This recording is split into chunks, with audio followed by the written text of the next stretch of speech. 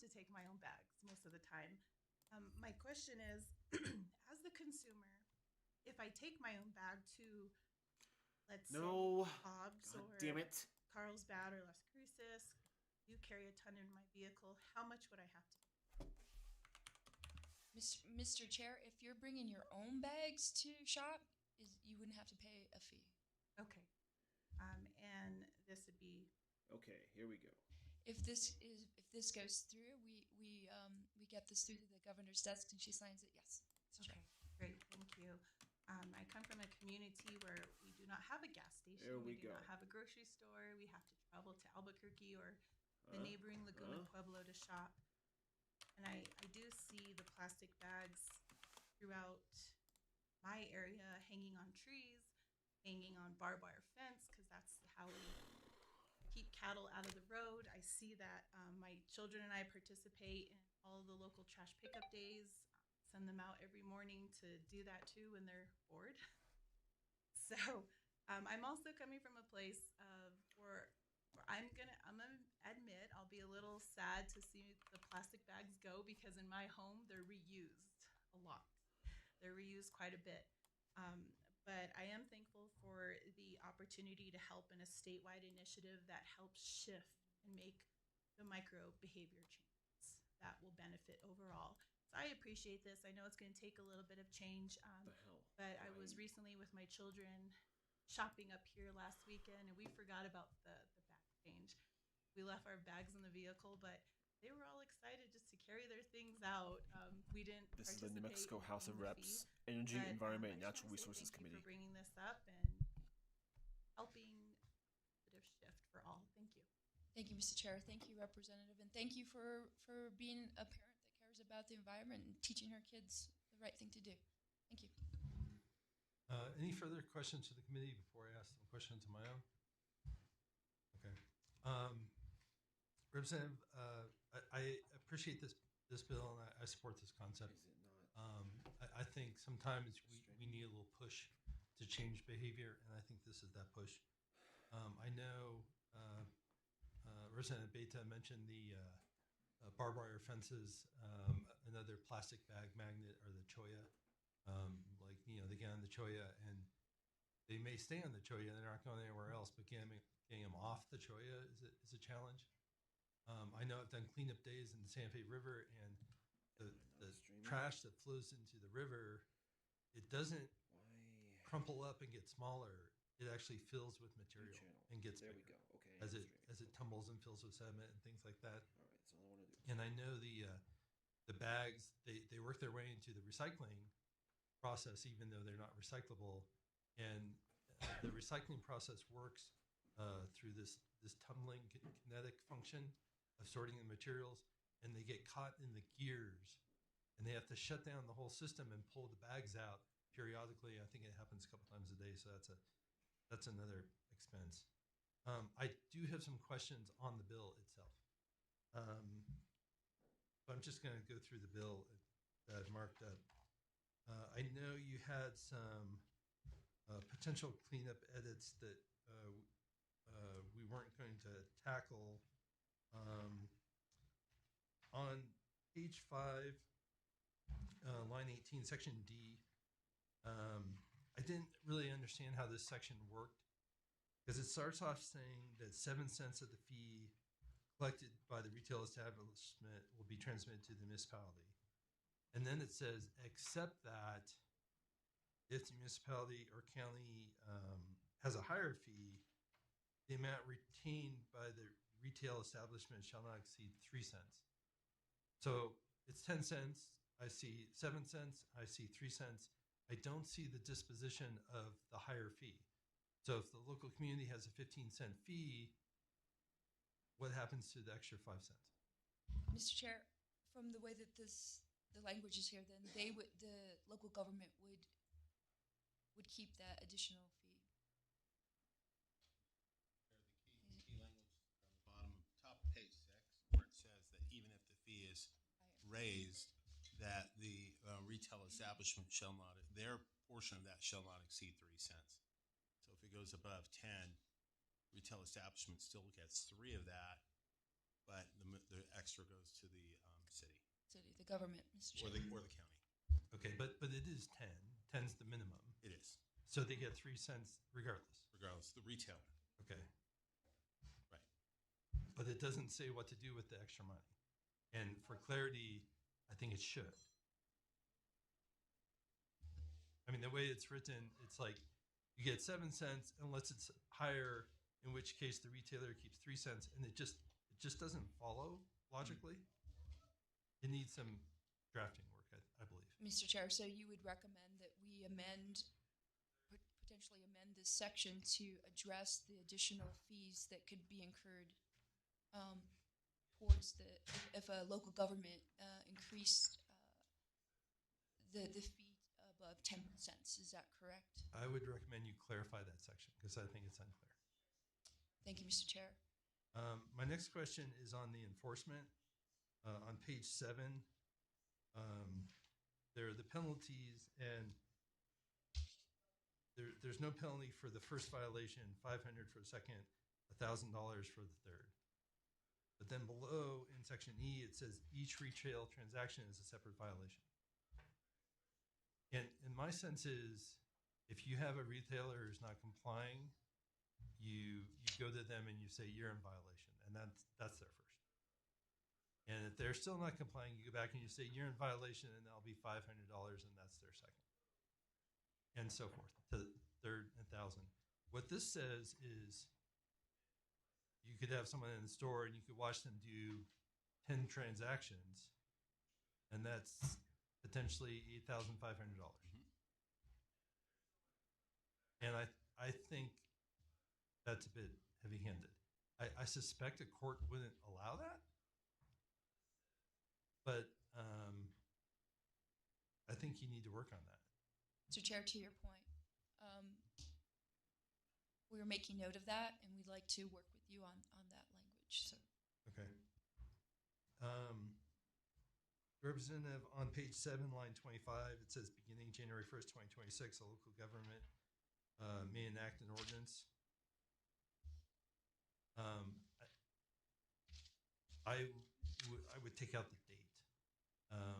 I'm concerned that you're saying they can't do this until that date, and I think they can do that currently. And I don't want to suggest that existing ordinances are invalid until that date. Mr. Chair, your point is well taken. 2 other points.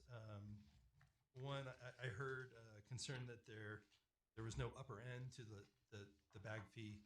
I don't think a municipality would charge $1 a bag. I just don't see that happening. That being said, you could put in an upper end of 20 cents or 25 cents, something like that. And then I also, you might, I think banning the plastic bags, I think that's absolutely the right thing to do. And I think the vast majority of them come from big retailers. And, we heard from, industry that they want a uniform standard, and no disposable plastic bags is a uniform standard. That's a good thing. I wonder if on the paper bag fee, if that's something a local community could opt into. So have a statewide ban on plastic bags, but in terms of charging a fee for paper bags, maybe that's a program they want to participate in, and maybe it's not. But at least we've accomplished 90% of what I think is the intent of this bill by banning plastic bags. And I wonder if that's something you might think about. Mr. Chair, I'd have to check on that exception. Yeah, I think we would be open to it, Mr. Chair, and it's an interesting idea. Thanks for bringing it up. Okay, so given these suggested changes, and that I know you had some of your own cleanups, which we have not addressed, I wonder if you'd be willing to roll this bill and come back with a committee sub? If that's your pleasure, Mr. Chair, we would. Mr. Chair? I think that'd be a good idea, and we probably can't get you on the agenda for Saturday, but we can get you on next week. Hopefully have a shorter discussion since we've already addressed some of the big issues. And I do have a couple other cleanup edits if you want to get with me after the meeting. Mr. Chair, we'd be looking very much forward to having that conversation with you. Okay. Thank you very much. I appreciate that.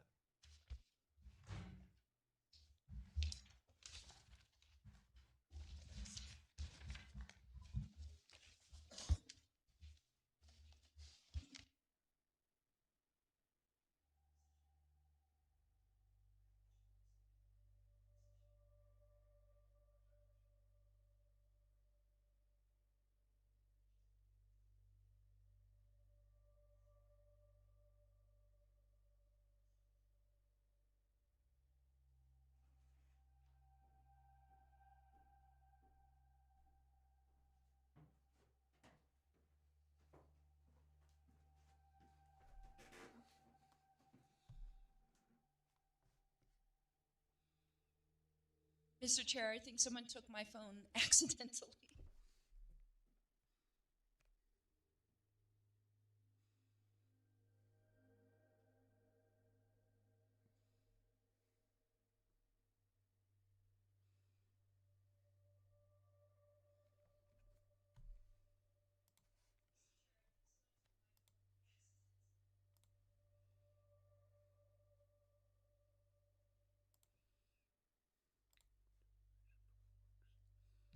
Okay, And so without the anytime demand, mod is I just inserted, won't have the inventory that the customers desire to purchase, and they will go out of state and buy.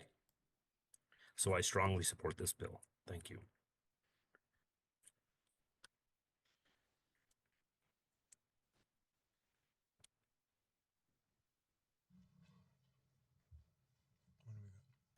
Mark Bell. Good morning. Thank you for asking. I am the executive director of the New Mexico Automotive Industry Alliance. One of the things that we are strongly in support of this bill. And one of the things we think is important to understand is that there are not technicians. There is not a sufficient amount of infrastructure, either human infrastructure, access to charging, particularly in rural counties. I drove from Roswell to Santa Fe last week. There is not a single charging station between Roswell and Santa Fe on 285. Rural counties are going to be hugely impacted. We haven't even figured out the tax infrastructure for these vehicles, because currently electric vehicles pay nothing in road tax. So we believe that this is premature requirement for a poor rural state. Thank you. Sue Barnes. Yes, can you hear me? We can hear you. Thank you. My name is Susan Barnes. I'm a resident of Los Alamos, New Mexico, and I'd like to present a perspective as a citizen and an EV owner. I have only heard a few of the comments that have gone on, so I apologize if I don't address all of the things that I might, but I will say that my experience has been that when I wanted to buy an EV, it was difficult to do so because I did not have the choice in the state in order to purchase the type of vehicle that I wanted to. Since owning an EV, I've had no difficulty charging my electric vehicle around the state and also in my community.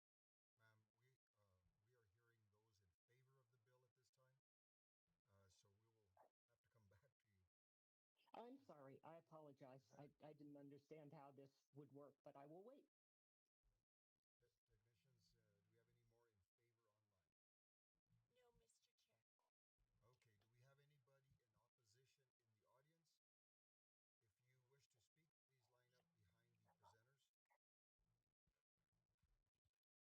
Okay. Good morning, Mr. Chair and members of the committee. I'm Camila Feibelman. I'm the director of the Sierra Club's Rio Grande chapter here, speaking in opposition to the bill. In reality, the mandate to customers comes from the dealers. Auto dealers want you to buy what they want you to buy, not what you want to buy. Clean Cars rules simply give customers a choice to purchase EVs. Dozens and dozens of our members spoke in person at the Clean Cars hearings, saying they love their EVs, but so very often have had to go out of state to find one, and or have been on months-long waiting lists to purchase in-state. Our Sierra Club chair recently attempted to purchase a Chevy Bolt at a local dealership, and the manager aggressively discouraged her from doing that purchase. 2 weeks ago, I attempted to buy an EV locally in state and could only find the most expensive vehicles, despite there being affordable models on the US market in different states. Thank you. This is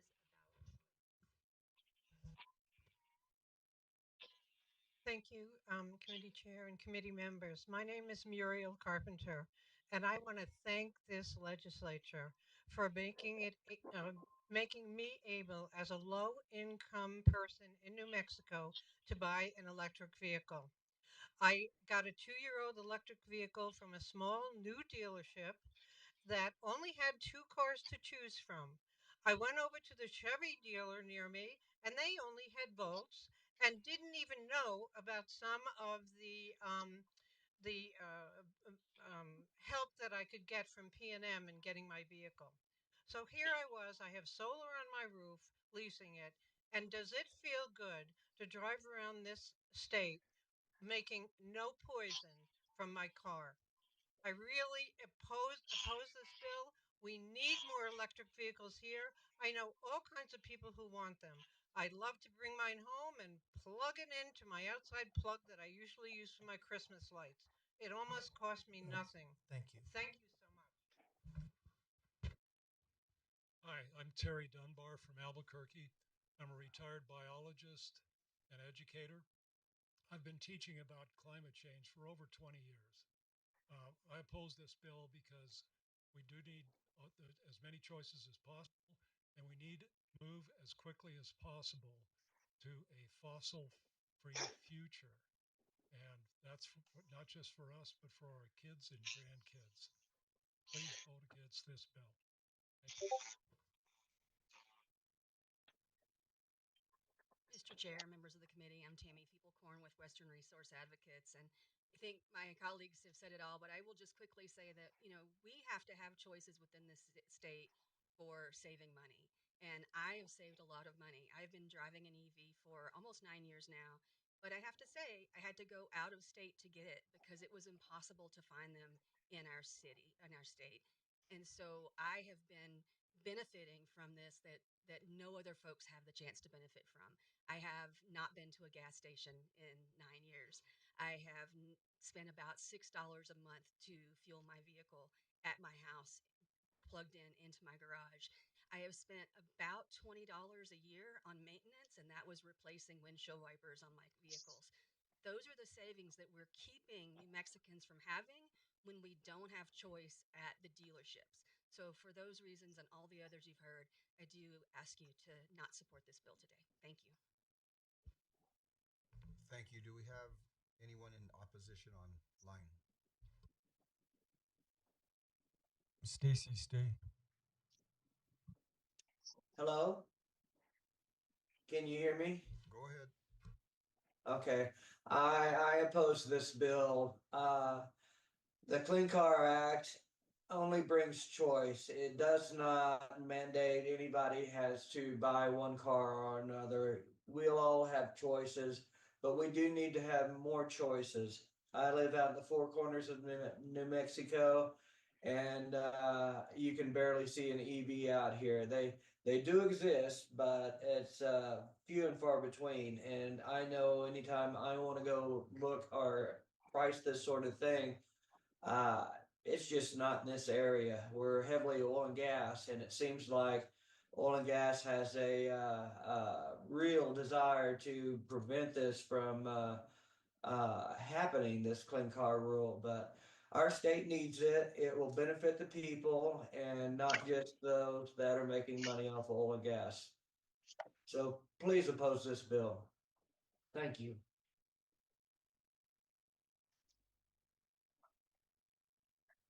Joanna Strother.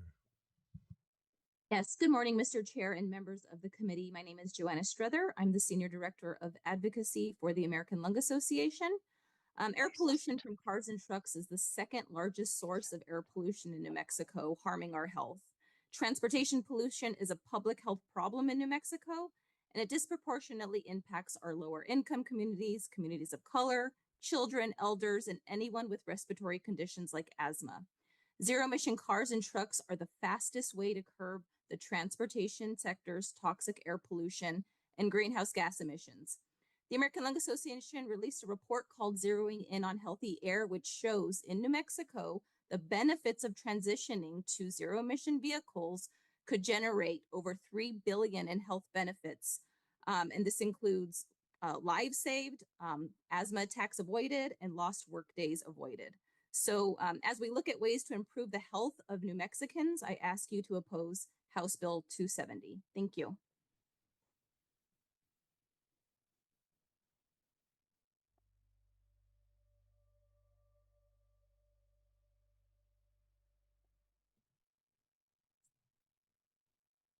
Good morning. This is Andrew Stone with the New Mexico People's Energy Cooperative.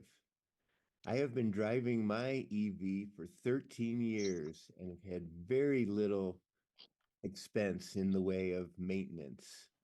I love it, and I think that we need to follow what's happening in China and India, where no matter what your income level is, there is a model available for you.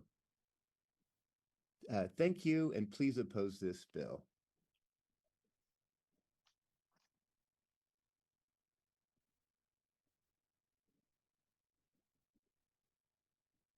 Karen?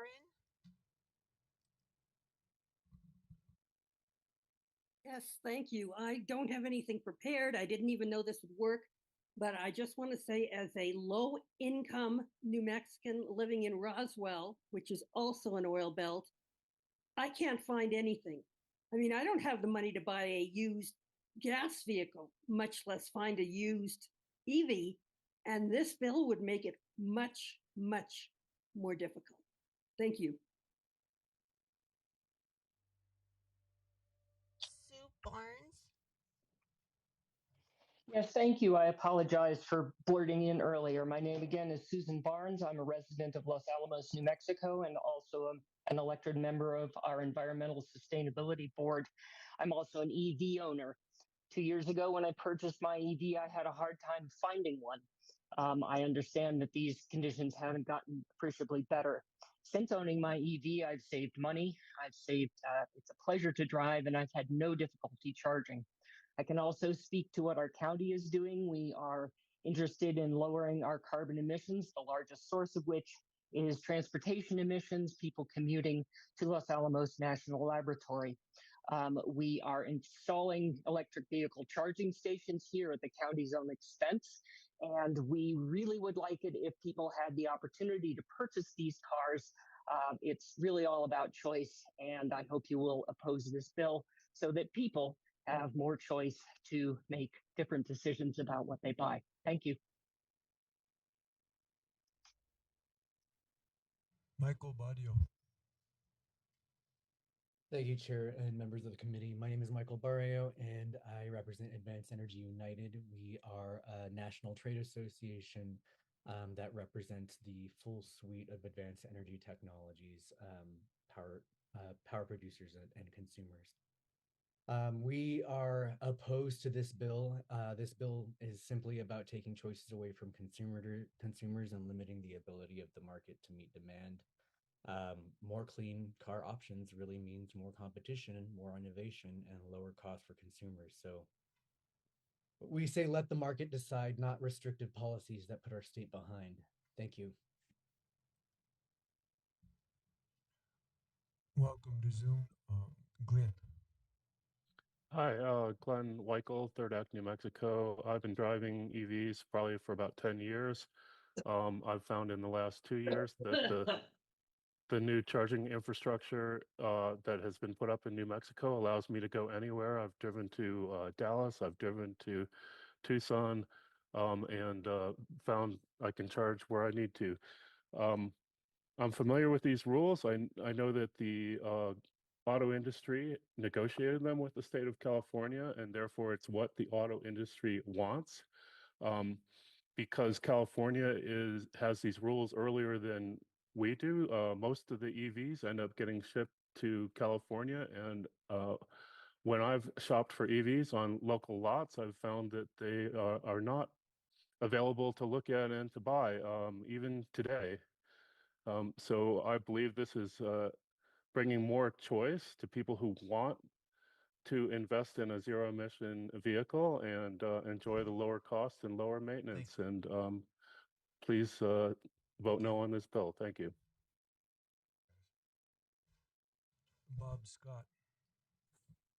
Yes, thank you. I agree with everything that has been said. I just joined about 5 minutes ago. My wife bought her first EV almost 3 years ago. I bought mine last year, used. I appreciate the tax credit on used EVs. And this is choice. And we need to give consumers, purchasers of new cars and used cars, the choice to choose an EV.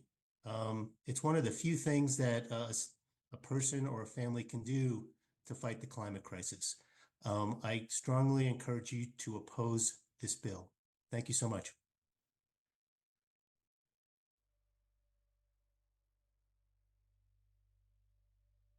Nothing more on Zoom.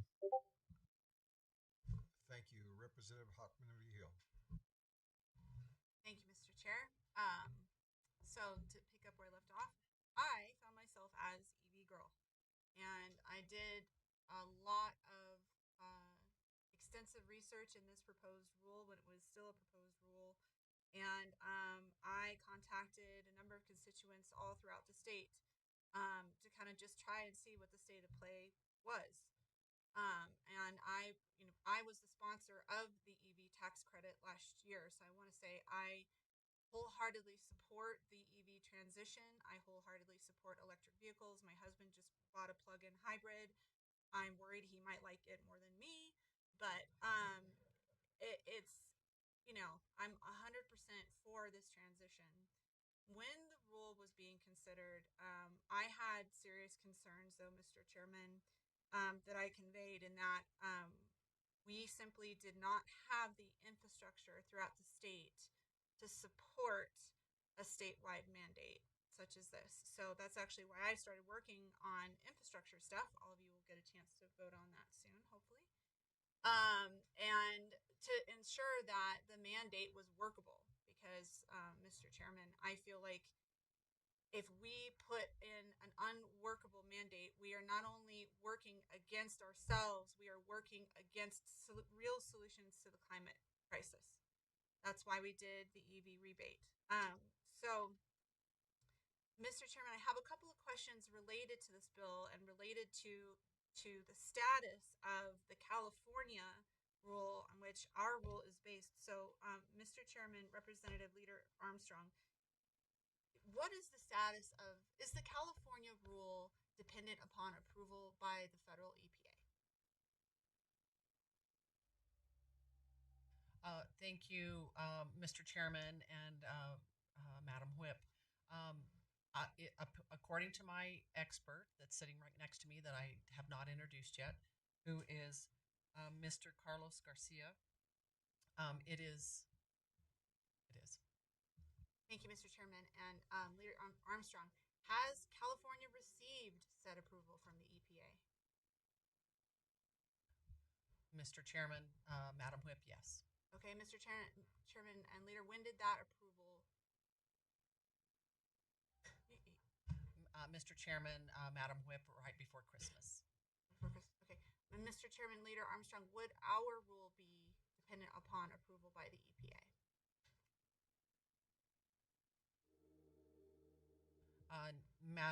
Mr. Chairman, Madam Whip, no, because California's is approved. Okay. Mr. Chairman, Leader Armstrong,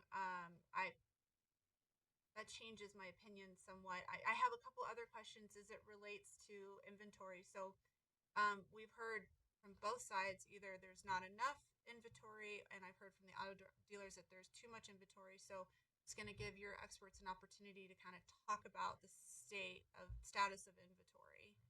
Thank you, Mr. Chairman and Madam Whip. And like I said, this is Carlos Garcia, and he's happy to answer some of those questions. Also, I just want to bring back some of the comments that this is about choice. This is really about choice for New Mexicans and market-driven choice. And so with that, Mr. Chairman, Madam Whip, Carlos Garcia. Madam Whip, Mr. Chairman, and committee members, regarding the inventory, it seems like anytime there's public comment, we always find the people that had to go out of state to buy their car, yet the availability of EVs is at an all-time high. And every dealer that I know has spent, collectively, we've spent tens of millions of dollars investing in infrastructure, training, and equipment, and there are well north of 1,000 EVs available in New Mexico today. And the bottom line is everyone wants to talk about the market demand and the choice when all that wasn't me. I apologize. That happens for God knows what reason. Yeah.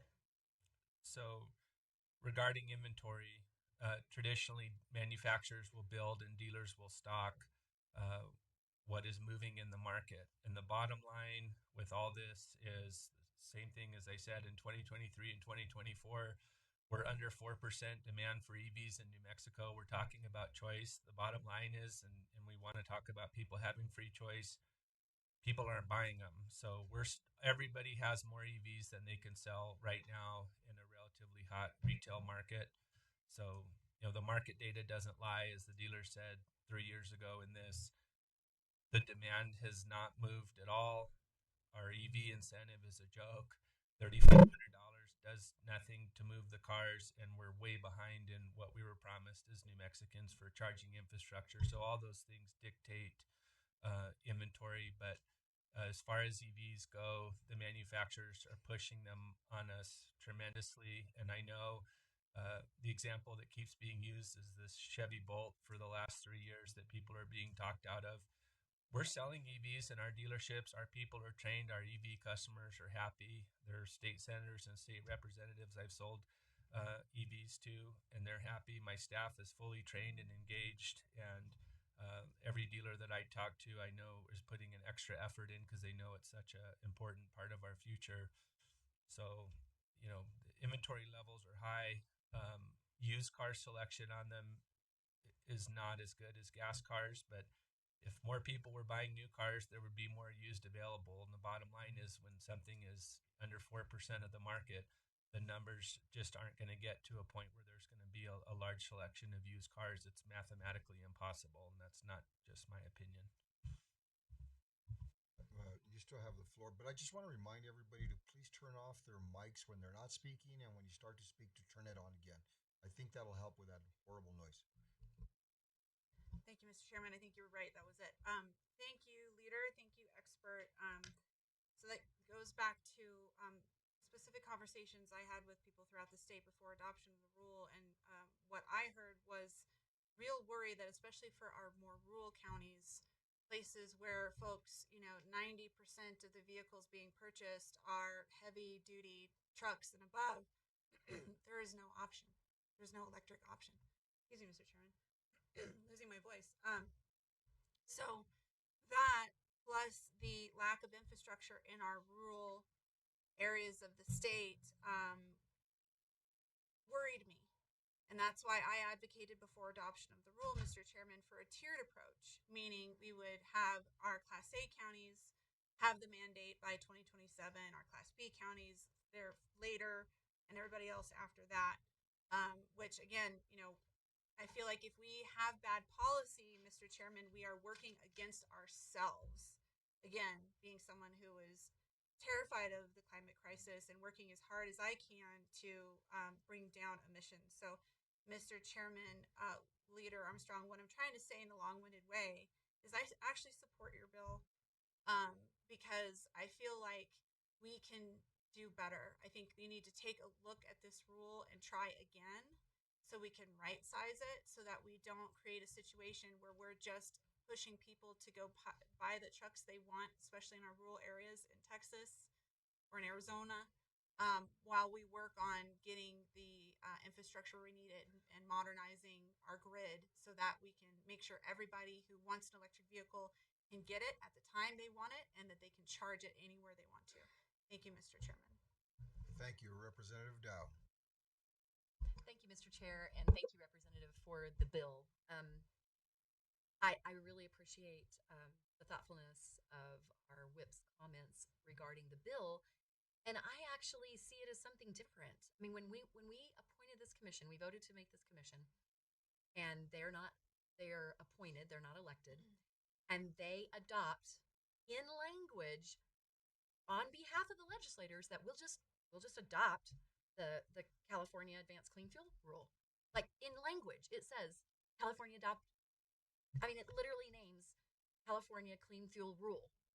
In our, I mean, they mandated that on our behalf. So my perspective, Mr. Chair and Representative, is that I want to take back our authority of what we were elected to be here to do. It's our duty to make these rules, to make the legislation, and to vet them and set the perimeters around them. So I see that is what you're trying to accomplish here. Madam Chair, can you focus a little bit more on that?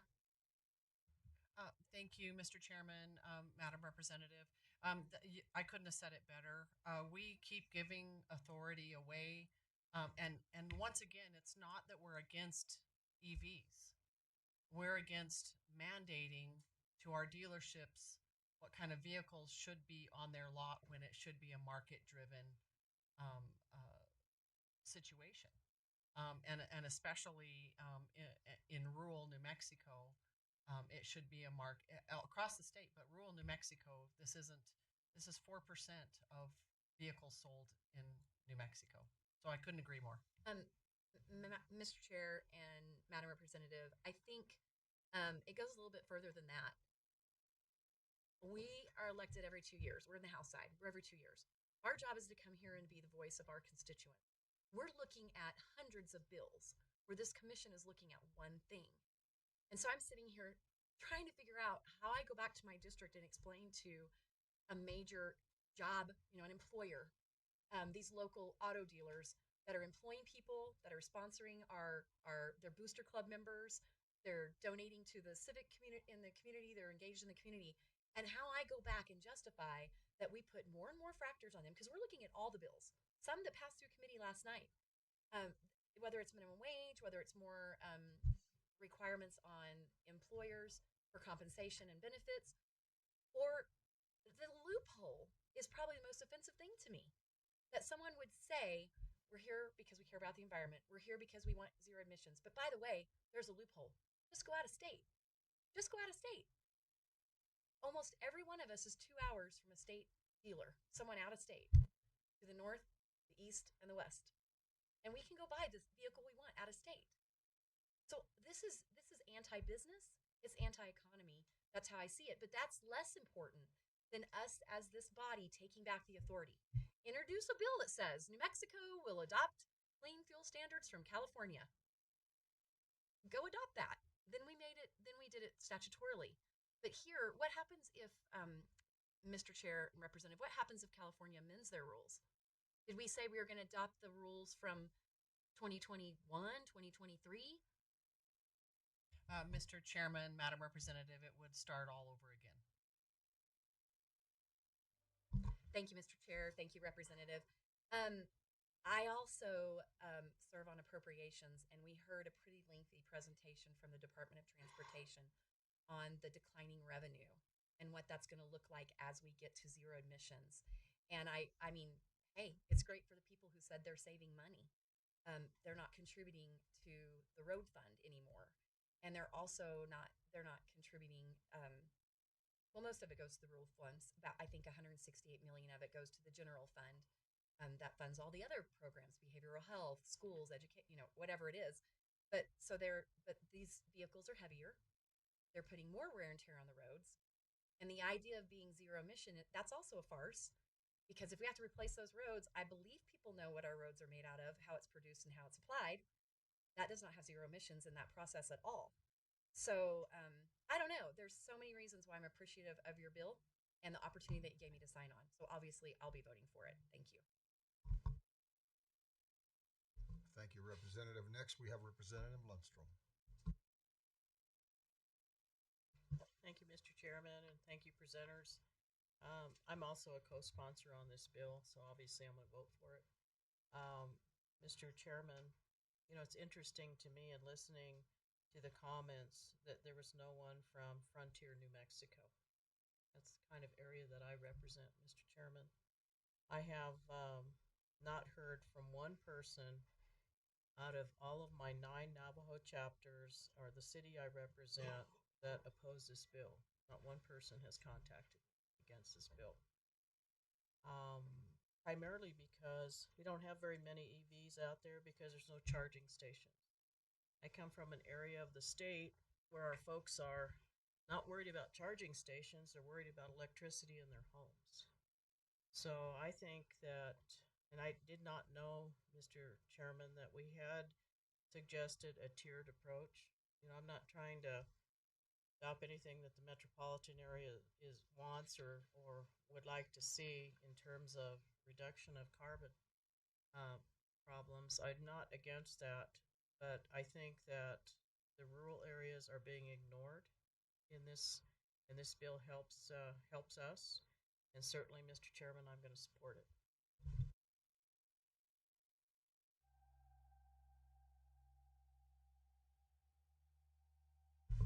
Thank you, Representative. Are you done?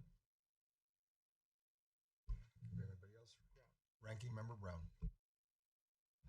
Thank you, Mr. Chairman, and thank you to the sponsor for this bill. I do believe, Mr. Chair and Representative, that this does boil down to freedom to choose what type of vehicle is to have. I have actually looked at purchasing an EV. Test drove one. I actually didn't like it. It was a beautiful car, but I didn't like it because I like the sound of the engine because then I know the car is on.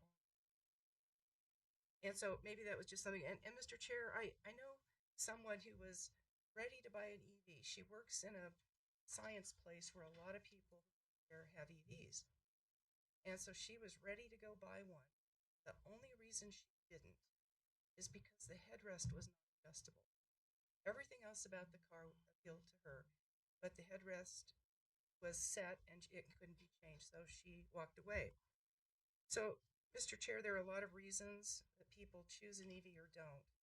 For me, it's an impractical, unworkable type of vehicle because of where I live. I'm going to Santa Fe for session or a committee hearing.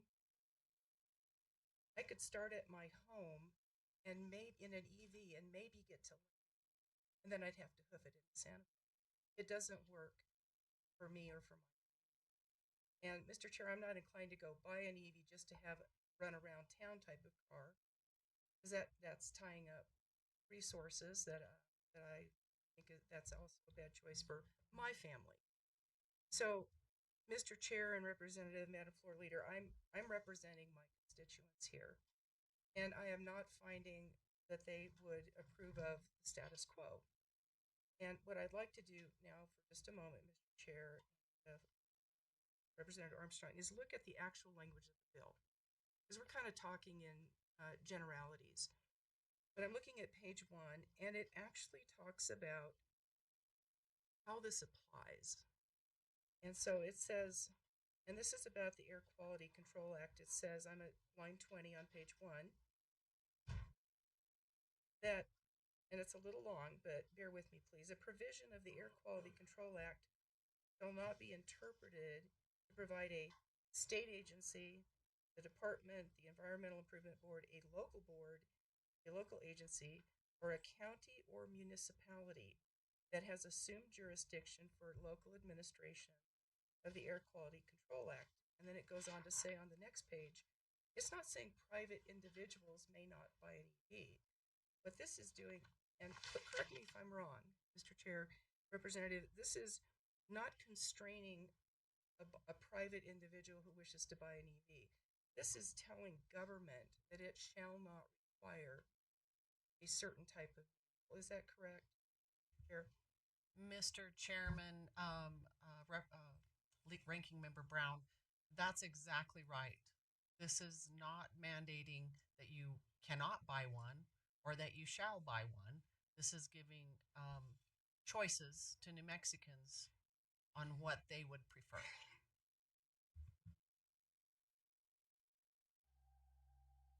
Mr. Chairman and Representative. So this is just basically saying, and we know the federal mandate is going to go away. We already know that on EVs.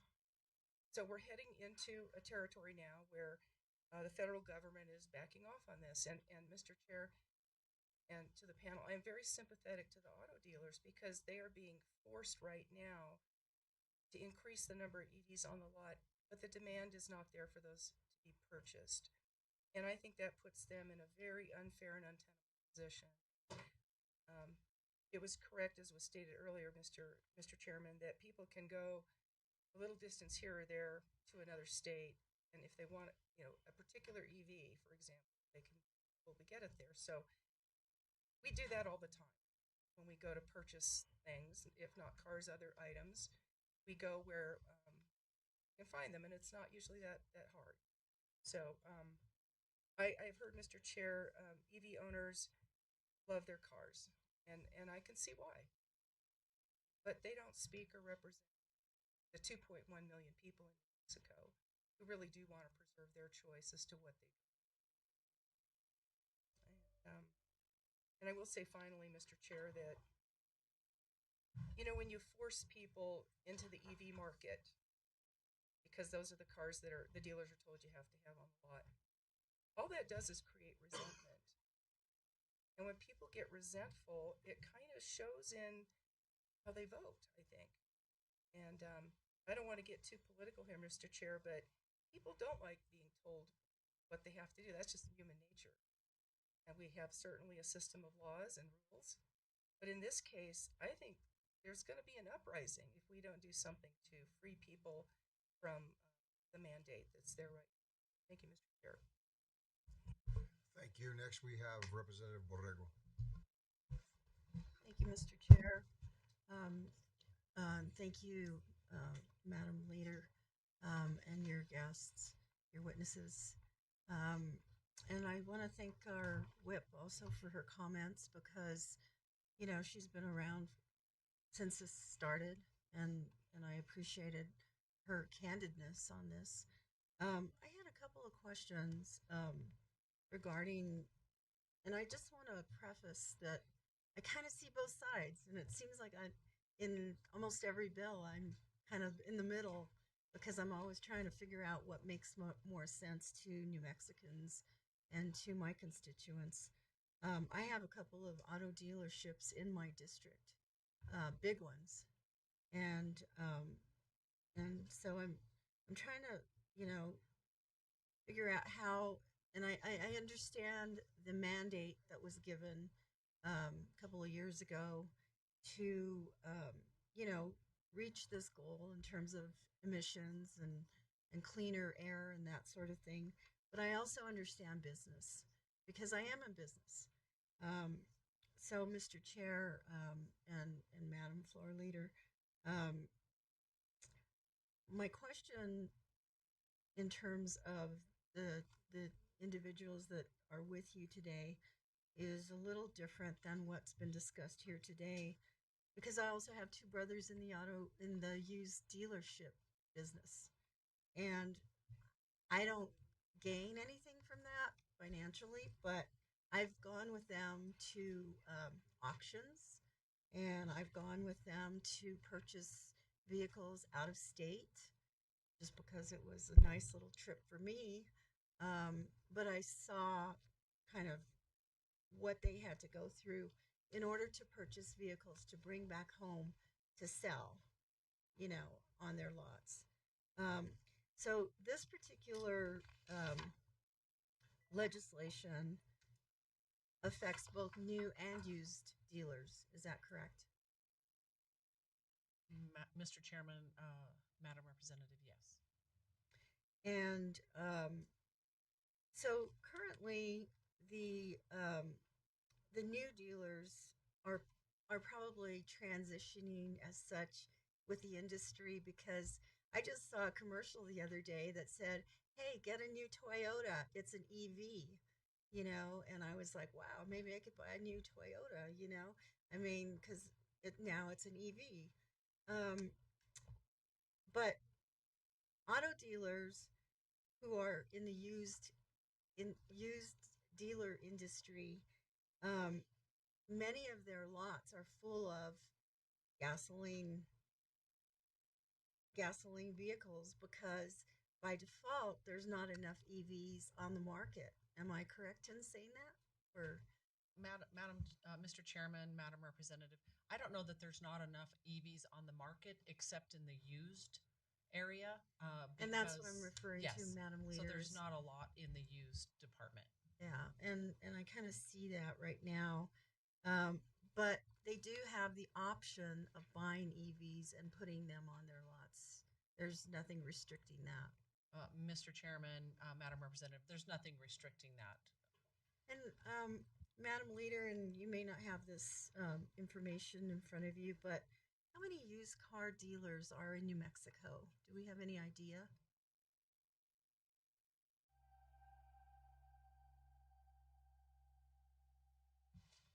Mr. Chair, Representative Borrego, there are far more used car dealers in New Mexico than there are franchise new car dealers. What is it? I believe that's that number somewhere around 1,200 used car operations. And to answer your question, just we're talking about EVs, but when they're only 4% of the new market, just like you could pick any other vehicle that represents 4% of the market, that's demand driven. There's organically going to be far fewer used vehicles of that model available because so few are produced and bought and traded back in the market. So it's more a reflection of market demand than anything. So if people were buying a ton of EVs, then they would be being traded far more frequently like gas and diesel cars are, and there would be more available. So it's just like something else that's a small portion of the market, say a 3,500 truck that represents 2%. They're nearly impossible to find just because of it's all proportional to the amount of new cars that are sold typically. Madam Leader and Mr. Chair, so you're giving me a number of maybe 1,200 used car dealers in New Mexico. And then how many new car dealers do we have in New Mexico? Do we have any idea? Mr. Chairman, Madam Representative, 120. 120. Okay, and I'm going back to the used car dealers, Madam Chair and Madam Leader and Mr. Chair and representatives. So an average probably, and I'm just guessing this from thinking out loud, is that probably each of those used car dealers has about 10 or 20 used car dealers, or maybe even more, on their lots. And I'm just guessing from the rural areas that I've seen.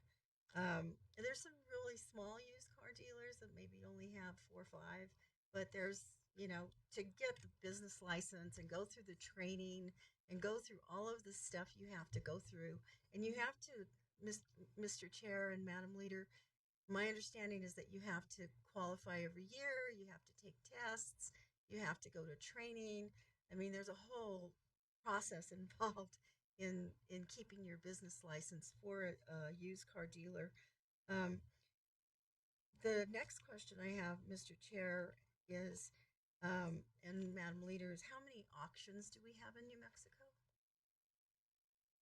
Mr. Chairman, Madam Representative, one. My dad was also a used car dealer. One big one, Madam Leader, Yes. In Albuquerque off of Broadway. Yes, Mr. Chairman. And it's a pretty big one. Yeah. I've actually been to that auction and actually watched cars run through and actually looked at the cars on the lots that are waiting to be sold. Mr. Chair and representatives, and the reason I bring this up is because, there's a whole process involved. There's a lot of cars out there that are waiting to be sold on by used car dealers, also by new car dealers. They buy an inventory and they keep those on the lots. And, the other piece of this, Mr. Chair and Madam Leader, is that there are reservations that are now in the EV business. Is that not correct? Mr. Chairman, Madam Representative, yes. And Madam Leader and Mr. Chair, approximately how many reservations or pueblos or tribal dealers are there? Mr. Chairman, for the electric vehicles, there's two. And that would be in Nambe and in is it Santa Ana? Santa Ana. Santa Yes, Ana. Madam Chair, or Mr. Chairman, Madam Yeah. Representative. So those EV vehicles are available in New Mexico as well, and there's two of them.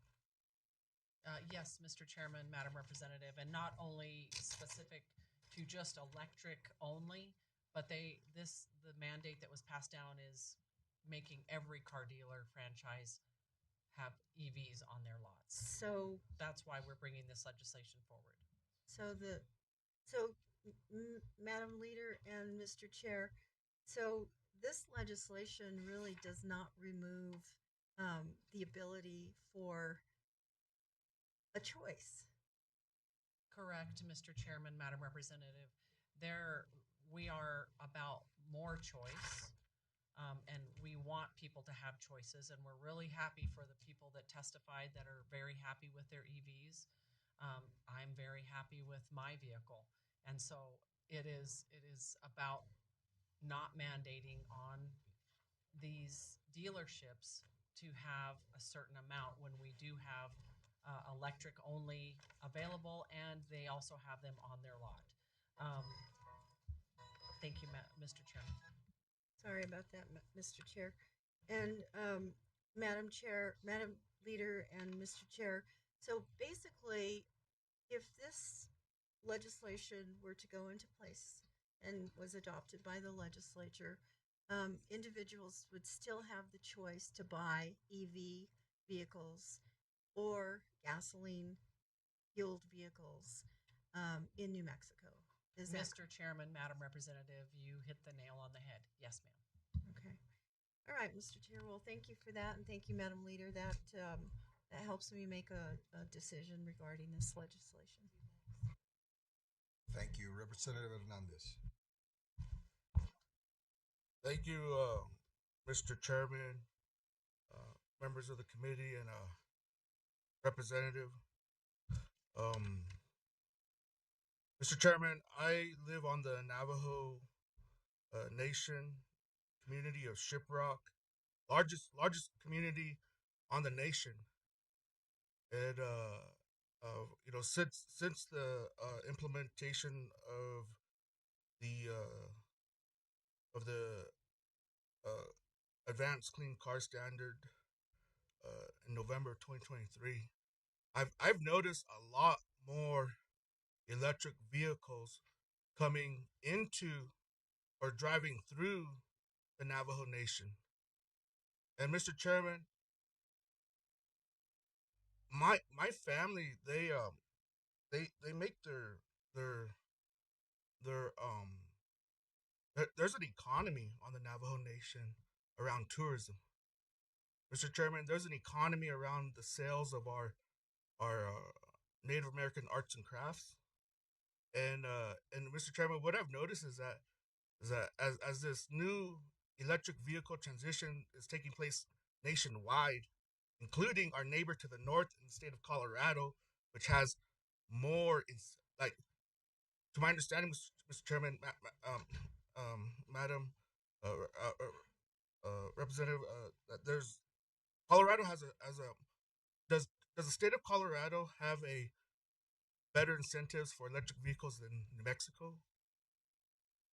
Mr. Chairman, Mr. Representative, it's the best in the nation, and ours is the worst. Thank you for that validation, Madam Representative. Because in Northwest New Mexico, Mr. Chairman, we have a lot of Colorado residents who work in New Mexico, whether it's teachers, whether it's the hospital. They drive down, and I talk to many of the whether it's the school district or people at the hospital, and one thing that they're frustrated with is the lack of infrastructure that we have especially in Northwest New Mexico. And Mr. Chairman, while I was listening to um, to this to everybody's perspective, I was also reading up on a report that was given to the LFC on December 11th, 2024. This is a 23-page report, the New Mexico Public Light Duty EV charging infrastructure, and this report says that the AC2 rule is only for new cars, not for used cars.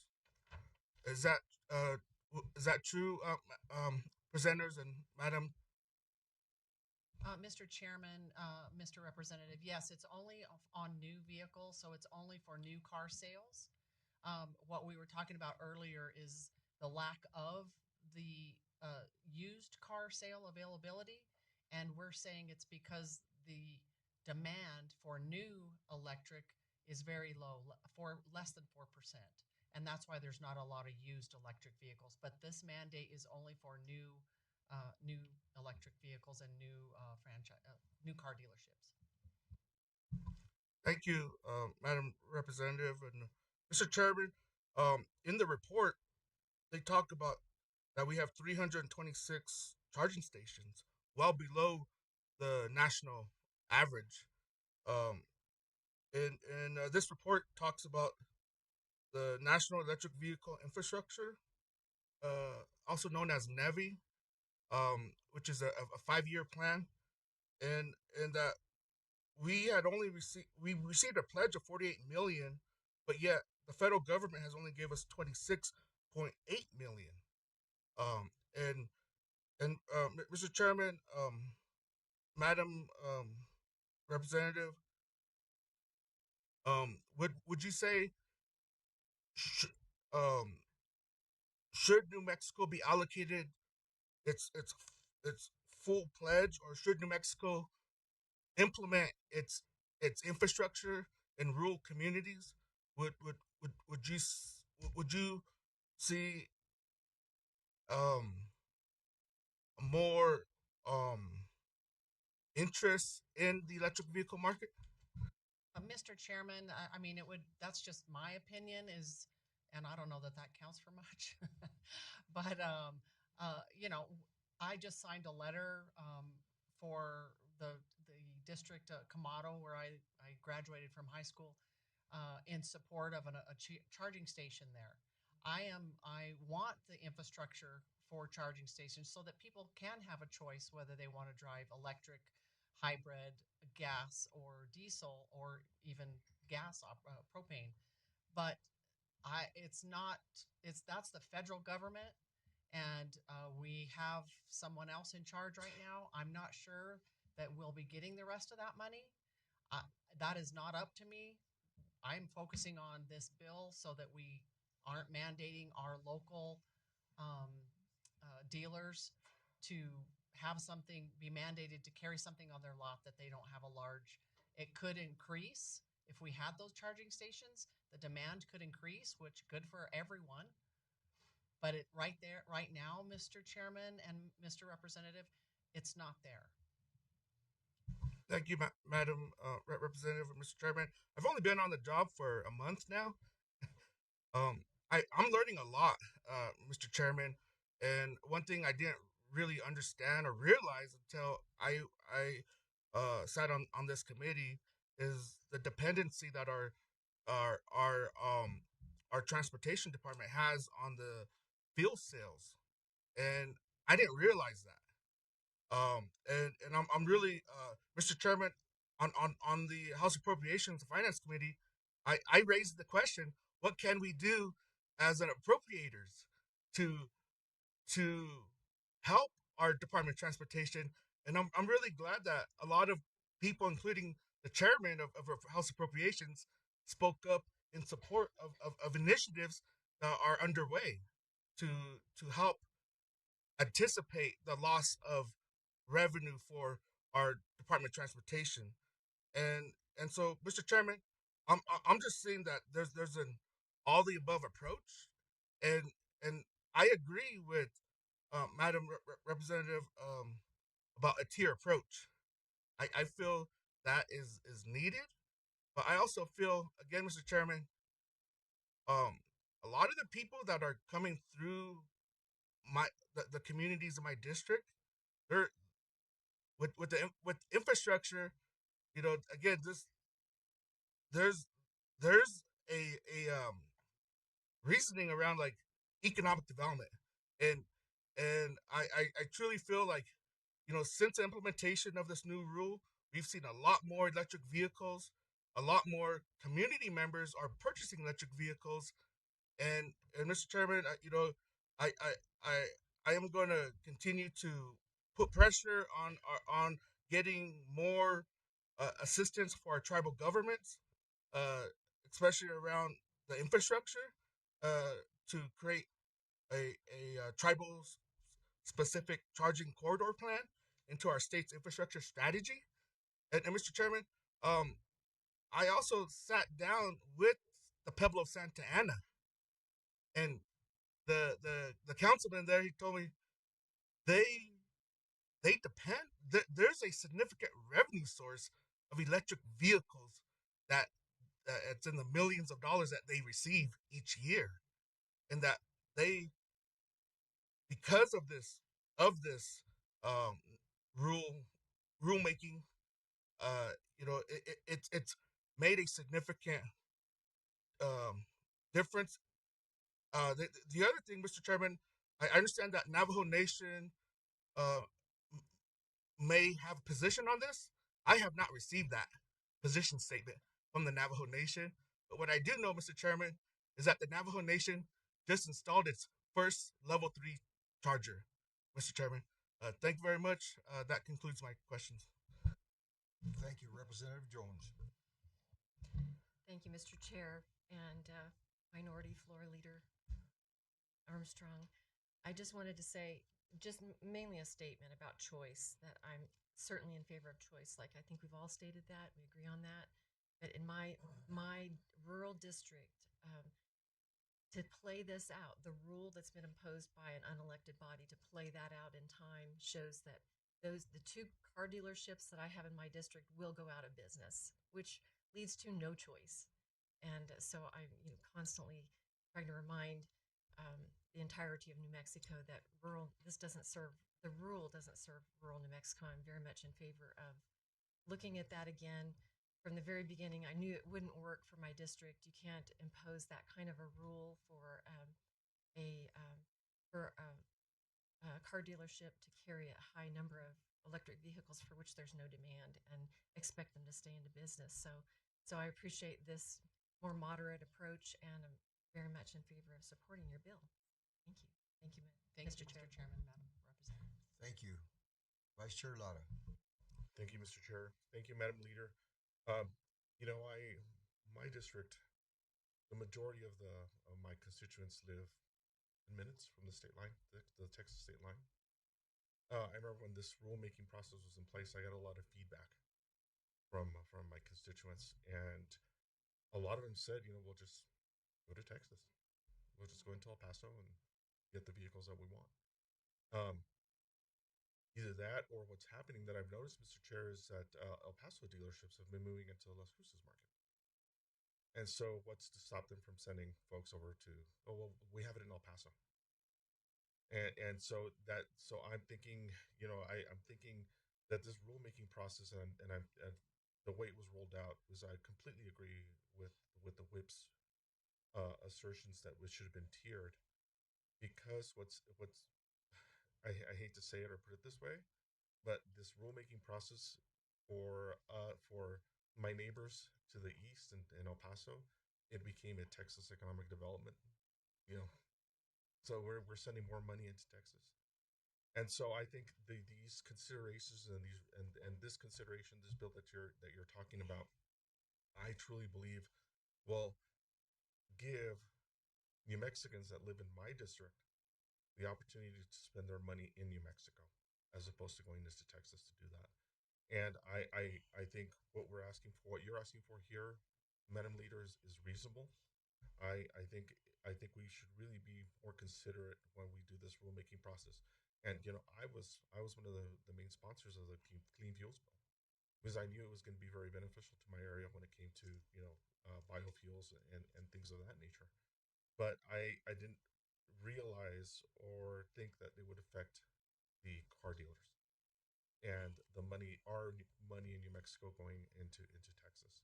And so I appreciate this bill, and I think this is something that is very well thought out, and I appreciate that. Thank you, Mr. Chair. Thank you. I have a couple of questions, and if you can speak to this, what other states have implemented EV mandates, and how close are they to meeting those mandates? Mr. Chair and representatives, that's a great question. So there's 17 states. So the initial rule that the government and the EPA said, rather than every state coming up with their own set of rules, we're going to let California come up with their rules, and either you follow California or you go to the federal standard. So 17 states have adopted the California EV rules that state that by 2032, it's 82% of all new vehicles supplied by the manufacturer have to be EVs, 43% in 2026. We're starting to get 2026 in next month. Of the 17 states, I believe we're the lowest, and Colorado is the highest, and Colorado is nowhere near 43% that they need to be in 2026, and neither is Colorado, which is actually high. I'm sorry, neither is California, which all this was based off of.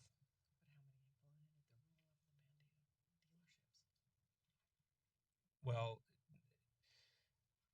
when the rule was put into effect, all the states have sent the manufacturers and put them on notice this letter of what they've had to deliver starting in model year 2026. So in New Mexico, we're already seeing the effects of this.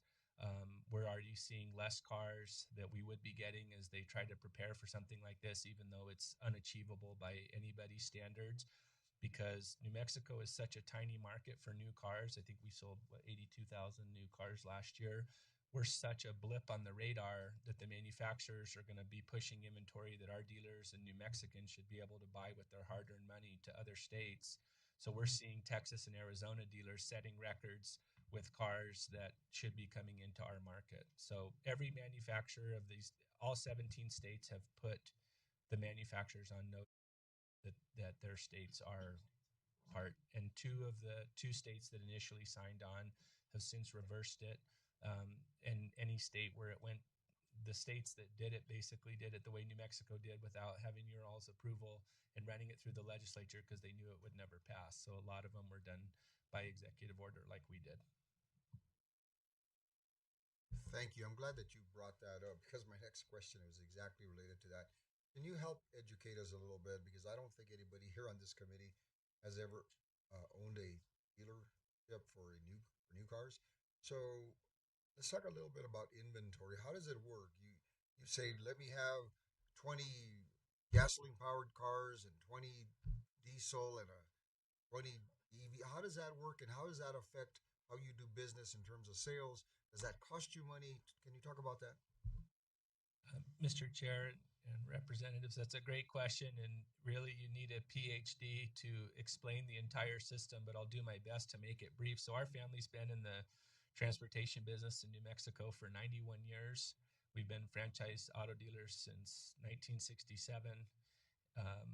And basically every manufacturer has a different allocation system for how they deliver cars. Toyota, Honda, Lexus, whatever. They all have a different system for how they manufacture and supply cars. They're all different, but generally the manufacturers a couple years they're already working on 2028 right now because the forecasting is so huge. So they'll forecast on demand from things that they think are going to be popular years ahead, certain colors, certain features. So the cars that we're driving today in 2025, they started working on them in 2021. So every manufacturer will allocate cars, and roughly they're based on what you sell and what your share is of each model in that market. So in New Mexico, two-wheel drive trucks are impossible to sell, but in Texas, four-wheel drive trucks are very hard to sell. So they will regionalize what they allocate to you, but generally it's based on what you're selling and how fast you're selling them. You'll hear the term a lot, turn and earn. So cars that you sell a lot of, the number one selling car in New Mexico for 40 some years is the Ford F-150. You know, those come in and go out very quickly. Honda Accord's the best selling car. We've been a Honda dealer for 50 years. Those cars are always in ready supply, and they're building more and more of them. And when the manufacturers bill us for the car, we have to pay for them, and then we pay daily interest on those cars until they sell, which is typically how it goes. So obviously, if a car sits, you know, a model that's tough to sell, like when gas was super expensive, it was very hard to sell V8 cars.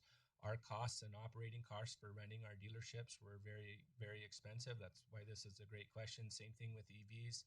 Um, there are a lot more affordable EVs on the market now, but when it started, and there's still a lot of really expensive ones, the carrying costs for EVs are very, very high. So our ability to make money when we have cars that don't sell and a higher, we call it a day supply. Every single model of every brand in every city and state in America has a day supply. So right now, just for example, our Honda dealership has a 21-day supply of cars. That means there aren't a whole lot of choices, right? And a lot of that is already being felt because of this mandate. You might go to another market and there might be a 100-day supply of Hondas. There's going to be a lot of choices. So I think that answers what you were asking. So when they send you a car, you don't have to pay for the car. You're actually have to pay for the. Can you talk a little bit about that? Yes, Mr. Chair and representatives. So the manufacturers will draft on our bank accounts or our lender's account. We have to pay for the car in full even before we get the car. So every manufacturer is a little bit different. So I'll just say Honda, we pay for the car about 5 days before we get it. So we're already paying interest on that car before it gets to the lot. And so there's a daily interest component. And right now, interest rates are really high. So dealer inventories are as low as they could possibly be right now because we're trying to save money. But when interest rates were at 0%, everybody had a ton of cars because the carrying costs were nothing. So right now, with EVs, we're in a double whammy because the interest rates are so high for us to pay to it's sort of like a mortgage on a house, right? We have a tiny mortgage on every single car, and we're paying interest on every one until it sells. So right now, the double whammy of cars that aren't selling, you know, so every brand is going to have cars that aren't super hot. So there's cars that I have a ton of that I'm paying a lot of interest on them, and I'm on my folks every day to try to sell them and make sure that we aren't trying to order more of those. And sometimes the manufacturers, they will just send you what they have to build in their plan, which happens with the EVs a lot. So like with Cadillac, I can't turn down an EV. They will not let me. Honda, we have to take them all.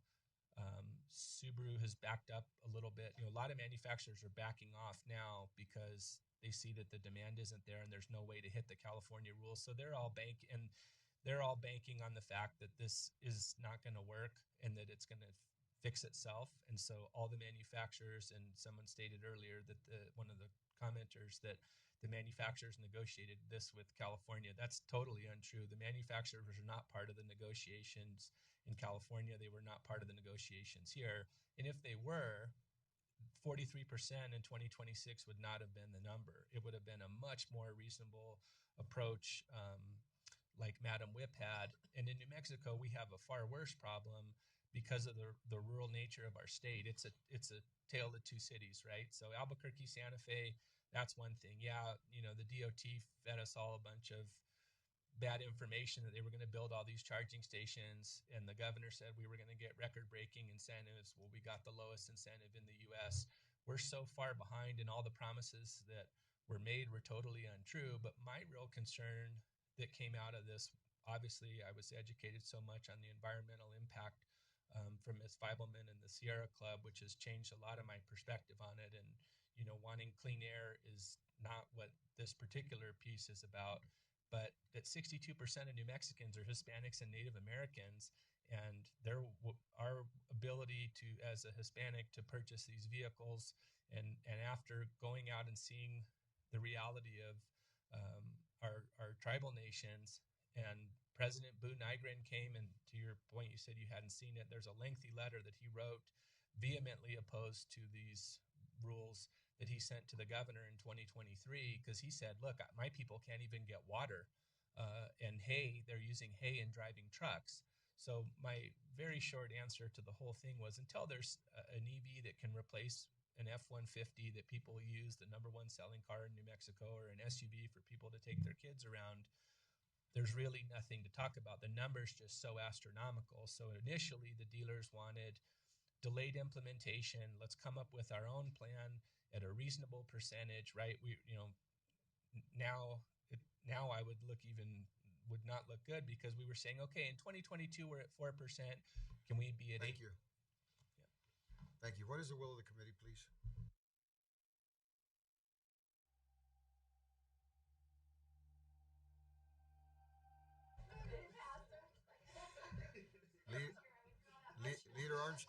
Leader Armstrong, we have a motion to table. We have a motion to I move a do pass, Mr. Do Chairman. pass from Rebecca. Do I have a second? So we have a motion to pass from Representative Dow and a second from Representative Lundstrom. Take roll, please. Representative Armstrong, Yes. Representative Borrego, Yes. Representative Brown, Yes. Representative Dow, Representative Hernandez, No. Representative Hockman Vigil, Yes. Representative Jones, Yes. Representative Lundstrom, Representative Romero, No. Vice Chair Lada, Yes. Chair De La Cruz. Yes. What is it? 9-2 do pass. Thank you, Mr. Chairman. Thank you. We have a moved bill. Representative Cates, are you ready on House Bill 30? And if you have an expert, if you would please introduce them.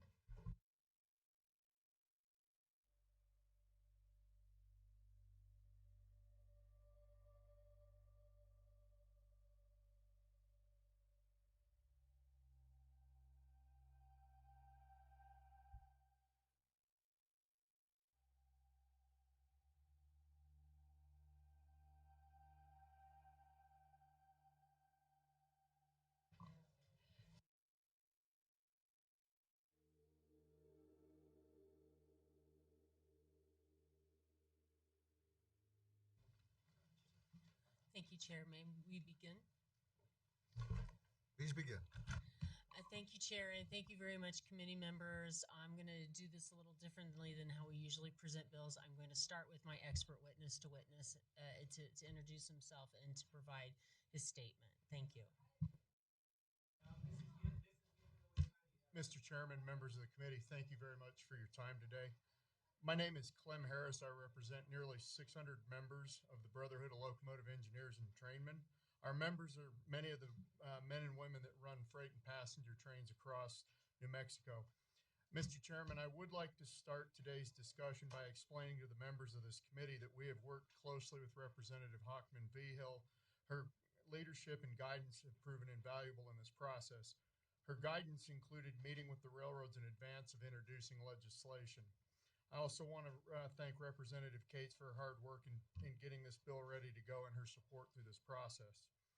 There have been repeated attempts to find middle ground to address this situation. Representative Cates has made a repeated push to find that middle ground. The railroads have refused. As the demands of railroad service change, the railroads will transport their employees utilizing a third-party contractor to provide this transportation. The railroads have known that there are many issues with this form of transportation. There have been many accidents, injuries, and even deaths caused by this mode of transportation. This clearly demonstrates that the issues with these contract van operators have been known for a long time. As recent as 2 weeks ago, several BNSF employees were injured and killed in this form of transportation provided by the company. Our membership continues to report poor driving habits, fatigue issues with drivers, and unsafe vehicles to their local managers, and it is rarely addressed. This form of transportation does not fall under collective bargaining, as we do not negotiate these contracts on behalf of the railroad, nor is labor invited to participate in these negotiations. Rather than reinvent the wheel, we have borrowed from existing legislation in Minnesota, where both Union Pacific and BNSF operate and transport crews to and from trains. We've also seen that BNSF has waived underinsured and uninsured motorist coverage in one of their contracts as late as November of last year in New Mexico and all the surrounding states. The three major van companies are all headquartered out of state and currently register their vehicles in other states that have unknown inspection requirements. When these van companies cannot provide transportation, railroad employees get put in an Uber or a Lyft or even local taxi companies to go places that often require a four-wheel drive vehicle. Ubers and Lyfts and taxis only require $250,000 of liability insurance. To the railroad's concern of trains being stopped while waiting on crew transportation, they are ultimately responsible for the contracts that they sign to move their employees and should appropriately negotiate the terms that are needed to meet the demands of their service, but that also keep their employees safe. I will close with the following. There's a small business that has sprung up around providing additional insurance coverage to our membership to ride in company-provided transportation. When I got on the Rail Runner this morning to ride to Santa Fe, I didn't take out a separate insurance policy to cover my transportation on that means of conveyance.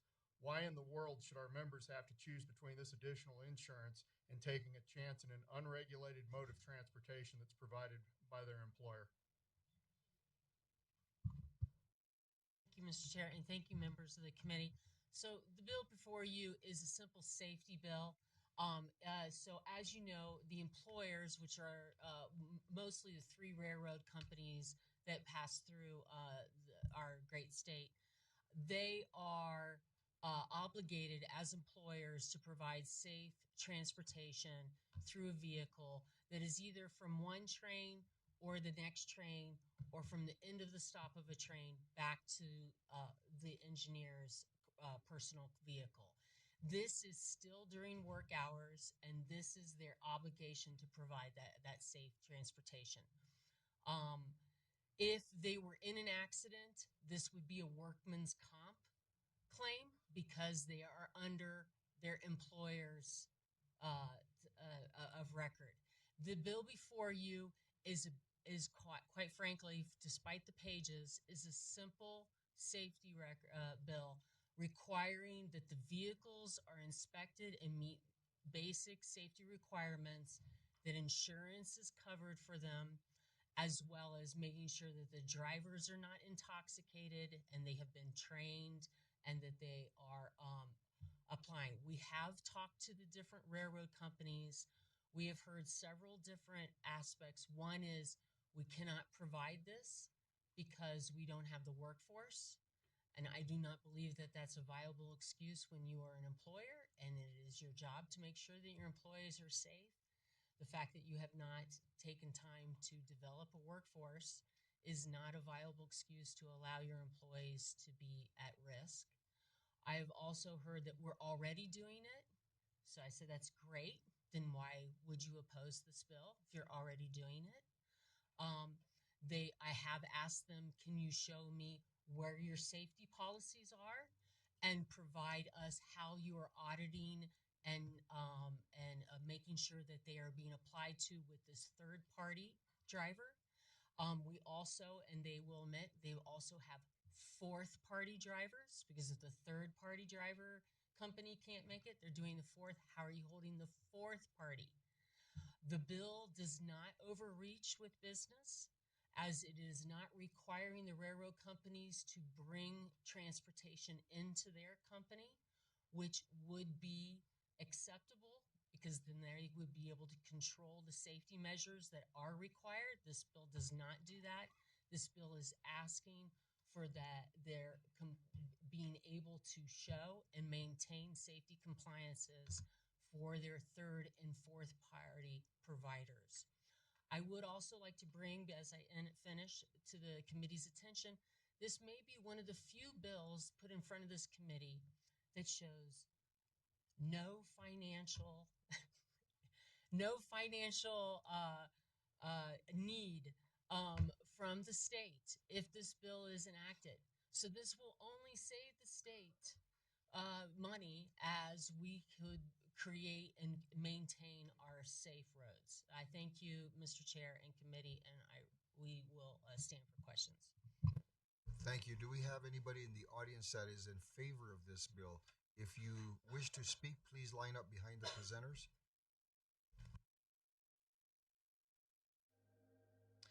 I'm Charlie Jeffcoat, legislative representative for the BLET 811 out of Clovis. I represent approximately 600 men and women that do ride in these taxis, and I've been riding these taxis or vans for 28 years, and it's pretty sketchy sometimes.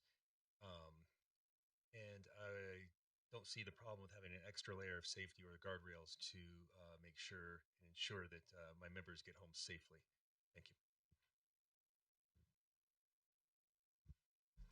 Do we have anybody online that wishes to speak in favor?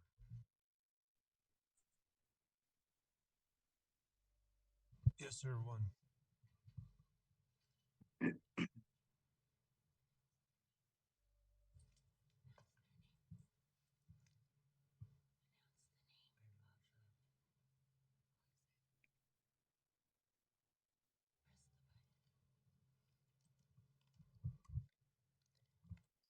Dustin?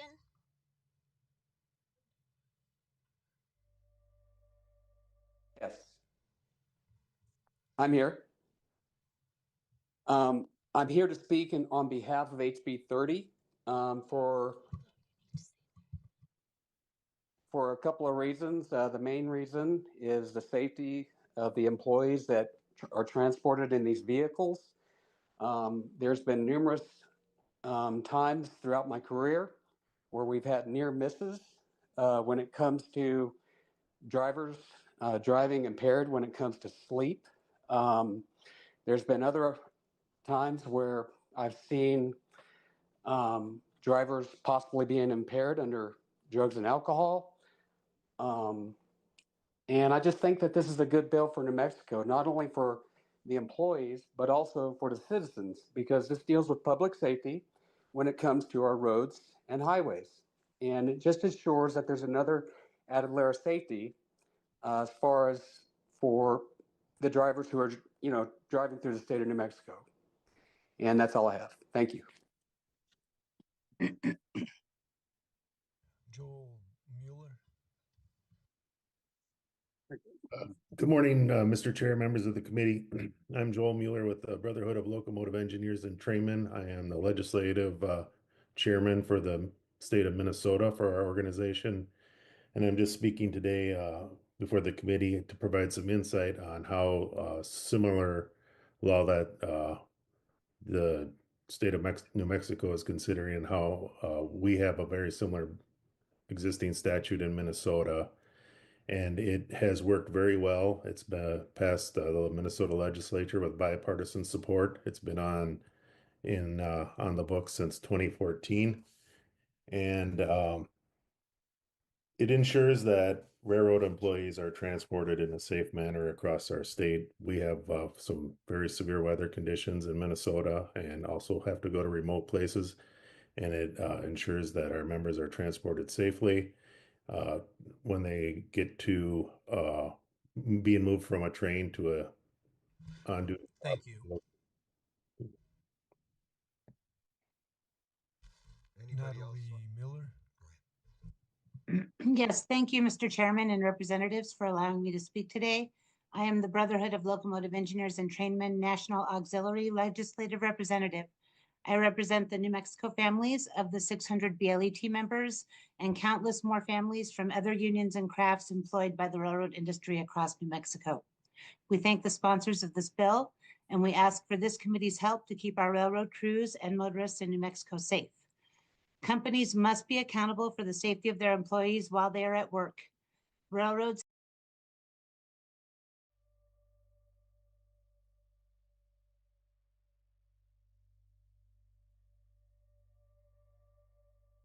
and safety practices without accountability. Amending the Motor Carrier Safety Act to include requirements for the safe transportation of railroad crews is long overdue. This bill will hold them accountable. Supporting this amendment will tell the voters of New Mexico that you are putting their safety first, We hope that you agree and that you support House Bill 30. I thank you for your time and your consideration today.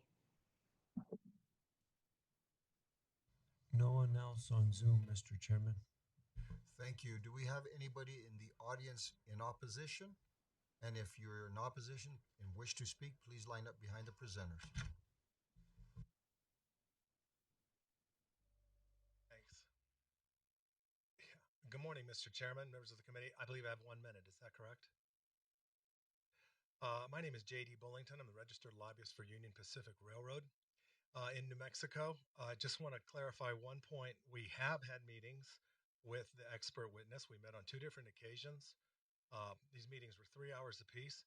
It's not that we refuse to discuss the issues. We just think this is an unworkable bill. This bill sort of falls into 2 categories: overreach, overbroad. That's flagged in the FIR by the New Mexico Department of Transportation. It's also got provisions that are unnecessary, that are already standard: emergency kits, seat belts. The drivers are subject to random drug and alcohol tests. There's a provision in the bill that says you can't drive a van if your license is revoked from DWI. On page 15, line 22, it says the van cannot operate if the air conditioner or heater isn't working, regardless of ambient temperature. And that would go into statute. That would mean you can't operate the van if it's 72 degrees outside. You can't transport crew members, and the air conditioner doesn't work. We oppose the bill. Mr. Chairman, members of the committee, Robert Romero, registered lobbyist for BNSF Railroad. I would like to thank the sponsors and our expert. We've had several conversations about this. Most of the provisions in this bill are already done by the railroad. There's third-party safety policies. We hold those crews accountable. Um, this bill adds a lot of things that really aren't possible. The things that are possible are good and they're being done. This bill will likely increase crew wait times. It could cause train delays. It could add to block crossings, and actually have contribute to supply chain bottlenecks. So we stand opposed to this bill.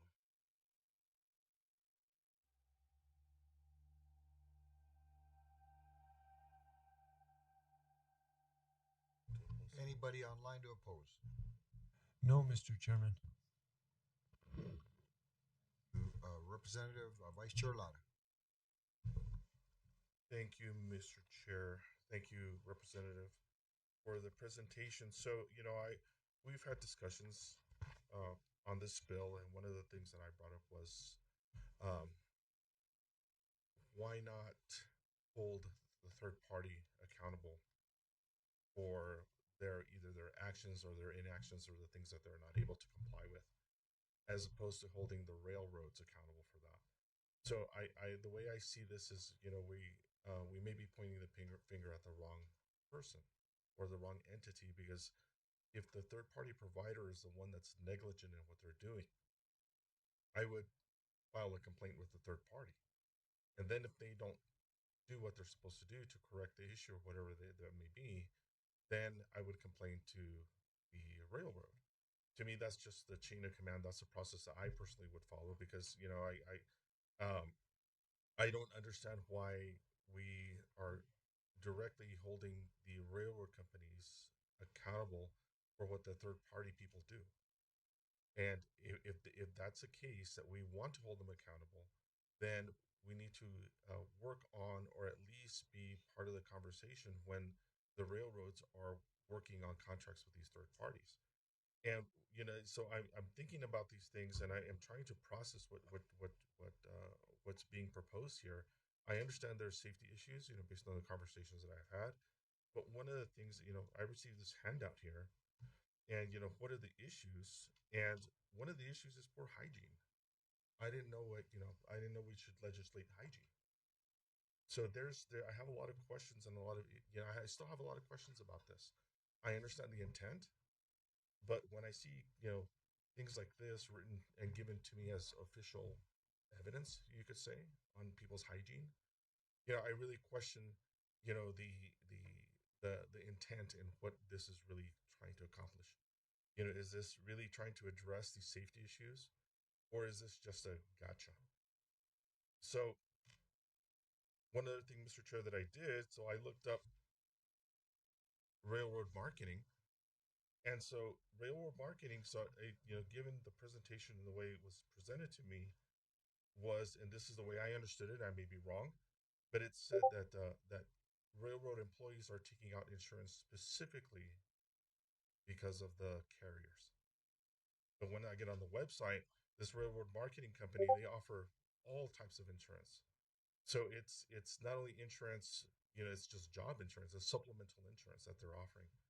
So the way I see it is, or maybe if you can explain to me, if people are taking out supplemental insurance for accidents on the job, how would this apply to the carriers and how they, you know, I'm sorry, I apologize, Mr. Chair. I have a lot of things going through my mind.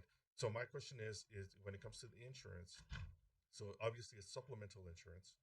Are the employees, the railroad employees, specifically taking out this insurance specifically for the motor carrier, and not in general as workplace injury type insurance, Mr. Chair? Thank you, Mr. Chair, and thank you very much, Chair, as well.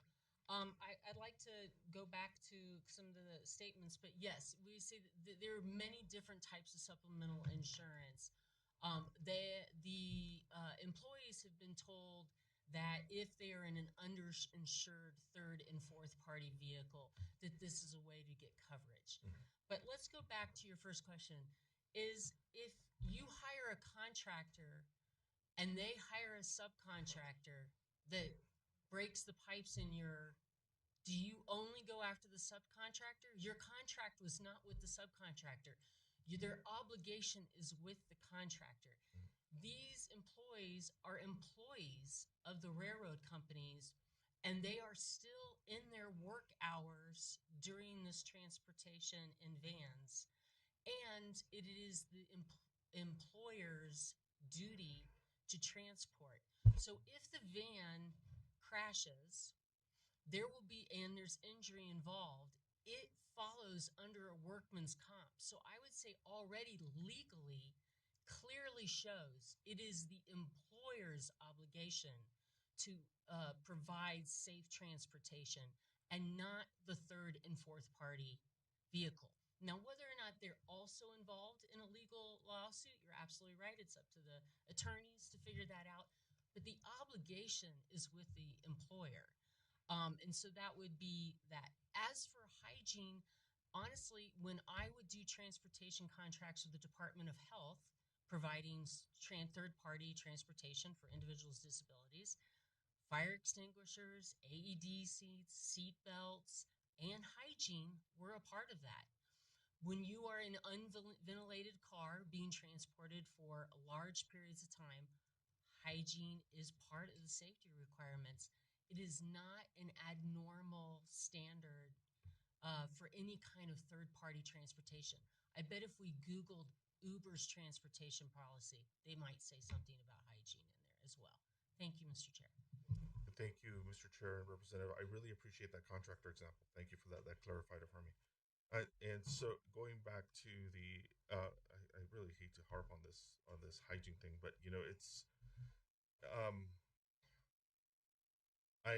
I'm assuming that the crews, when they're being picked up, aren't exactly perfumed and smelling, fresh either. So it's yeah. So it's a give and take there. But I understand. I really do. Honestly, I'm being sincere. I do understand what this is for and what you're trying to accomplish. But I still have questions about it. You know, I I'm I'll keep on reading. I'll keep on doing what I need to do to research this. But I just want you to know, Representative, that this isn't. I'm not trying to be malicious or be mean spirited here, but I do have a lot of questions and doubts about this. Thank you. Thank you. I don't see any other members, so I have a. Oh, I'm sorry, Ranking Member Brown. Thank you, Mr. Chairman. I appreciate having had a conversation with Mr. Harris some weeks ago, I believe it was, and I found that very interesting and enlightening. Mr. Chairman, I have great caution about this bill today because I have analyzed the bill myself. It looks like it's going to have a far greater impact than just on the railroad employee carriers. And Mr. Chair, I'll back that up. I have an email here from Mr. Johnny Johnson, who's the head of the New Mexico Trucking Association. Mr. Johnson has been an expert to this committee through the years, and I very highly value his input on things. And he is concerned that this bill is not ready, and he suggests it really does need to be studied in the interim. And then we need to come back the next session and perhaps take action. But he said he has a number of reasons why this bill really isn't ready yet, and I won't go into all of them, but I really think we need to be cautious here. And he said more stakeholders need to come and talk about this idea. Mr. Chairman, I'm getting the impression here that kind of the intent behind this bill is to require these van shuttle providers to have commercial driver's licenses. And typically we require those for people operating 18-wheelers, trucks carrying hazardous materials, 15-passenger buses. But typically, currently these shuttle services may be transporting one conductor and regular vans. So I think there's a lot more to discuss and figure out here. And so today I won't be supporting the bill, but I'm still willing to have conversations. Chair, may I respond? Thank you, Ranking Member. Yes, go ahead and respond. Thank you so much. So thank you very much, Representative and Ranking Member.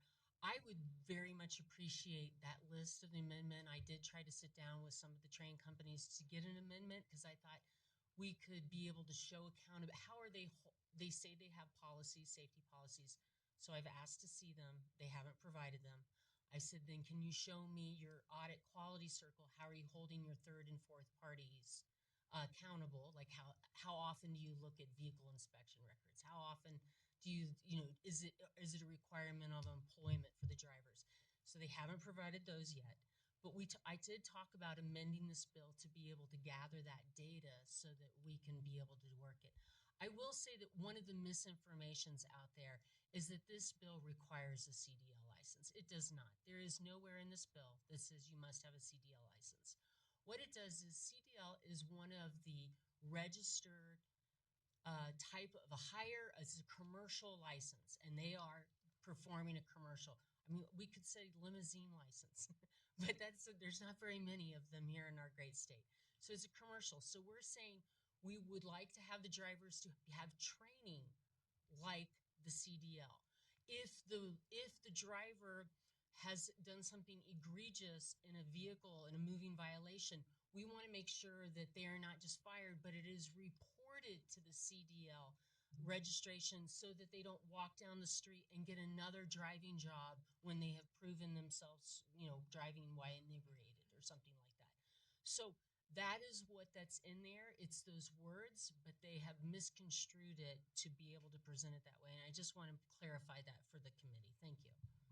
Thank you so much, Representative, Mr. Chair. So I think I misspoke just a little bit. It's not that they have to have a CDL license, it's that they have to abide by the requirements thereof. I think that's a nuance. But I did want to mention also, Mr. Chair and Representative, that Mr. Johnson would be here today, except for the fact he has to be out of state dealing with seat.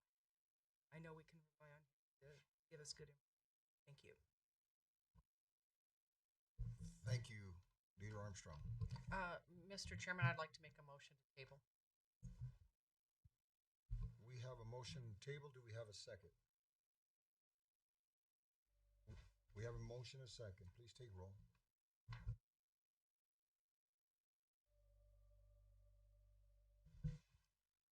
Representative Armstrong? Representative Borrego? Yes. Representative Brown? Yes to table. Representative Hernandez? No to table. Representative Huckman-V? Representative Jones? Yes to table. Representative Lundstrom? Representative Romero, Vice Chair Lada, Go to table. Chair De La Cruz. Yes to table. I want to explain my vote. So, oh, did we forget Representative Dow? Representative Dow. Yes to table. Okay, so Representative Cates, it's not that I'm in opposition to the totality of the intent. The problem that I have is there's a lot of things that are not here that I think need to be here. And by the way, members, we've done this before where we ask that there needs to be more communication with the stakeholders. I think that's in play here as well. So I would encourage that you work on this bill and in the interim and that you bring it back. I think there's some things that have merit. I had some questions that I was going to ask that I don't have answered right now, and I think you and I can talk about it offline. Thank you. Members, we have one more thing. We have a presentation related to the New Mexico Heritage Rail. It's a 15-minute presentation. I think it'll be well worth our time if we could just take 15 more minutes. Yeah, but we're excused. Mr. Chair. Members, we are excused. We also have the West Side folks here, so. Thank you.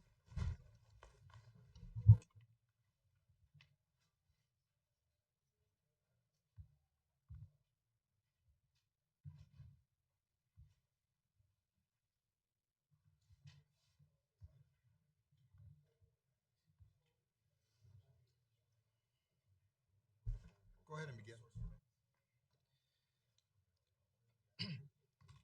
Thank you, Mr. Chair, members of the committee. My name is Philip Jacobus. I represent the New Mexico Heritage Rail. New Mexico Heritage Rail is the organization that pulled the 2926 locomotive out of Coronado Park in Albuquerque in 1999. We have spent the last 24 years restoring, renovating, and making this engine operable. It is the world's largest operable rigid-framed locomotive. It dates from 1944. Was in operation with Santa Fe Railroad until 1953, at which point Santa Fe donated it to the city. It was put in Coronado Park, and with a caboose that was then eventually removed. We bought it for $1 from the city of Albuquerque, and were promptly told, please remove your asbestos encased locomotive out of our park and remove the public hazard that it represents. So then we spent the next 24 years removing that asbestos, renovating it, restoring it. It is fully operational. It is registered and inspected by the FRA annually. We are working at this point in time, we're working on installing positive train control, which is basically a dead man switch. And we are working with NMDOT on joint use agreements and expanding our operational limits so that we have a 20-mile radius to operate within NMDOT's trackage. Along with this, we are currently starting to work with you all in obtaining capital outlay and restoring portions of the South Rail Yard in Albuquerque. We have restored the, and you can see in my picture, we restored the lead into the turntable, thanks to $200,000 from the governor. We are working on a $475,000 capital outlay allotment that will restore the turntable at the rail yard. Currently, we have 2 requests in, one for more track, and the second to analyze some of the smaller buildings to see what kind of foundation work needs to be done to shore up the buildings for future renovations and rehabilitation of those facilities. To do this, we have to get into that yard, we have to go through the BNSF rail yard. And BNSF has been also very amenable to work with, and continues to work positively with us, although we would like to form a more formal agreement with them and have a better operating relationship with them. And eventually, who knows what that will lead to. Where we see this engine is it's a public and cultural destination, if I'll use, for the city of Albuquerque, the state of New Mexico. We recently did a private photo shoot with the engine, and we brought in $18,000 in fees from that, from photographers all over the world. More so from Europe, or from France, England, and Germany, of all places. So with that, I will cut this short and ask for questions or comment. Thank you for the presentation. Any questions? Ranking Member Brown? I'll be quick. Thank you, Mr. Chair. So is the idea here that eventually we want to be able to do train rides? We do not currently, our agreement with NMDOT currently does not allow us to carry passengers. Eventually, we will have to have a discussion with NMDOT about that, because that is going to be, over time, that will have to be one of the ways that we support the upkeep of the engine and the organization. And I'll just mention, Mr. Chair, that some communities, I know of one in Washington State, does a dinner train ride. Very popular, and maybe this would be something to try for. That would be something we would really like to do. We would actually like to partner with Santa Fe Southern, our Sky Rail, and bring passengers from Albuquerque to Santa Fe, and then have them come into from Lamy to Santa Fe, because we're too big to come into the city proper. So people can ride the train, have dinner, spend the evening, whatever, come back the next day down to Albuquerque or that evening. And then finally, I'll just say I'm really impressed that you had, if I read correctly, 250,000 volunteers to help restore this. We've had 500 active volunteers. We've had 300. We have kept track of almost every hour that anybody puts into volunteering to restore the engine. And my data is probably actually incorrect. It's probably closer to 300,000. Thank you. Representative Hernandez. Thank you, Mr. Chair. So, in my community, in Waterflow, we used to have a train, a steam engine train that used to run from the communities of just outside of the Navajo Nation, through Waterflow and into Farmington, and all the way up to Durango. Then, just like everything else, everything transitioned out of that with the increase of the transportation corridor of 550 and 491.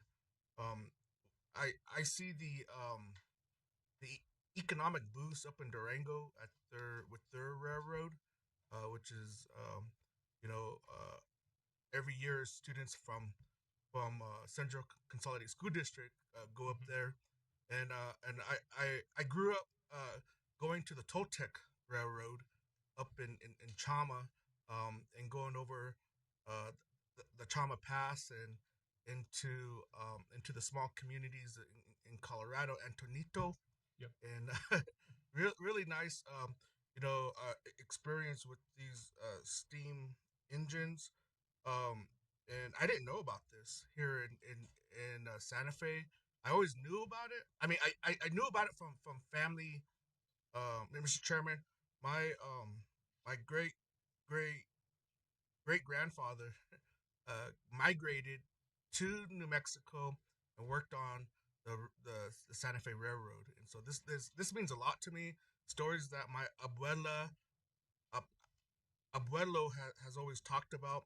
My grandfather Leandro Hernandez, who and so it means a lot to me what you guys are doing to continue the heritage of this steam engine.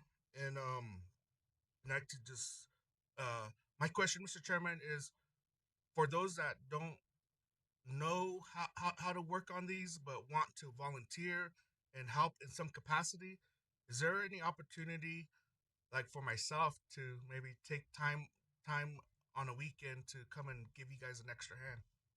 So, yes. Sorry, Mr. Chairman, Mr. Representatives. Yes, there is an opportunity. We are a 501c3, so we take members of every walk of life, every area of expertise, whether that's, hey, I'm a welder that can help you, or I've never turned a wrench or swung a hammer, but I would like to help. So we also gave you another trifold pamphlet that has our website on the back of it and our address. You can fill out a membership and become a form and become a member, or you can stop on by and we can walk you through the process. Thank you, Mr. Chairman. That concludes my questions. Thank you. So you're a 501c3, and you're always, I'm sure, looking for funds. Correct. To try to move this endeavor forward. That being said, who is your fiscal agent in the event that some of our members would like to participate? Mr. Chairman, we work with the city of Albuquerque. We've also worked with Bernalillo County, both as our fiscal agents. We probably need to work with Rio Metro and the Middle Rio Grande Conservancy, Mr. Cog, the Conservancy District, to have them be our fiscal agent as well, because they hold the contracts with Herzog and the other railroad contractors to do the work for Rail Runner and NMRX.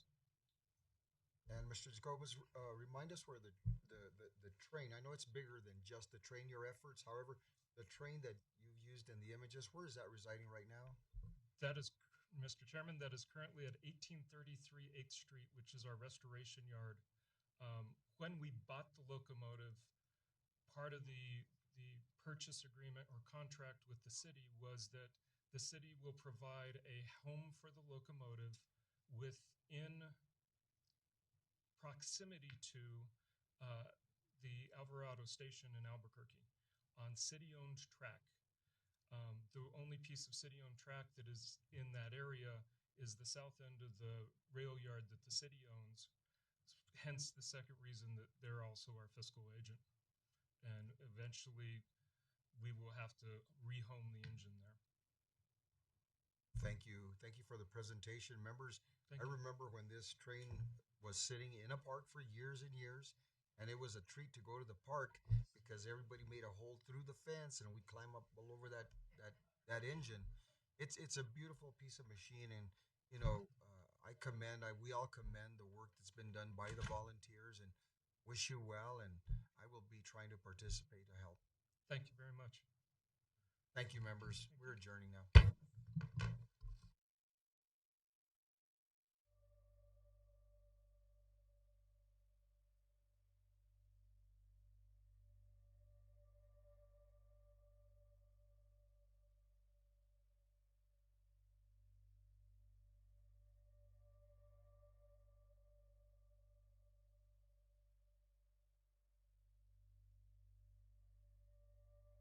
So I will know my people's plight.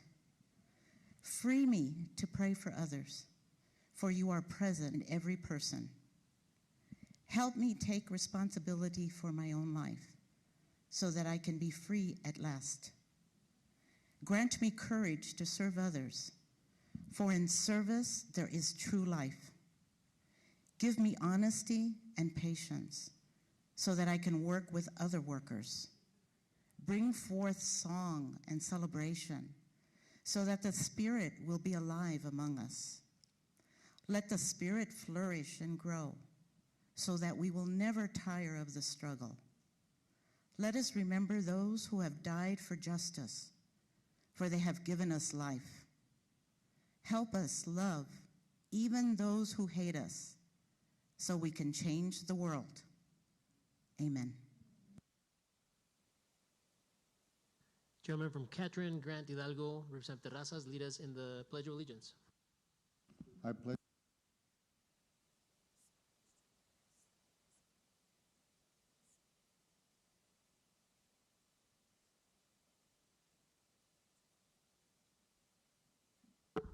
And the gentlelady from Torrance and San Miguel, Representative Gonzalez, lead us in the pledge to the New Mexico flag.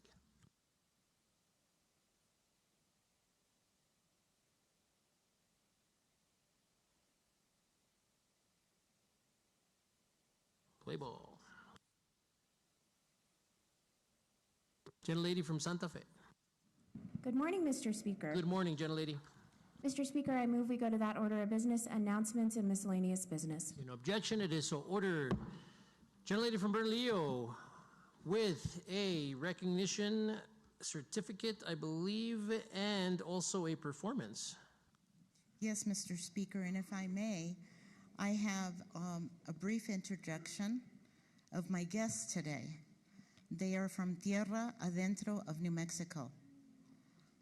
Tierra Adentro of New Mexico was created to ensure quality education in the arts and academics for our children, while facilitating a deep understanding and practical application of New Mexico's cultural roots and traditions.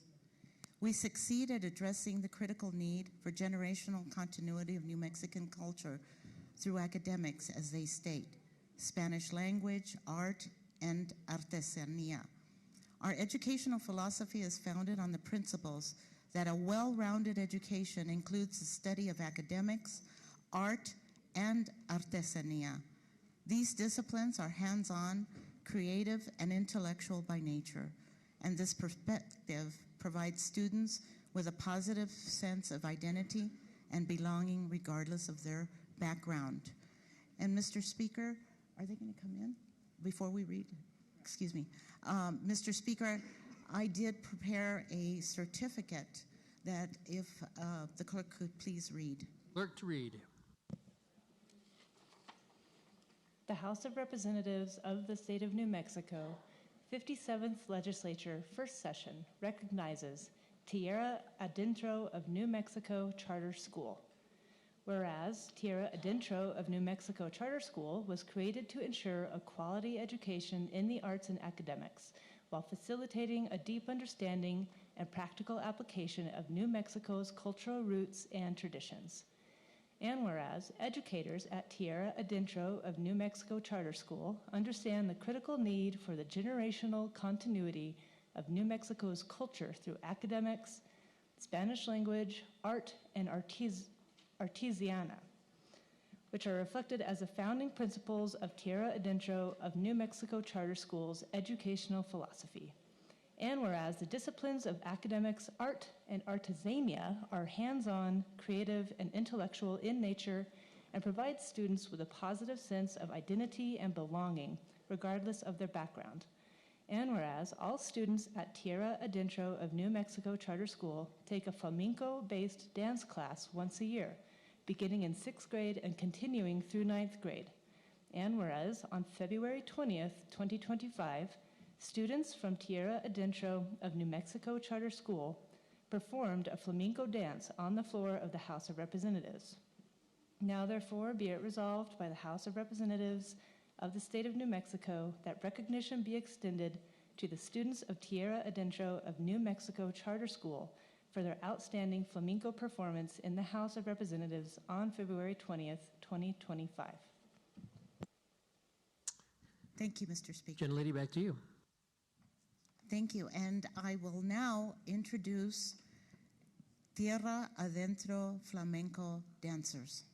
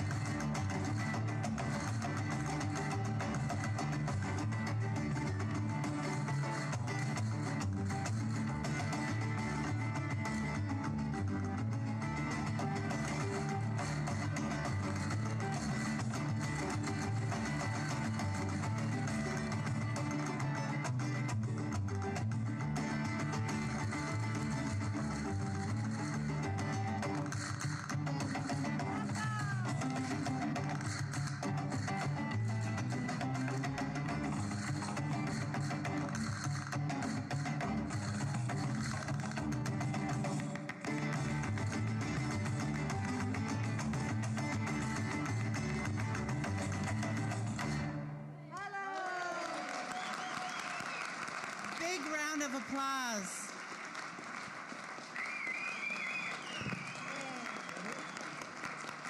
Thank you, Tierra Adentro, for that wonderful performance.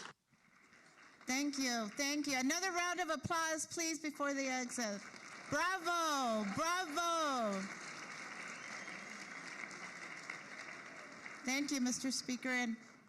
And big props to their two teachers, educators, coaches, dance instructors, Miss Elena and Miss Giovanna. Thank you. Thank you guys for being here. And thank you for blessing us with that beautiful art form. Tierra Adentro, everybody. Thank you. And Mr. Speaker, if I may add, I just want to make sure that everybody recognizes them when you are out to assess and your contributions as we move forward with our capital outlay. And then finally, Mr. Speaker, for those of you that don't know, back in the day, I used to be a flamenco dancer. And I want to do this again when I get fully recovered. I'll be dancing. Thank you. All right, we're going to start a dancing caucus. I think there's a karaoke caucus. Maybe we can have a dancer caucus. I will not join the dancing caucus. Gentlelady from Santa Fe. Mr. Speaker, I would gladly start a dancing caucus with Representative Patricia Roba Caballero. And we will start with a flamenco festival for our caucus members. I too and was a performing artist in flamenco arts, Mr. Speaker, and Elena is one of my dearest and one of my oldest friends, and I'm so excited to see what she is still doing in her continuation with the art form and with what the school has become. And I just want to say, I encourage everybody to listen to what Representative Roy Caballero said when we're looking at our capital outlay, because, Mr. Speaker, I've been trying to address a question that I think some of us or some of our members have had about me and why I have such an array or diverse way of addressing different subject matters and holding and compartmentalizing them the way that I do. And the answer I came up with as I was thinking and contemplating that was because I'm a dancer. And we have to use both sides of our brains, and we train through technique and through training, and I think that lends me to why I have such a diverse array of ideas and thoughts and legislation, Mr. Speaker. So that's the only answer I can come with. So all of our artists, all of our dancers, all of those that participate in the arts, you might find yourself thinking or feeling the same way. Thank you, Mr. Speaker. Thank you, Gentlelady. Gentlelady from Bernalillo, Representative Romero. I'm sorry, gentleman from Bernalillo. Oh, thank you, Mr. Speaker. So we have a certificate, so I'd like to recognize some folks that we have here for the McKinney-Vento program. So up on the rostrum, Mr. Speaker, we have Priscilla Valdez. She's the Family Community Liaison Specialist at Atrisco Heritage Academy High School. So if you'd stand up, Priscilla. Welcome to the house. And then we also have Crystal Wilson, the director for Albuquerque Public Schools Title I McKinney-Vento program. So welcome to the house. Welcome to the house. The McKinney-Vento program, Mr. Speaker, is a federal program to help students that are experiencing homelessness attain an education and maintain those rights. So these women do very, very important work at the school that I teach at Atrisco Heritage, along with our district at Albuquerque Public Schools, Mr. Speaker. Also, Mr. Speaker, I believe you have a list of folks up on the gallery to also recognize. I do, gentlemen. I'd like to recognize in the gallery, we've got Mr. Anthony Lovato, principal at Atrisco Heritage Academy. We've got Sharon Torres, resource teacher, APS Title I. Star Gonzalez, resource teacher, APS Title I.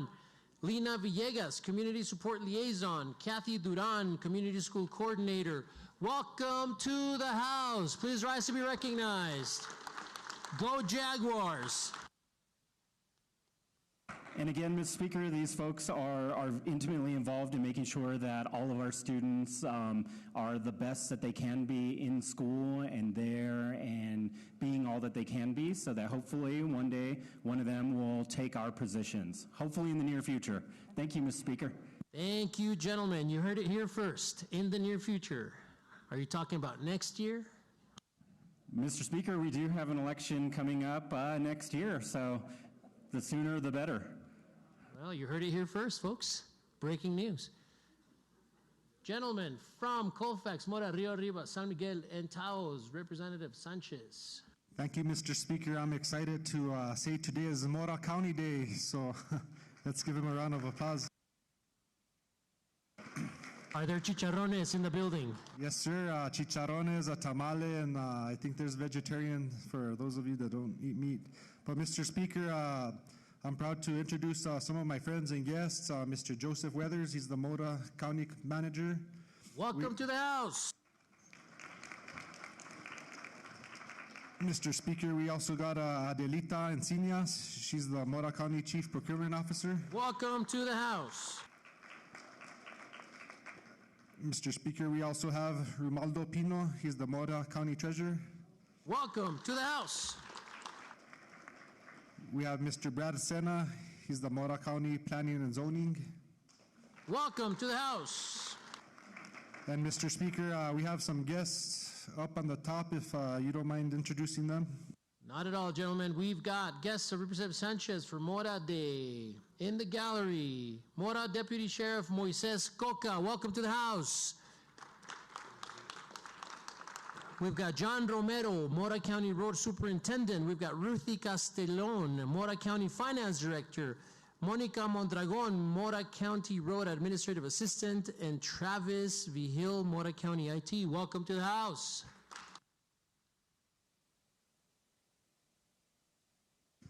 And Mr. Speaker, I also want to yield to Rep. Lujan. She also has some guests from Mora County. Gentlelady from Santa Fe. Thank you, Mr. Speaker. Thank you, gentlemen. We have Joey Romero from Mora. He's a Mora County Undersheriff. Welcome to the House. We have Brenda Casados. She's the Mora County EMS Director. Welcome to the House. Bernadette Chavez. She's the Mora County EMS Paramedic. Welcome to the House. Ella Ariano. She's the Mora County Chamber of Commerce. Welcome to the House. And Mr. Speaker, I'm sorry. We do have I yield back, Mr. Speaker, to the gentleman. Mr. Speaker, I'd like to ask the clerk to read the certificate, if you don't mind. Clerk to read. The House of Representatives of the State of New Mexico, 57th Legislature, First Session, recognizes February 20th, 25 as Mora County Day in the House of Representatives. Whereas Mora County was created by an act of the New Mexico Territorial Legislature on February 1st, 1860, with a total area of 1,934 square miles. And whereas the town of Mora is situated at an elevation of 7,180 feet in the Sangre de Cristo Mountains. And whereas Mora County communities include Mora, Wagon Mound, and Watros.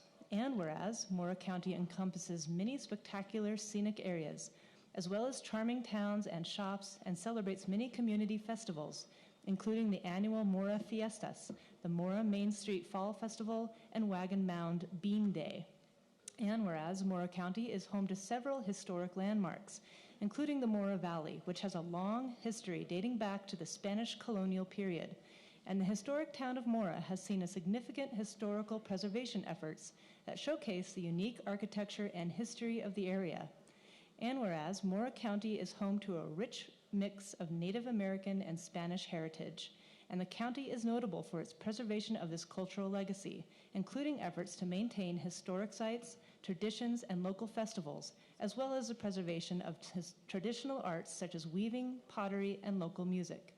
And whereas Mora County has a long history and tradition of agriculture, and in recent decades there has been a growing emphasis on ranching practices, including the support of small-scale farmers and ranchers who prioritize sustainable land use, which helps to maintain Mora County's rural character. And whereas Mora County has a particular dedication to its military veterans, with a vibrant Veterans of Foreign Wars community, recognition of Purple Heart recipients, and plans for a new Veterans Memorial. And whereas a new community center is being finalized in Watrous. And whereas local assets and points of interest in Mora County include the Cleveland Roller Mill Museum, the Mora National Fish Hatchery, New Mexico State University's John T. Harrington Forestry Research Center, Morphy Lake State Park, Coyote Creek State Park, Fort Union National Monument, and several historic churches.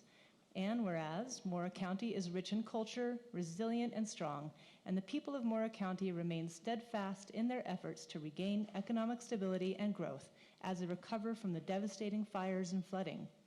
Now, therefore, be it resolved by the House of Representatives of the State of New Mexico that February 20th, 2025 be proclaimed Mora County Day in the House of Representatives.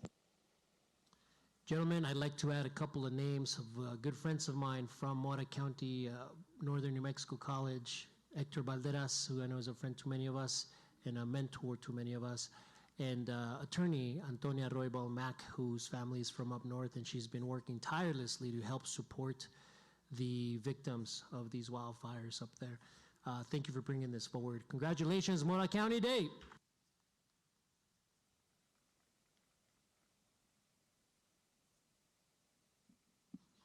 And deliver my chicharrones to my office, please. Room 104. Gentlelady from Bernalillo. Thank you, Mr. Speaker. Mr. Speaker, in honor of McKinney-Vento Act, I have two students who are identified under that. And it's also West Side Day. They're West Side students from Representative Romero's Atrisco Vista Heritage Academy High School. Let me introduce them to. They're both 16 years old. Brandon, if you can stand up. Brandon Gonzalez is 16. He's an 11th grader at Atrisco Heritage Academy.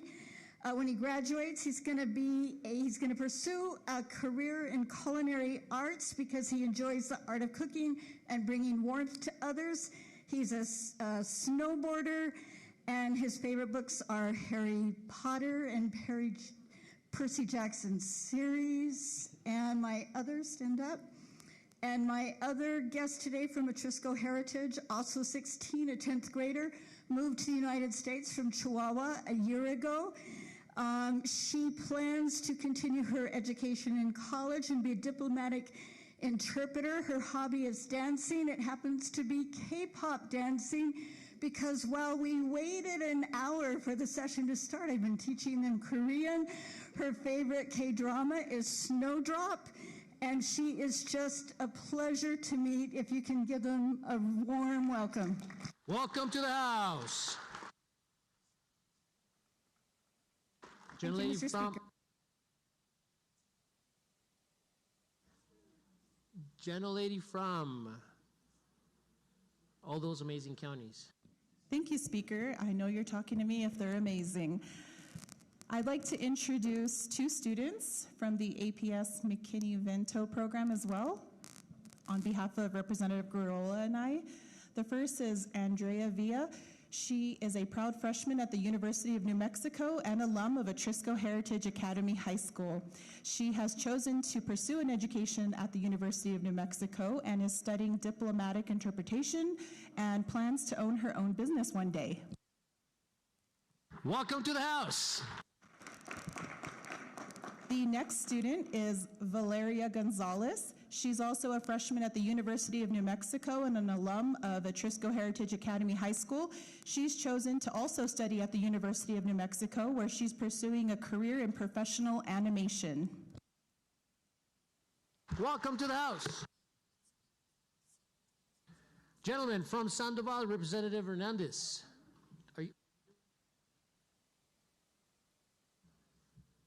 Gentlelady from Valencia, Representative Mirabal Moya. Thank you, Mr. Speaker. I also have a couple of students from Atrisco Heritage for the McKinney-Vento. They're part of that project. So if my first one is Brianna Bowie. Stand up. She is a senior at Atrisco Heritage High School. She is a part of the Family Center internship. Welcome to the house.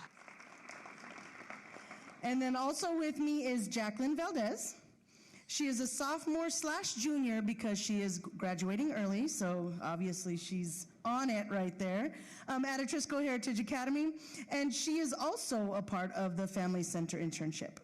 Welcome to the house. And as they walk out of the gallery, Kit Carson, student council, was in the gallery till about 10 seconds ago, including Gus Romero, who turned 10 on Monday. Gus Romero is the son of our colleague, Representative Andres Romero. Welcome to the house, Kit Carson and Gus Romero. Gentleman from Valencia, Representative Baca. Thank you, Mr. Speaker. I also had the distinct honor of having two students with me from Atrisco Academy. And I must say, Mr. Speaker, that I've had dozens of shadows over the last years. These are among the most impressive. Definitely a credit to your school and a credit to our public schools for New Mexico. So my first guest is Miss Sofia Villarreal. She is an 18-year-old senior from Atrisco Heritage Academy. She will be graduating this year, and when she graduates, she will want to pursue a career in nursing at the University of Texas El Paso at UTEP. So, Miss Sofia Villarreal. Welcome to the house. My next shadow is Miss Jade Romero. Jade is a 17-year-old, and she's actually a 11th, 12th grader because she'll be graduating almost a year and a half early, which is a huge testament because when I was a senior, I loaded Coke machines for my class. So she will be again graduating this year, 2025, and she wants to continue her education in college, pursuing a career in art and professional tattooing. And so, again, as I said, Mr. Speaker, these are very fine examples of our kinds of students and our hope for our future. And I will also say, Mr. Speaker, that they did hand me an envelope that basically outlined and talked about the challenges that many of our students face with McKinney-Vento. I appreciate it, and I have taken notice. Thank you, Mr. Speaker. Thank you, gentlemen. Welcome to the house.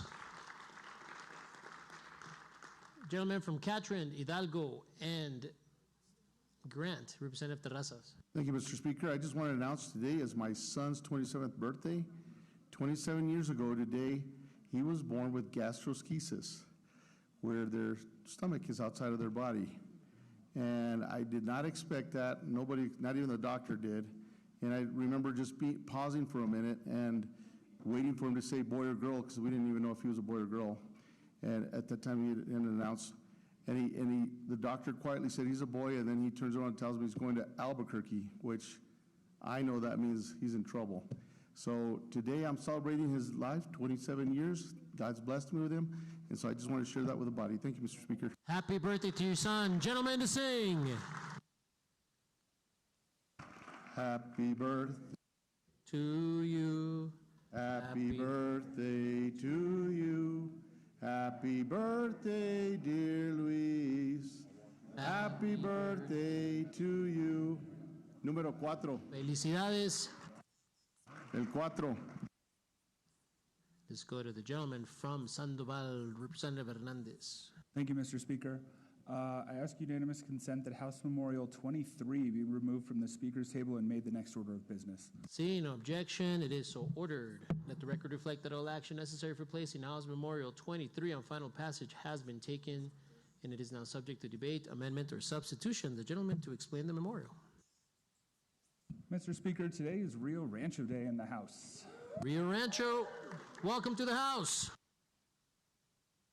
I have some guests up on the rostrum that I would like to introduce. First, Rio Rancho Mayor Greg Hall. Welcome to the House, Mayor Hall. City Councilor Nicole List. Welcome to the House. City Councilor Deborah Dabson. Welcome to the House. Rio Rancho School Board President Amanda Galbraith. Welcome to the House. And Rio Rancho School Board Member Beth Miller. Welcome to the House. The President of the Rio Rancho Regional Chamber, Jerry Shallow. Welcome to the House. and the chair of the chamber, Aaron Dominguez. Welcome to the House. I also have members from Leadership Sandoval who have been going through the program for the last, well, I don't know where you guys are, but 10 months, 6 months out of their 10 months. These individuals have taken the time to brush up on their leadership skills, learn more about Sandoval County, and really are pillars of our community. Fantastic. Welcome to Leadership Sandoval, and thank you for being here. Round of applause for you.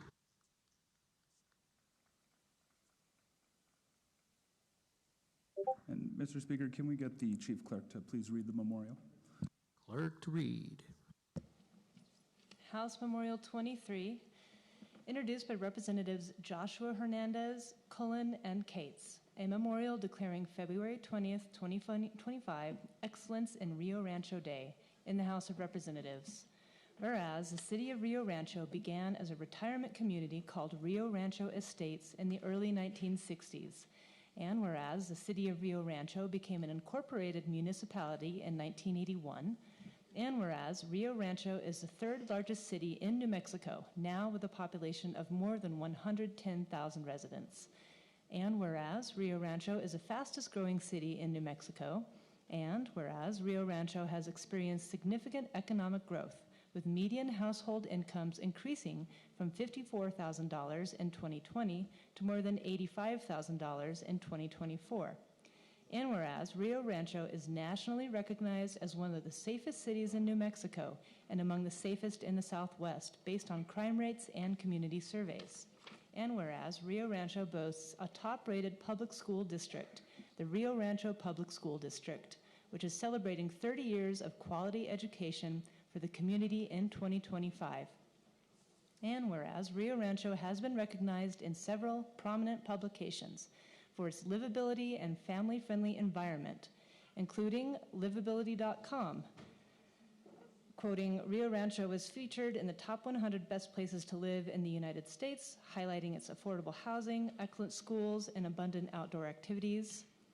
Fortune magazine, quoting Rio Rancho, ranked 35th in Fortune's best places to live for families, emphasizing its developing economy, tourism sector, and numerous parks and trails. Money magazine, quoting Rio Rancho, has been recognized multiple times as one of Money's best places to live in America. And 24/7 Wall Street, quoting Rio Rancho, was featured on its list of America's 50 best cities to live, citing exceptional public schools and crime rates well below the national average.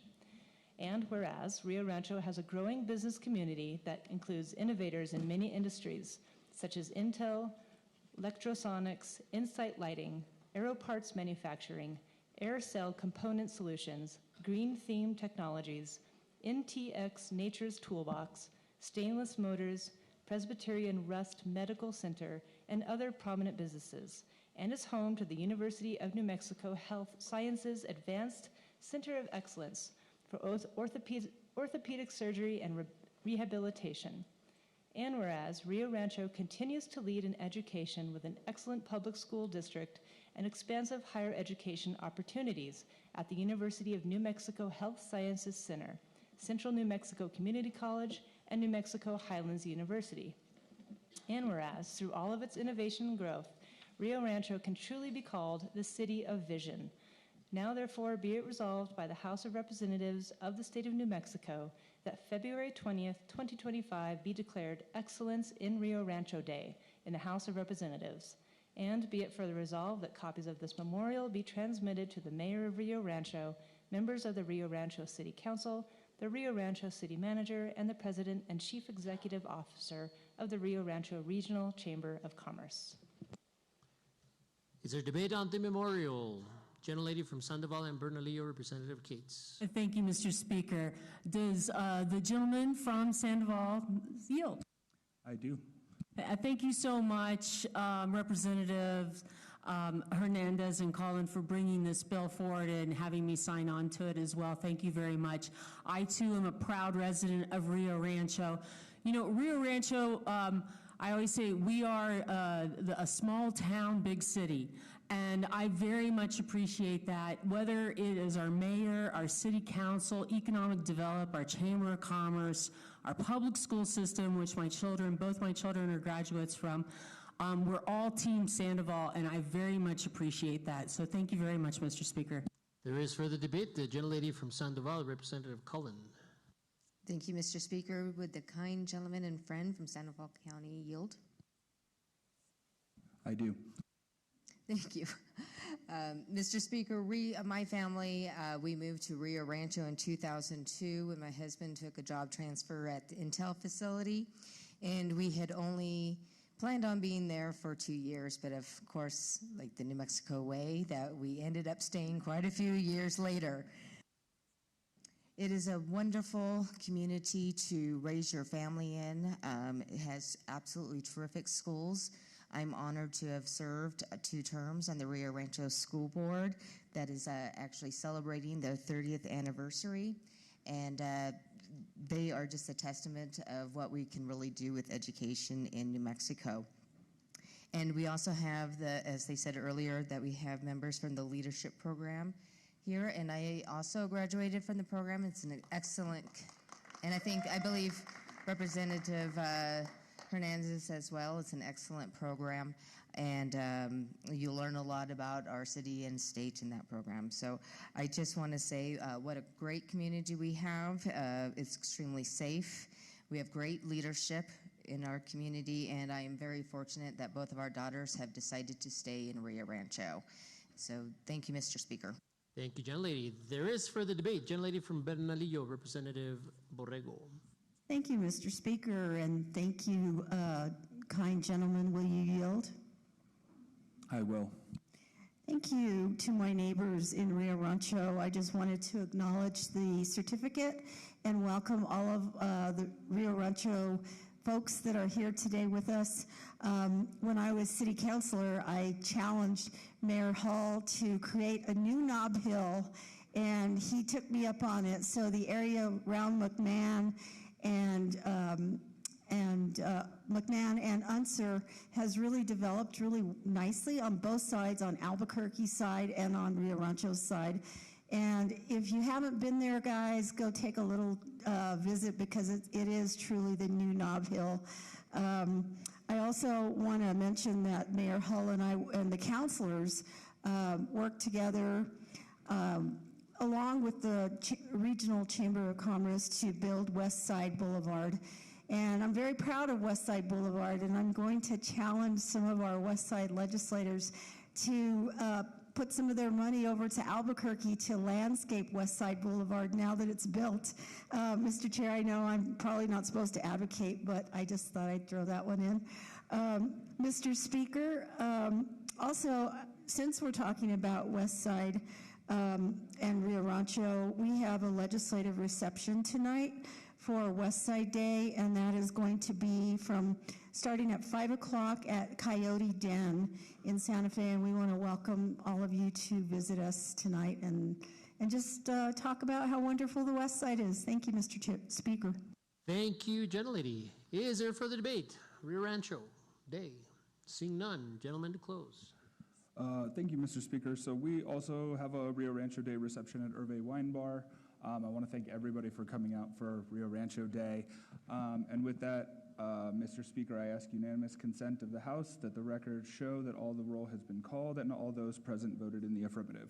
There's been a motion to show all members of the House present and voting in the affirmative. Seeing no objection, it is so ordered. We are on final passage of House Memorial 23. The vote is now open. The vote is now closed by a vote of 69 in the affirmative, 0 in the negative. House Memorial 23 has duly passed this House. Congratulations. Rio Rancho Day.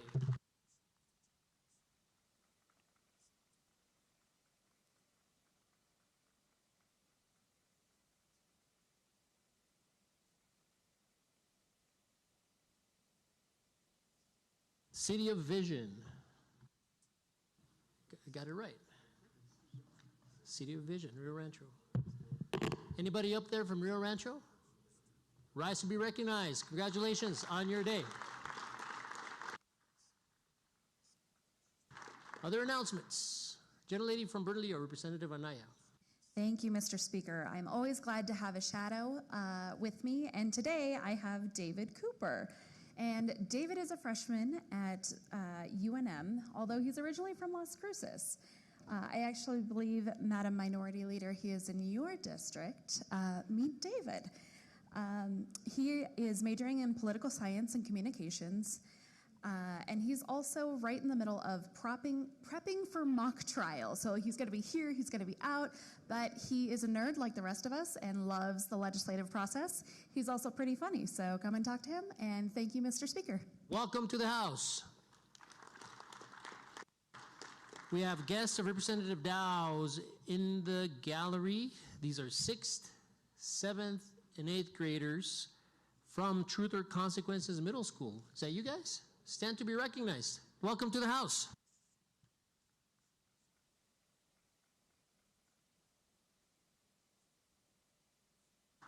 My favorite gas station in Tier C is the Chevron across from the McDonald's.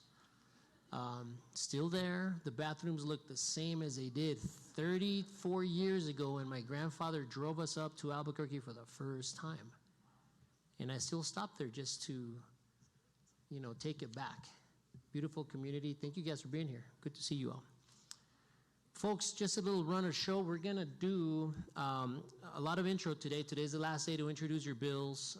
So if you have bills that are outstanding out there on the 4th floor, go get them from council, bring them down. Today is the last day to introduce bills. We're going to be doing a whole lot of that today. We are going to take up a little bit of third reading. We've got 3 bills on the agenda today. And then we'll be done for the day. So at this point, seeing no other announcements, I'm going to go to the gentlelady from Santa Fe.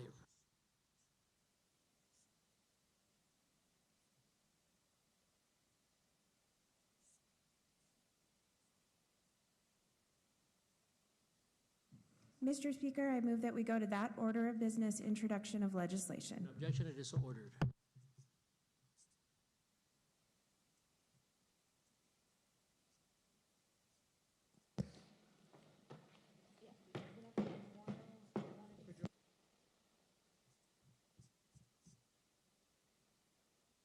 Clerk to read. House Bill 473, introduced by Representative Brown.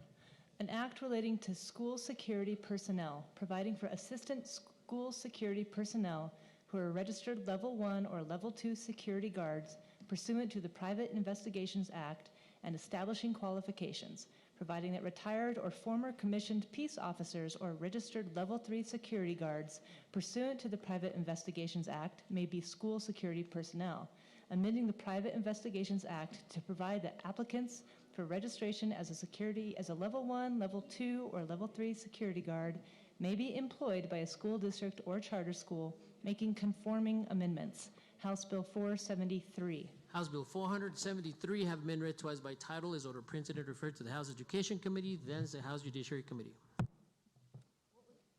House Bill 474, introduced by Representative Zamora. An act relating to license plates, creating a Trail Life USA special registration plate, allowing for the cessation of special license plate issuance under certain conditions, making an appropriation. House Bill 474. House Bill 474, having been read twice by title, is ordered printed and referred to the House Transportation, Public Works, and Capital Improvements Committee, then the House Appropriations and Finance Committee. House Bill 475, introduced by Representatives Brown, Lundstrom, De La Cruz, Jones, and Hockman V. Hill. An act relating to transportation, creating the Transportation Trust Fund, making annual transfers to the State Road Fund for providing state matching funds for federal grants, distributing a portion of gross receipts tax revenue attributable to the sale of electricity to the Transportation Trust Fund, amending distributions of the motor vehicle excise tax, amending certain sections of laws 2021 through 2024 to require certain unexpended general fund capital outlay appropriations to revert to the Transportation Trust Fund, making an appropriation. House Bill 475. House Bill 475 have been read twice by title, is ordered printed and referred to the House Transportation, Public Works, and Capital Improvements Committee, thence the House Appropriations and Finance Committee. House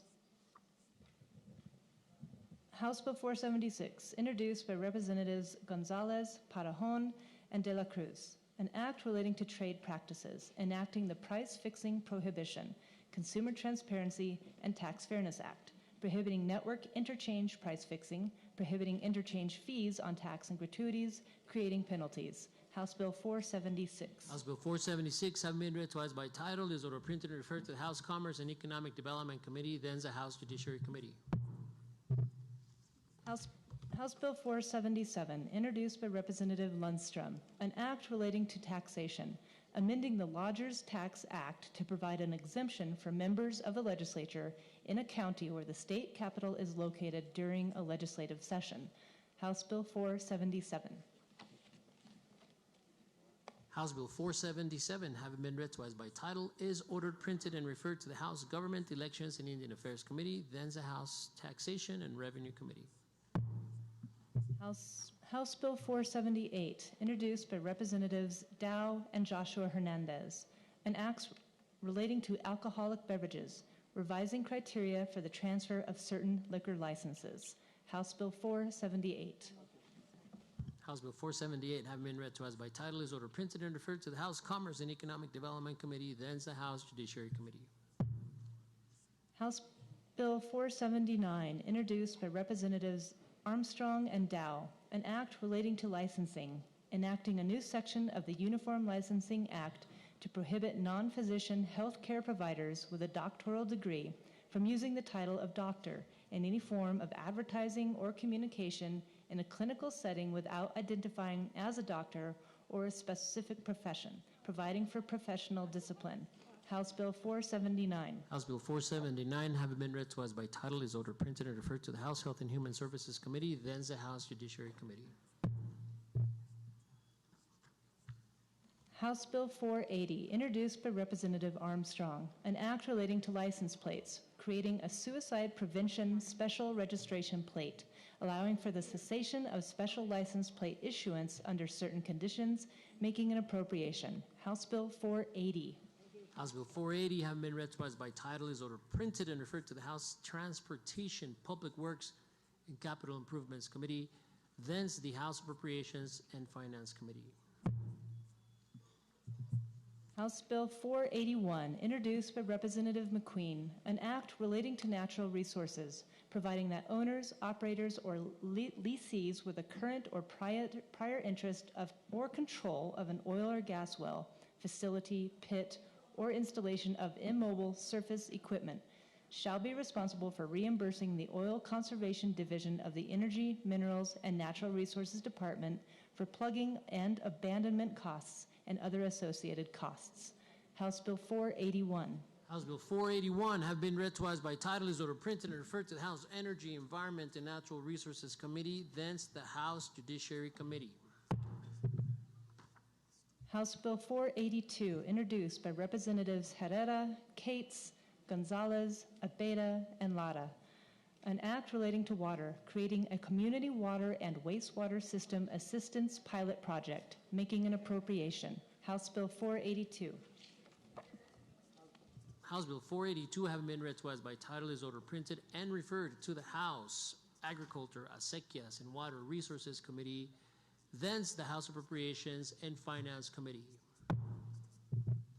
House Bill 483, introduced by Representative Block, an act relating to government, prohibiting enactment or enforcement of any law, ordinance, policy, or rule that restricts the use of plastic bags by a grocery store. House Bill 483. House Bill 483, having been read twice by title, is ordered printed and referred to the House Government, Elections, and Indian Affairs Committee, thence the House Commerce and Economic Development Committee. House Bill 484, introduced by Representatives Duncan, Montoya, Henry, Armstrong, and Joshua Hernandez, an act relating to taxation, exempting tips from the income tax. House Bill 484. House Bill 484, having been read twice by title, is ordered printed and referred to the House Labor, Veterans, Military Affairs Committee, thence the House Taxation and Revenue Committee. House Bill 485, introduced by Representatives Lord and Block, an act relating to public schools, enacting the School Marshal Act, providing powers and duties, requiring qualifications, training, and law enforcement certification, requiring the New Mexico Law Enforcement Standards and Training Council to develop a school marshal training course, allowing school marshals to carry concealed weapons. House Bill 485. House Bill 485, having been read twice by title, is ordered printed and referred to the House Education Committee, thence the House Judiciary Committee. House Bill 487, introduced by Representatives Torres Velasquez, Senator Linda Lopez, Representative Roybal Caballero, Gurola, and Mirabal Moya, an act relating to Hispanic education, including the protection and preservation of New Mexico's heritage Spanish language and culture and other elements in the purpose for the Hispanic Education Act, requiring the Hispanic Education Advisory Council to meet at biannual Hispanic education summits, allowing per diem and mileage for council members. House Bill 487. House Bill 487, having been read twice by title, is ordered printed and referred to the House Education Committee, then the House Government Elections and Indian Affairs Committee.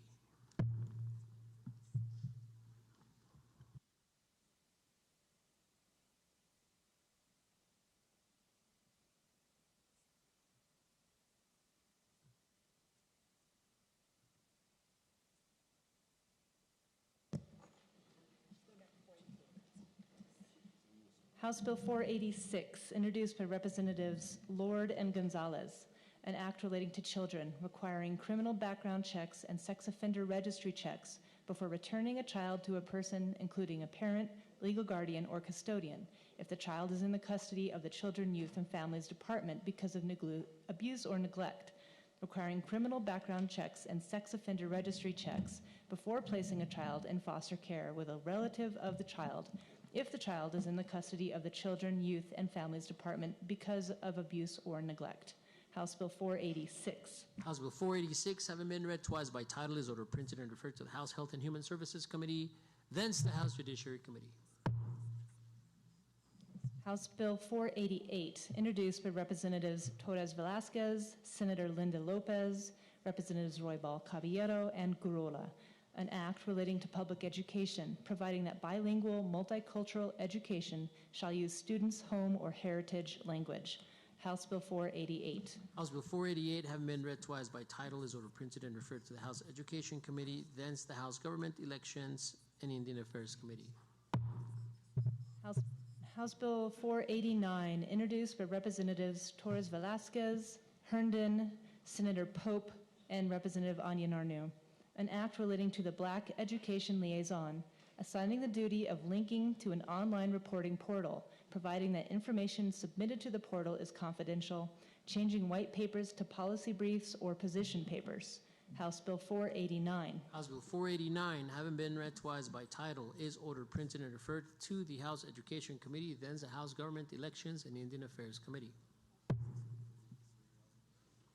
House Bill 490, introduced by Representatives Torres Velasquez, Herndon, Anya Narnu, Little, and Roybal Caballero, an act relating to public schools, requiring changes to school discipline policies, providing additional characteristics that are protected from discipline, discrimination, or disparate treatment, making reports on the online portal relating to behavior of students or school personnel confidential. House Bill 490. House Bill 490, having been read twice by title, is ordered printed and referred to the House Education Committee, thence the House Judiciary Committee. House Bill 491, introduced by Representative Henry, an act relating to construction industries, licensing private inspection companies, allowing companies to provide private inspectors for governments and for contractors and homeowners, requiring the employment of certified building officials, limiting employment of inspectors, clarifying provisions of the Construction Industries Licensing Act, making technical amendments. House Bill 491. House Bill 491, having been read twice by title, is ordered printed and referred to the House Commerce and Economic Development Committee, thence the House Judiciary Committee. House Bill 492, introduced by Representative Borrego, an act relating to state government, establishing the Planning Bureau within the Economic Development Division of the Economic Development Department, providing duties, requiring interagency and intergovernmental collaboration and coordination, making an appropriation. House Bill 492. House Bill 492, having been read twice by title, is ordered printed and referred to the House Government Elections and Indian Affairs Committee. Thence the House Appropriations and Finance Committee. House Bill 496, introduced by Representative Garrett.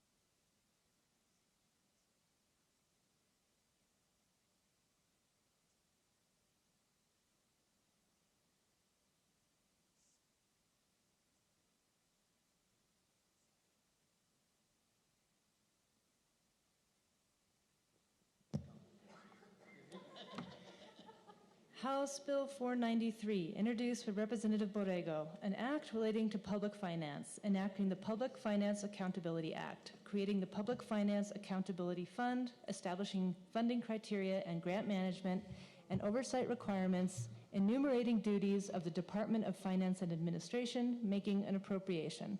House Bill 493. House Bill 493, having been read twice by title, is ordered printed and referred to the House Government Elections and Indian Affairs Committee. Thence the House Appropriations and Finance Committee.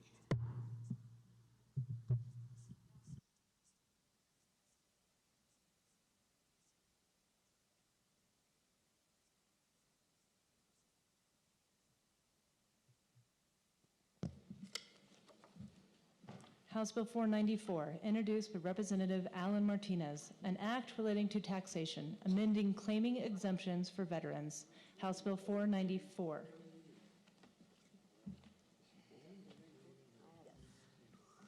House Bill 494, having been read twice by title, is ordered printed and referred to the House Labor, Veterans, Military Affairs Committee, thence the House Taxation and Revenue Committee. House Bill 495, introduced by Representative Anya Narnu, an act relating to liens, imposing restrictions on liens imposed by a service provider, amending sections of Chapter 48, Article 8, NMSA 1978, amending a section of the Motor Vehicle Code regarding rights of subrogation. House Bill 495. House Bill 495, having been read twice by title. Subrogation.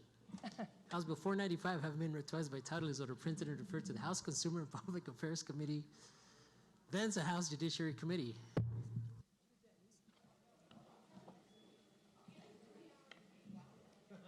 House Bill 496, introduced by Representative Garrett, an act relating to crime, increasing the penalty for a felon found in possession of a firearm. House Bill 496. House Bill 496, having been read twice by title, is ordered printed and referred to the House Consumer and Public Affairs Committee, thence the House Judiciary Committee. House Bill 497, introduced by Representative Brown, an act relating to public records, revising the Inspection of Public Records Act, providing exemptions from inspection, revising deadlines, designating additional records as law enforcement records, providing additional definitions, revising the procedures for requesting and denying requests for public records, revising provisions related to enforcement. House Bill 497. House Bill 497, having been read twice by title, is ordered printed and referred to the House Government Elections and Indian Affairs Committee, thence the House Judiciary Committee. House Bill 498, introduced by Representatives Dow and Joshua Hernandez, an act relating to alcoholic beverages, revising criteria for the transfer of certain liquor licenses. House Bill 498. House Bill 498, having been read twice by title, is ordered printed and referred to the House Commerce and Economic Development Committee, thence the House Judiciary Committee. House Bill 499, introduced by Representatives Dow and Armstrong, an act making an appropriation to the Board of Regents of the New Mexico Institute of Mining and Technology to pay for operational expenses of a student success center. House Bill 499. House Bill 499, having been read twice by title, is ordered printed and referred to the House Education Committee, then the House Appropriations and Finance Committee.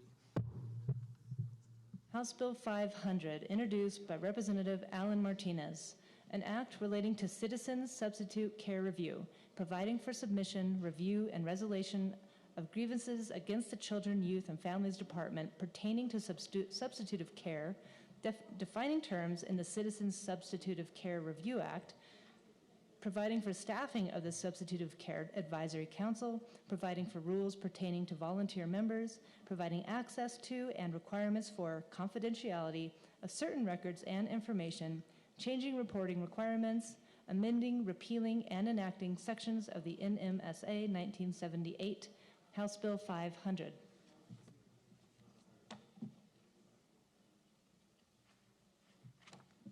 House Bill 500, having been read twice by title, is ordered printed and referred to the House Health and Human Services Committee, then the House Judiciary Committee. House Bill 501, introduced by Representatives Dow, Alan Martinez, and Henry, an act relating to public school personnel, enacting a new section of the School Personnel Act to require school employees to report to a school administrator if a student is experiencing gender incongruence at school and requiring notification to the student's parent, defining terms, allowing a parent to give direction and permission for the development and implementation of a response plan. House Bill 501. House Bill 501, having been read twice by title, is ordered printed and referred to the House Consumer Public Affairs Committee, thence the House Education Committee. House Bill 502, introduced by Representatives Herrera, Cates, Gonzalez, and Lundstrom, an act relating to acequia rights and water rights, designating acequia rights and water rights as material facts in real estate transactions. House Bill 502. House Bill 502, having been read twice by title, is ordered printed and referred to the House Agriculture, Acequias, Water Resources Committee, thence the House Judiciary Committee. House Bill 503, introduced by Representatives Lujan and Herndon, an act relating to domestic relations, providing that parents participating in a domestic relations mediation program shall have the right to be represented by counsel and have counsel present at advisory consultations, priority consultations, evaluations of mediation, making conforming amendments. House Bill 503. House Bill 503, having been read twice by title, is ordered printed and referred to the House Health and Human Services Committee, thence the House Judiciary Committee. House Bill 504, introduced by Representatives Parajon, Joseph Hernandez, Cadena, and Senator Charlie, an act relating to taxation, excluding receipts of a prime contractor that are derived from operating a facility in New Mexico designated as a national laboratory by an act of Congress or from operating a research facility in New Mexico that is owned by the state from certain gross receipts tax deductions for manufacturers. House Bill 504.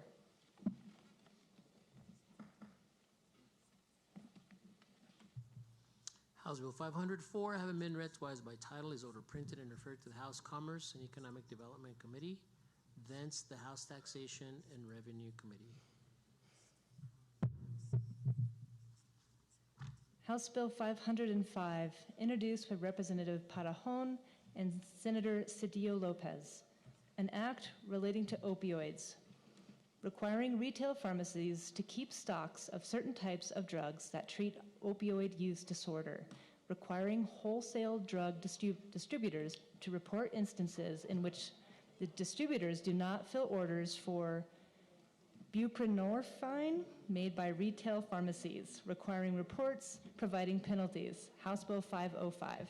House Bill 505, having been read twice by title, is ordered printed and referred to the House Health and Human Services Committee, thence the House Judiciary Committee.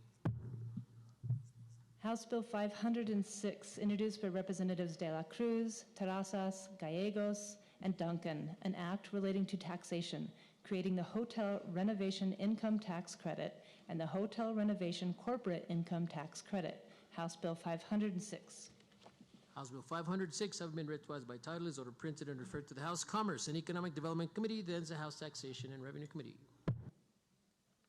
House Bill 507, introduced by Representative Joshua Hernandez, an act relating to license plates, creating an Albuquerque Isotopes special registration plate, allowing for the cessation of special license plate issuance under certain conditions, making an appropriation. House Bill 507. House Bill 507, having been read twice by title, is ordered printed and referred to the House Transportation, Public Works, and Capital Improvements Committee, then to the House Appropriations and Finance Committee. House Bill 508, introduced by Representative Pettigrew, an act relating to rules requiring state agencies to hold additional public comment periods when substantial changes are made to proposed rules. House Bill 508. House Bill 508, having been read twice by title, is ordered printed and referred to the House Government Elections and Indian Affairs Committee, then the House Judiciary Committee. House Bill 509, introduced by Representative Pettigrew, an act relating to government transparency, enacting the Transparency and Government Contracting Act, requiring certain procedures for providing the public with information on government contracts, providing for the enforcement of the Transparency and Government Contracting Act, providing for a directory of information within the Sunshine Portal. House Bill 509.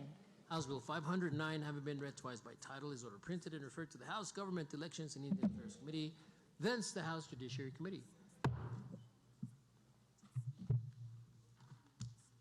House Bill 510, introduced by Representatives Block and Dow, an act relating to elections, providing duties of boards of registration, requiring county clerks to develop and administer educational programs for boards of registration, requiring information relating to the cancellation of a voter's registration to be reported to boards of registration, requiring the boards of registration to certify the cancellation of any voter registration, requiring boards of registration to meet quarterly.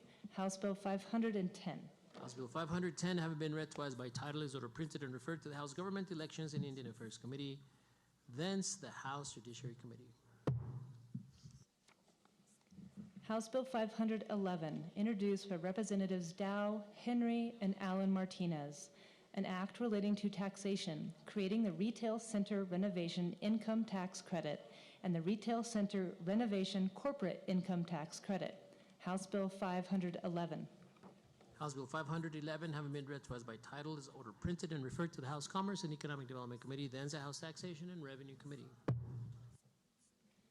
House Bill 512, introduced by Representatives Armstrong, Alan Martinez, Mirabal Moya, Duncan, and Murphy, an act relating to higher education, enacting the Medical Residency Loan Repayment Act, granting loan repayment awards to certain medical residents and medical fellows, providing for contracts, contract cancellations, and contract enforcement, creating a fund, making an appropriation.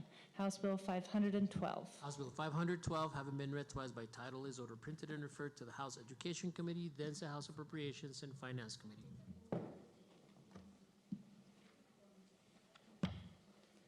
House Bill 513, introduced by Representative Cullen, an act relating to organ donation, requiring a space on license application and license renewal forms and application forms and renewal forms for public assistance benefits and services for applicants to a state to a desire to make an anatomical gift, requiring the Motor Vehicle Division of the Taxation and Revenue Department to maintain applications with those completed statements in a statewide donor registry.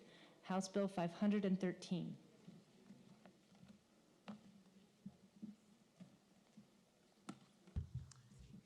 House Bill 513, having been read twice by title, is ordered printed and referred to the House Health and Human Services Committee, then the House Government Elections and Indian Affairs Committee. House Bill 514, introduced by Representatives Anaya and Parajon, an act relating to crime, amending definitions in the Probation and Parole Act, providing procedures for sanctions for technical violations for a parolee who violates the conditions of release or probation, providing for the development and implementation of a graduated response system for probation and parole violations. House Bill 514. House Bill 514, having been read twice by title, is ordered printed and referred to the House Consumer and Public Affairs Committee, thence the House Judiciary Committee. House Bill 515, introduced by Representative Terrazas, Senator Ramos, and Senator Diamond Brantley. An act making an appropriation to the Board of Regents of Western New Mexico University to create and support a men's baseball program. House Bill 515.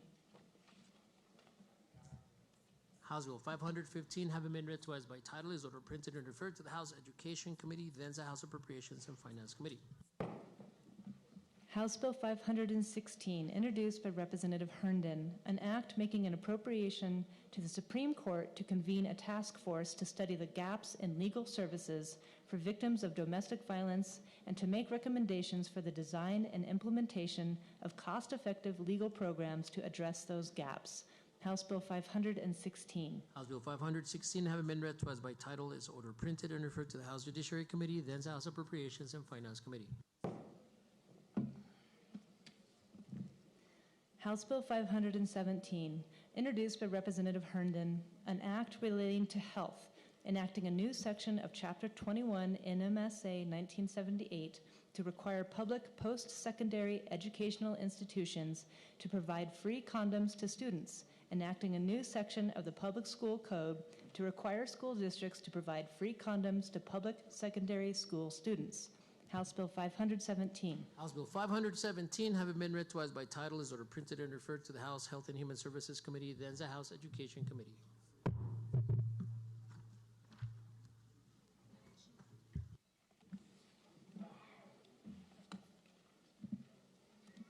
House Bill 518, introduced by Representatives Anaya, Senator Jaramillo, Senator Hamblin, Representative Parajon, and Senator Stefanix. An act relating to public holidays, designating the fourth Tuesday of January of each odd-numbered year as Lesbian, Gay, Bisexual, Transgender, Queer, and Expansive Day.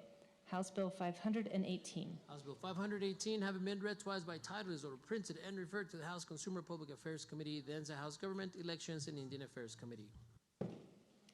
House Bill 519, introduced by Representative Herndon, an act relating to cultural affairs, creating the Board of Directors of the African American Performing Arts Center, providing that the Board of Directors shall operate, maintain, and staff the African American Performing Arts Center and Exhibit Hall in consultation with the Cultural Affairs Department, transferring functions, personnel, appropriations, money, records, equipment, supplies, other property, and contractual obligations.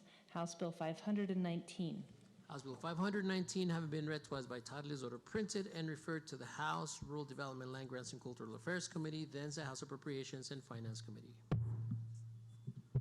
House Bill 520, introduced by Representative Roybal Caballero, an act relating to subsidies, creating the Sustain the Families Trust Fund for future issuance of subsidies for lower-income residents for the purpose of assisting those in New Mexico who are most disadvantaged as a basic right. House Bill 520. House Bill 520, having been read twice by title, is ordered printed and referred to the House Consumer and Public Affairs Committee, then the House Appropriations and Finance Committee.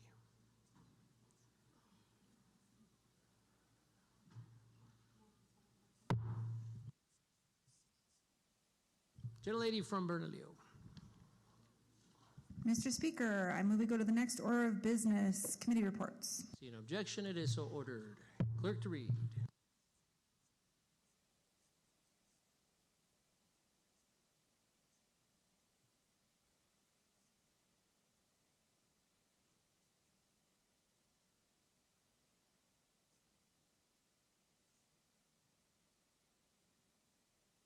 Mr. Speaker, your Appropriations and Finance Committee, to whom has been referred Senate Bill 1 as amended, has had it under consideration. Report say with recommendation that it do pass. Respectfully submitted, Nathan Small, Chair. Mr. Speaker, move adoption. We're on adoption of a favorable committee report in Senate Bill 1 as amended. All those in favor signify by saying aye. All those opposed, nay. The ayes have it. Committee report adopted.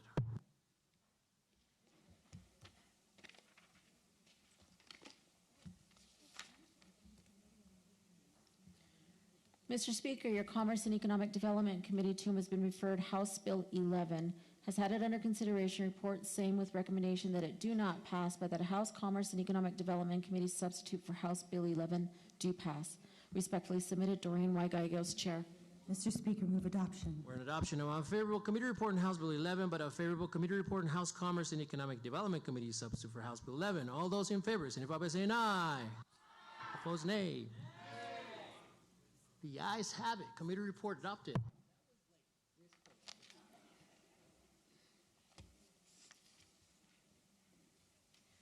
Mr. Speaker, your Judiciary Committee, to whom has been referred House Bill 101, has had it under consideration. Report same with recommendation that it do pass. Respectfully submitted, Christine Chandler, Chair. Mr. Speaker, move adoption. We're in adoption of a favorable committee report on House Bill 101. All those in favor, signify by saying aye. All those opposed, nay. The ayes have it. Committee report adopted. Mr. Speaker, your Judiciary Committee, to whom has been referred House Bill 102, has had it under consideration. Report same with recommendation that it do pass. Respectfully submitted, Christine Chandler, Chair. Mr. Speaker, move adoption. We're in adoption of a favorable committee report on House Bill 102. All those in favor, signify by saying aye. All those opposed, nay. The ayes have it. Committee report adopted. Mr. Speaker, your Judiciary Committee, to whom has been referred House Bill 104, has had it under consideration. Report same with recommendation that it do pass. Respectfully submitted, Christine Chandler, Chair. Mr. Speaker, move adoption. We're on adoption of a favorable committee report on House Bill 104. All those in favor signify by saying aye. All those opposed, nay. The ayes have it. Committee report adopted.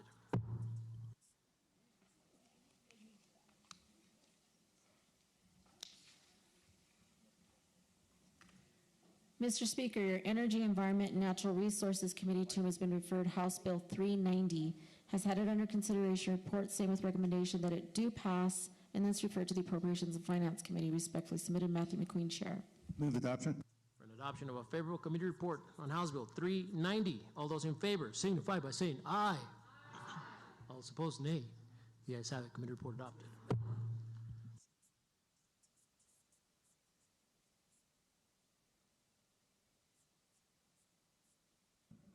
Mr. Speaker, it now being 11:59 a.m., I move we adjourn until 12:01 p.m. House will come to order. Mr. Speaker, I ask the unanimous consent that the rules be suspended and that the journal shows that all those present in this morning's session are now present in this afternoon's session. See no objection. It is so ordered. Mr. Speaker, I ask the unanimous consent that the rules be suspended and that the records show that the journal has been read in full and approved, subject to revision and approval of the rules and order of business committee. If there is no objection, it is so ordered. Welcome to Legislative Day 8. 52 more to go.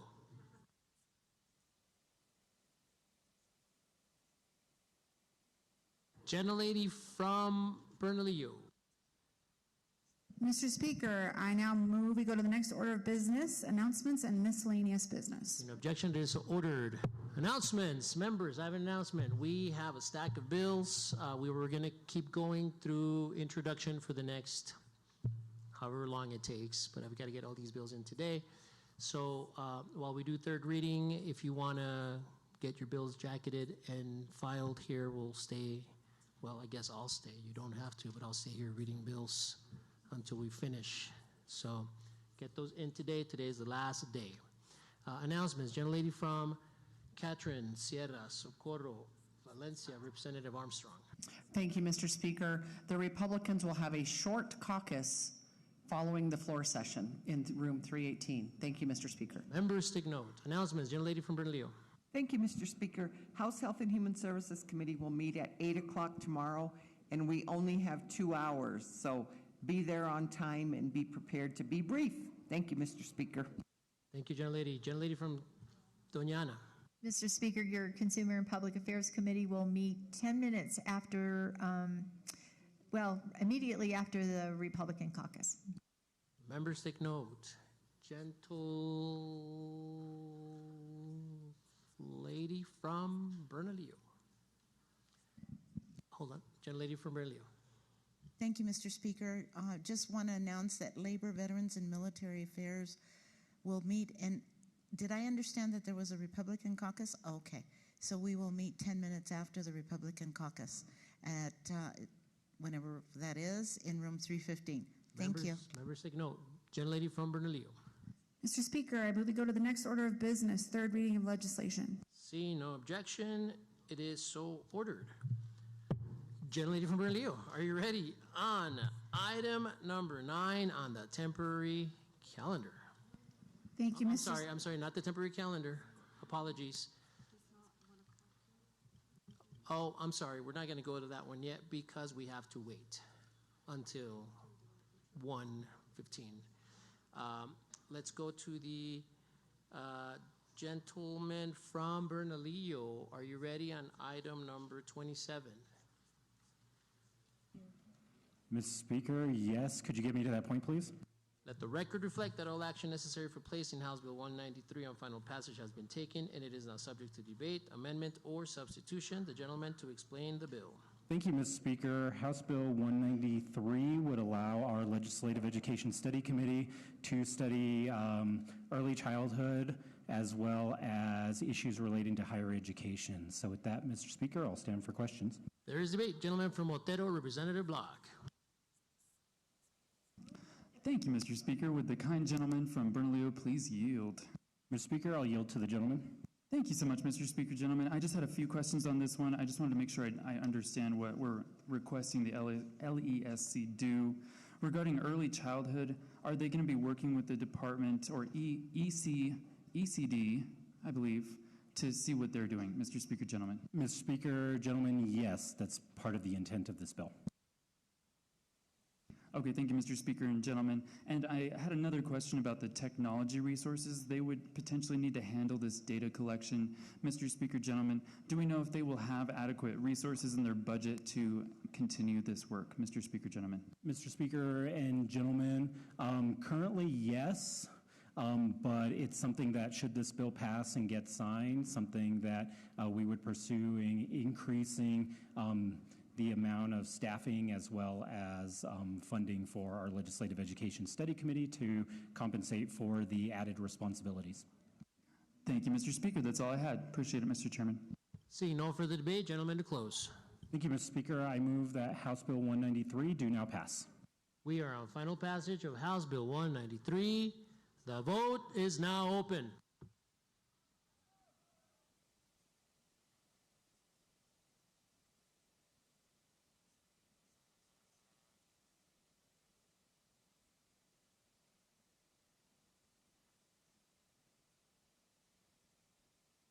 The vote is about to close.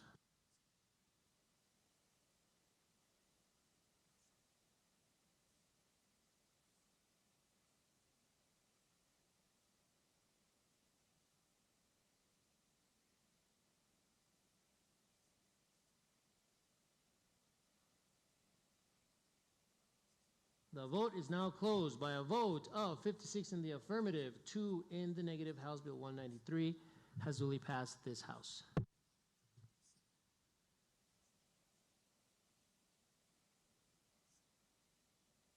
Gentlelady from Bernalillo.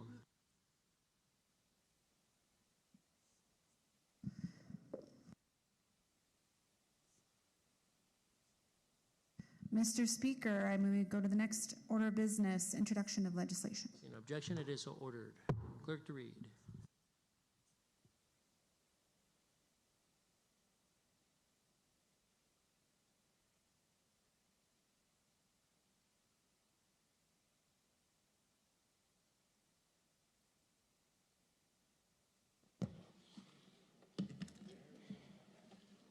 House Bill 521, introduced by Representative Block, an act relating to tourism, enacting the Agritourism Promotion Act, limiting the liability of an agritourism operator in certain circumstances. House Bill 521. House Bill 521, having been read twice by title, is ordered printed and referred to the House Rural Development, Land Grants, and Cultural Affairs Committee, then the House Judiciary Committee.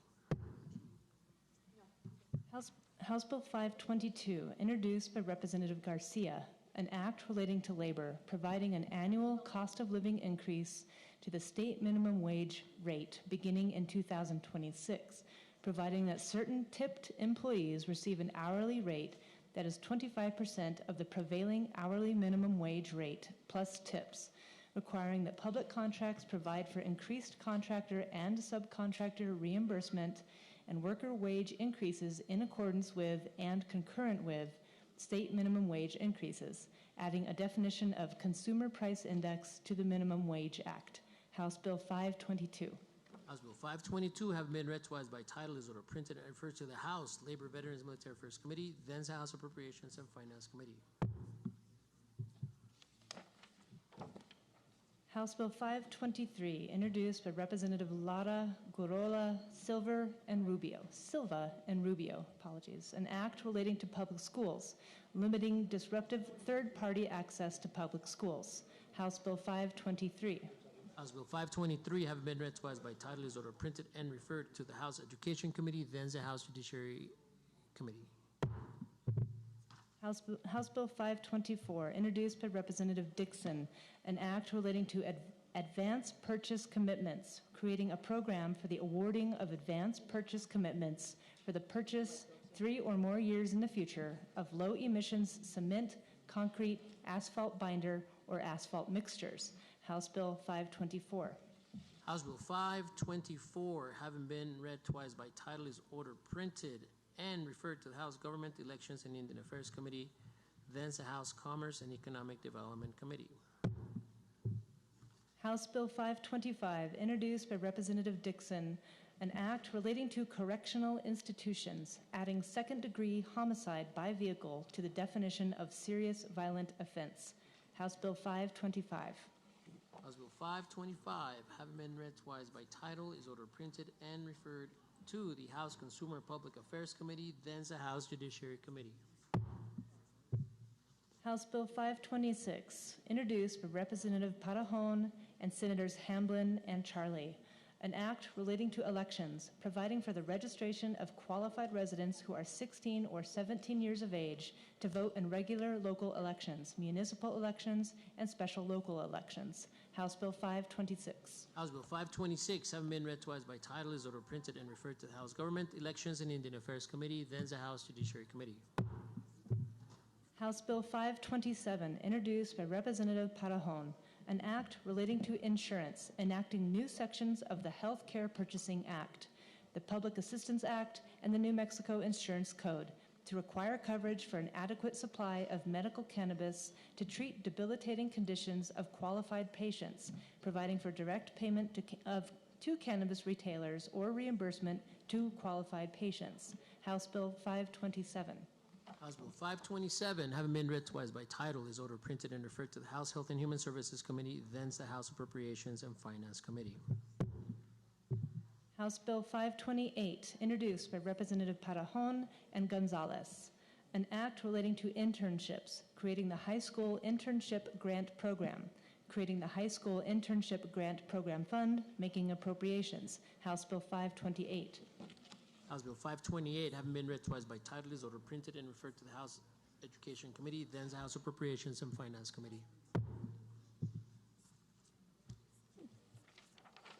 House Bill 529, introduced by Representative Parajon, an act making an appropriation to the Civil Legal Services Fund to provide civil legal services relating to housing. House Bill 529. House Bill 529 having been read twice by title is ordered printed and referred to the House Judiciary Committee, then the House Appropriations and Finance Committee.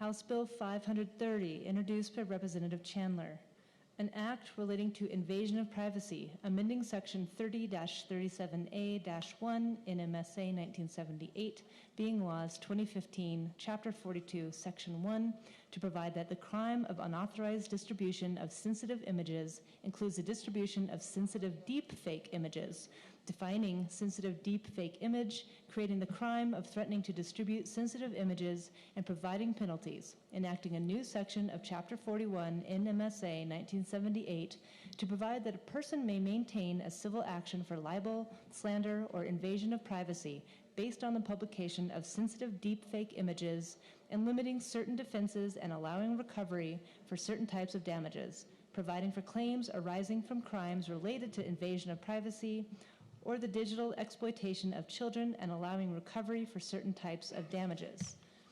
House Bill 530. As House Bill 530, having been read twice by title, is ordered printed and referred to the House Consumer and Public Affairs Committee, then the House Judiciary Committee. House Bill 531, introduced by Representative Lujan, an act relating to medical education, creating an escrow fund for the establishment of a college of osteopathic medicine that is required for pre-accreditation, requiring the college to submit student data, making a transfer from the Tobacco Settlement Permanent Fund to the Santa Fe College of Osteopathic Medicine Escrow Fund. House Bill 531. House Bill 531, having been read twice by title, is ordered printed and referred to the House Health and Human Services Committee, then the House Appropriations and Finance Committee. House Bill 532, introduced by Representative Sanchez, an act relating to public schools, requiring each local school board and governing body of a charter school to develop or adopt guidance for student water safety, requiring that water safety guidance be provided to parents of each student at the beginning of each school year. House Bill 532. House Bill 532, having been read twice by title, is ordered printed and referred to the House Consumer and Public Affairs Committee,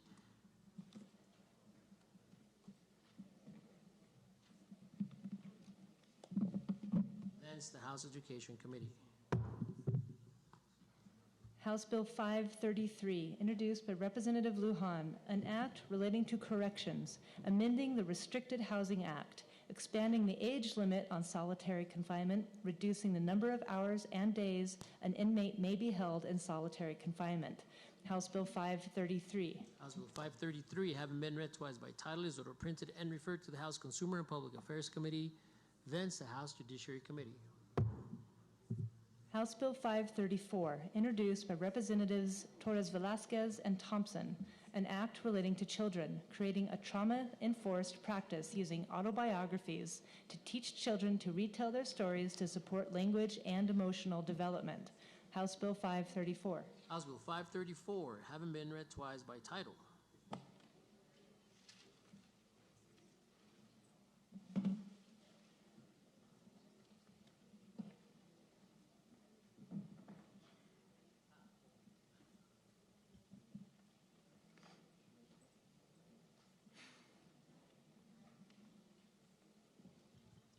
Is ordered printed and referred to the House Health and Human Services Committee, thence the House Education Committee.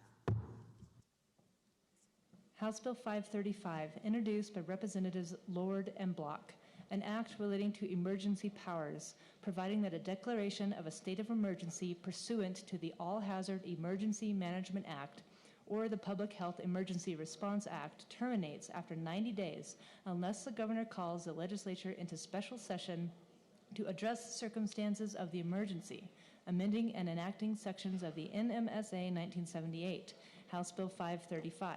House Bill 535, having been read twice by title, is ordered printed and referred to the House Government Elections and Indian Affairs Committee, thence the House Judiciary Committee.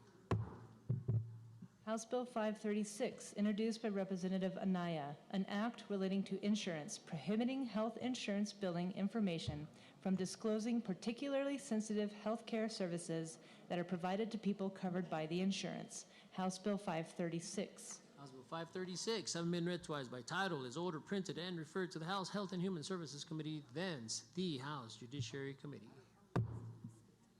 House Bill 537, introduced by Representatives Lara and Eleanor Chavez, an act relating to higher education, requiring post-secondary educational institutions to designate higher education liaisons for students experiencing homelessness, prescribing duties, making an appropriation.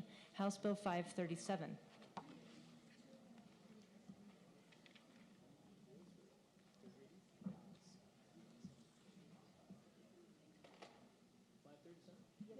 House Bill 537, have been read twice by title, is ordered printed and referred to the House Education Committee, then the House Appropriations and Finance Committee. House Bill 538, introduced by Representatives Dixon, Small, Duncan, and Senator Scherer, an act relating to taxation, creating the Industrial Decarbonization Production Corporate Income Tax Credit, creating the Industrial Decarbonization Investment Corporate Income Tax Credit, House Bill 538. House Bill 538, having been read twice by title, is ordered, printed, and referred to the House Energy, Environment, and Natural Resources Committee, thence the House Taxation and Revenue Committee. House Bill 539, introduced by Representative Lara, an act relating to special districts, creating the Camino Real Regional Utility Authority, providing powers and duties, providing for the issuance of revenue bonds. House Bill 539. House Bill 539, having been read twice by title, is ordered, printed, and referred to the House Government, Elections, and Indian Affairs Committee, thence the House Judiciary Committee. House Bill 540, introduced by Representatives Sarato, Anyanarnu, and Abeda, an act relating to elections, establishing eligibility requirements and procedures to fill a vacancy in the office of representative and in the office of senator, requiring boards of county commissioners to establish procedures to fill vacancies. House Bill 540. House Bill 540, having been read twice by title, is ordered, printed, and referred to the House Government, Elections, and Indian Affairs Committee, thence the House Judiciary Committee. House Bill 541, introduced by Representative Hockman Vigil, an act relating to public finances, providing that the state treasurer may invest sinking funds or money remaining unexpended from the proceeds of an issue of bonds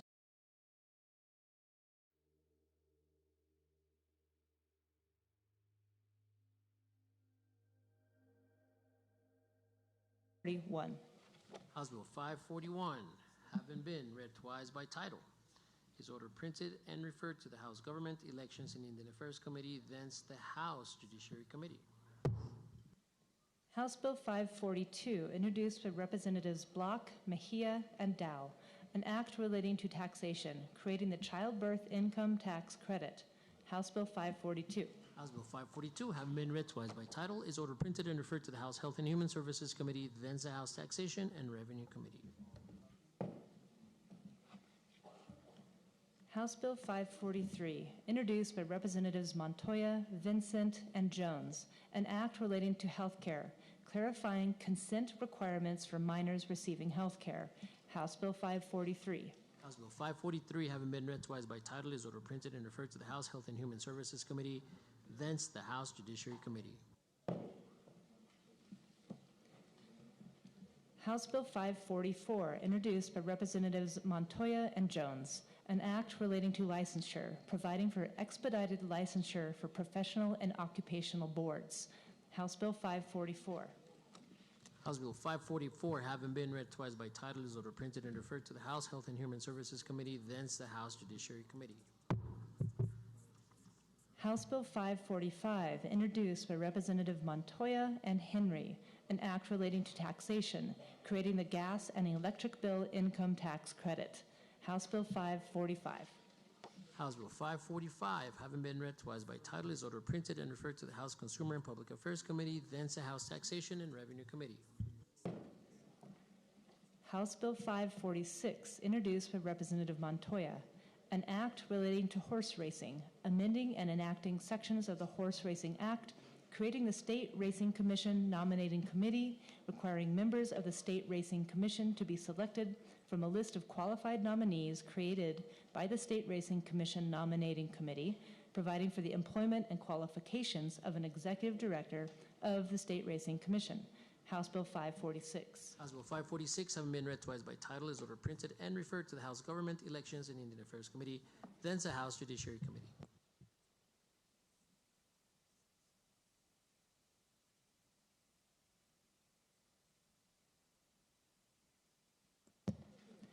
House Bill 547, introduced by Representatives Montoya and Reeb, an act relating to criminal sentencing, requiring a judge to only consider aggravating circumstances for the alteration of a basic sentence of a person convicted of a serious violent offense.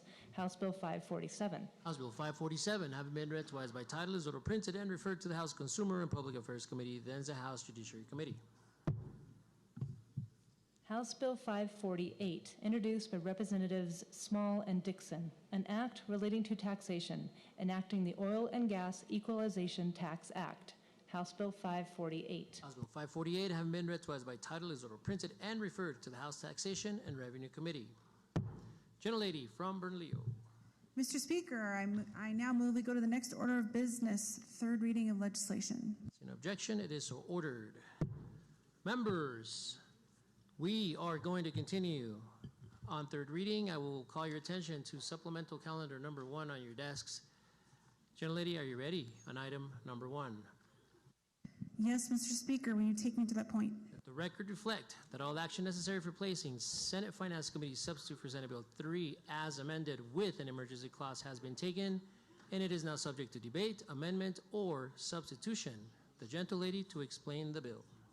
Thank you, Mr. Speaker. So we are here to talk about the proposed New Mexico Behavioral Health Framework, as outlined in Senate Bills 1, 2, and 3, which is designed to expand and enhance behavioral health services throughout the state by establishing sustainable funding, regional planning, crisis response systems, and improved service coordination for behavioral health. The Senate Finance Committee substitute to Senate Bill 3, in particular, establishes a strategic framework, accountability protocols, and de-silos the state's behavioral health system. It connects all of the various behavioral health dots throughout the state and for the first time takes a systematic approach to behavioral health that connects all points of care. The Behavioral Health Reform and Investment Act, which is Senate Bill 3, establishes behavioral health regions, enables all behavioral health stakeholders to have a voice, and results in the development of regional plans, and the completion of sequential intercept mapping that will identify all behavioral health assets and gaps. The regional plans will be reviewed and approved by a Behavioral Health Executive Committee, and such committee will then make funding decisions based on the needs of our communities that have been strategically planned throughout those communities. Data collection will be required, performance measures will need to be met, and if they are not, then the money can shift to a different regional priority. It also sets us on a path to address the licensing issues in behavioral health and ensures we move towards a universal credentialing system for behavioral health and for providers to qualify to bill Medicaid. The Behavioral Health Reform and Investment Act allows a bottom-up, grassroots approach to really tailor out behavioral health needs to our communities, because those communities will be able to identify what they need, plan out how to optimize their own regional system, and be accountable for delivering behavioral health services for the people of New Mexico. Behavioral health finally has a roadmap to strategically address the mental health and substance abuse needs throughout our state.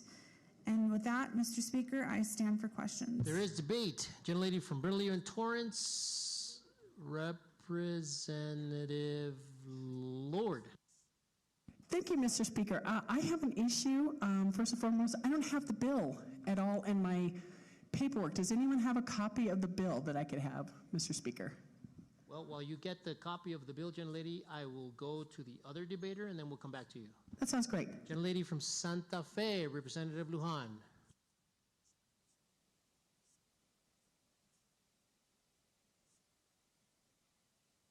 Thank you, Mr. Speaker. I didn't know I was next in line, but I will.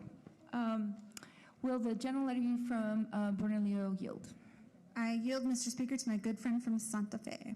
Thank you, Mr. Speaker. Gentlelady, thank you to those bringing forward this piece of legislation. It's really important. I feel like we're addressing, and would you agree that we're addressing behavioral health in a very different way than we've ever done, Mr. Speaker?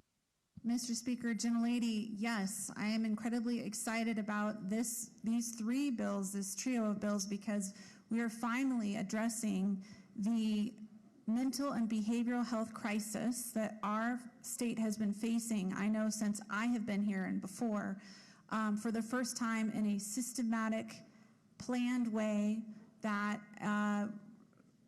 entails accountability and empowers our communities to meet their needs in a way that they see fit.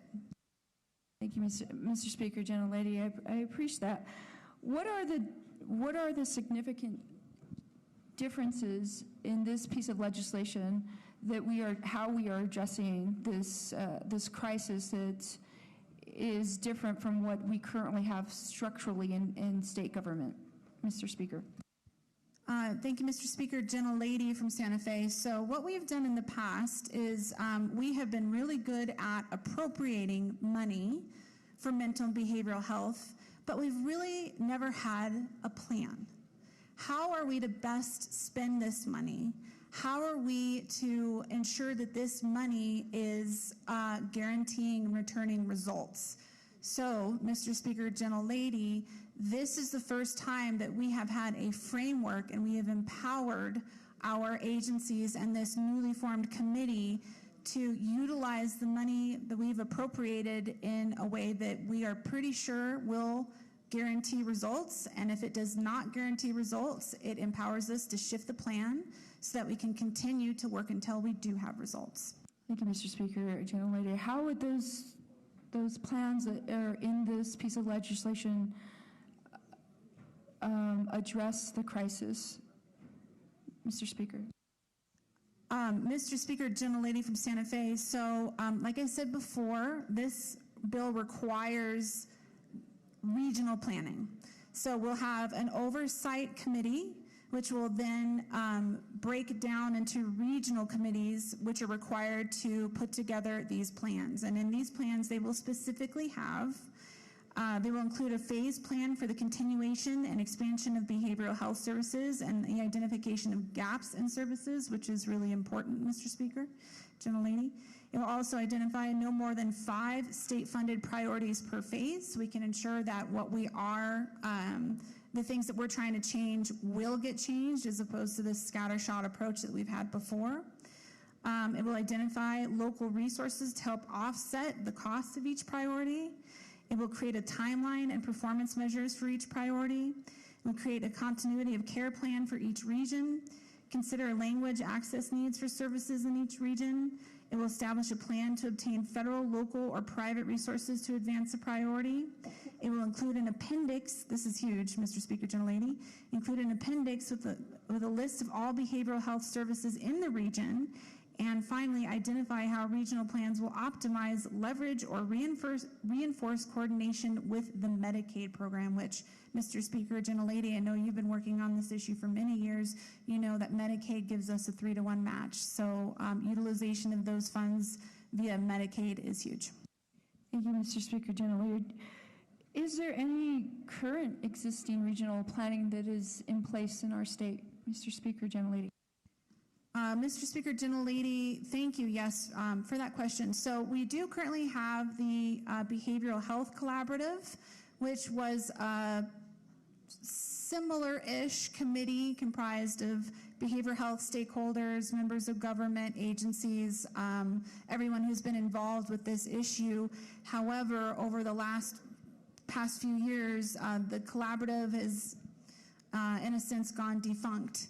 They've stopped meeting. Folks who were a part of that collaborative didn't show up, and they produced no tangible results. Thank you, Mr. Speaker, gentlelady. I appreciate that response. I too have that similar concern. Are there any other local planning or regional constructs across our state, Mr. Speaker, gentlelady? Mr. Speaker, gentlelady, well, I can't speak to various private organizations or nonprofit or non-governmental organizations that are working on this issue. We have not had anything, to my knowledge, and I've been working on this issue for quite a few years as well. We have not had anything near this comprehensive ever in the history of our state. Thank you, Mr. Speaker, gentlelady. I do agree. I think this gives us some framework, or I'd say more definite framework than I've seen before. But I would also argue that there have been regional collaboratives formed in. Mr. Speaker, gentlelady, are you familiar with the health councils across our state? Mr. Speaker, gentlelady, I have heard of them, yes. Mr. Speaker, gentlelady, I would say that our health councils have constructs and a framework for regionalization and give a roadmap to a lot of what this piece of legislation will fortify, if you will.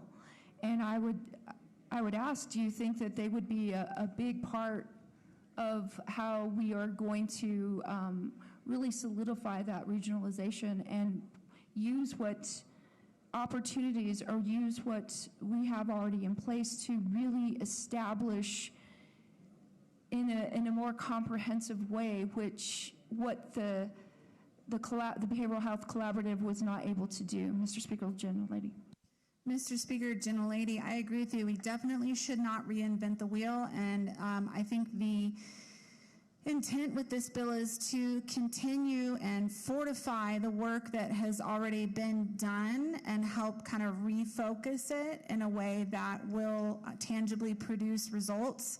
Mr. Speaker, Gentlelady, I think baked within this plan, and I would like to reiterate as we go through, when we pass this piece of legislation and start promulgating rules for it, we would contemplate inclusion of those committees and ensure that any large stakeholder has an opportunity to share the information they have and take part in the regional planning, which again is what's so cool, Mr. Speaker, Gentlelady, about the regional planning is that each stakeholder on the ground will have the ability to put their input in that particular plan pertaining to their area. Thank you, Mr. Speaker. I just would like to say, Mr. Speaker, and maybe others need to know that there has been a lot of efforts across our state to really enhance and really regionalize a lot of the behavioral health issues that we have and why we are in crisis right now, Mr. Speaker, Gentlelady. They just haven't been funded adequately. Even that we know that we have put forward, I think about, or just over $1 billion even in this last fiscal year towards behavioral health. How would we ensure that this plan would be better than what we have done in the past, Mr. Speaker, Gentlelady? Thank you, Mr. Speaker, Gentlelady. So with the creation of the commission, there's accountability. And so the commission will be in charge of putting together the regional commissions, which then put together their plan. And that plan has to be submitted every 5 years, and it will have legislative review. We will also receive quarterly updates from the commission as to the status of the funding, where it's going, what's working, what's not working. Another great mechanism built into this plan, Mr. Speaker, Gentlelady, is that we have the ability to shift funding from one region to the next if that region is not producing results or if there's a snag in their plan. And all of that information will be included in these reports that, again, have to come to the legislature per this legislation. Mr. Speaker, Gentlelady, this commission, it sounds like they would have oversight. What agency would they be under, Mr. Speaker, Gentlelady? Mr. Speaker, Gentlelady, so there's a combination of agencies. I would state that the Administrative Office of the Courts is in charge of coordination, Mr. Speaker, Gentlelady, especially at the beginning of the planning phase. So AOC will be charged with convening the committee, identifying the regions, what the boundaries of those regions are, who the regional planning committees will be comprised of. And so AOC will be the ones kind of leading the charge, but they will also have the advice and consent of the health authority, as well as the Office of the Superintendent of Insurance.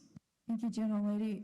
Mr. Speaker, would they also be overseeing who would be receiving funding, Mr. Speaker, Gentlelady?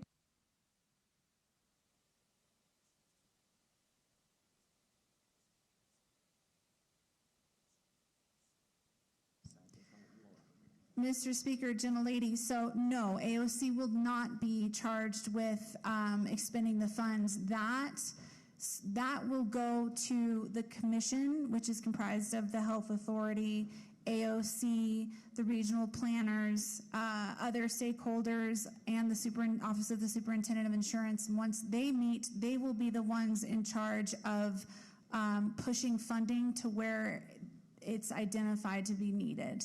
Again, according to the plans, as we receive those plans and we make adjustments based upon those plans. Mr. Speaker, Gentlelady, so just for understanding, clarification, the commission that will be created under this legislation would meet twice a year, or how many times a year? Mr. Speaker, Gentlelady. Mr. Speaker, Gentlelady, it will meet minimum quarterly. Mr. Speaker, Gentlelady, and who would then approve the applications, if you will? I'm not sure what that process would be. Could you walk me through that process of applications from the different parts of the region for that they would put forward for their needs in their different areas? Mr. Speaker, Gentlelady. Mr. Speaker, Gentlelady, that will be approved by the overseeing commission. Thank you. Mr. Speaker, Gentlelady, so how will they get those needs met if they're meeting quarterly? Mr. Speaker, Gentlelady. Mr. Speaker, Gentlelady, so in the beginning, quarterly is just a minimum. They can meet more often if they see fit. I imagine, and especially in the beginning, Mr. Speaker, Gentlelady, as we're rolling this legislation out, they're going to meet quite a bit. They're going to need to. So quarterly is probably once the car is running and warmed up and well oiled, but I anticipate there will be a lot more interaction, especially in the beginning. Thank you. Mr. Speaker, Gentlelady, what is the criteria for the application process for the needs? Mr. Speaker, Gentlelady.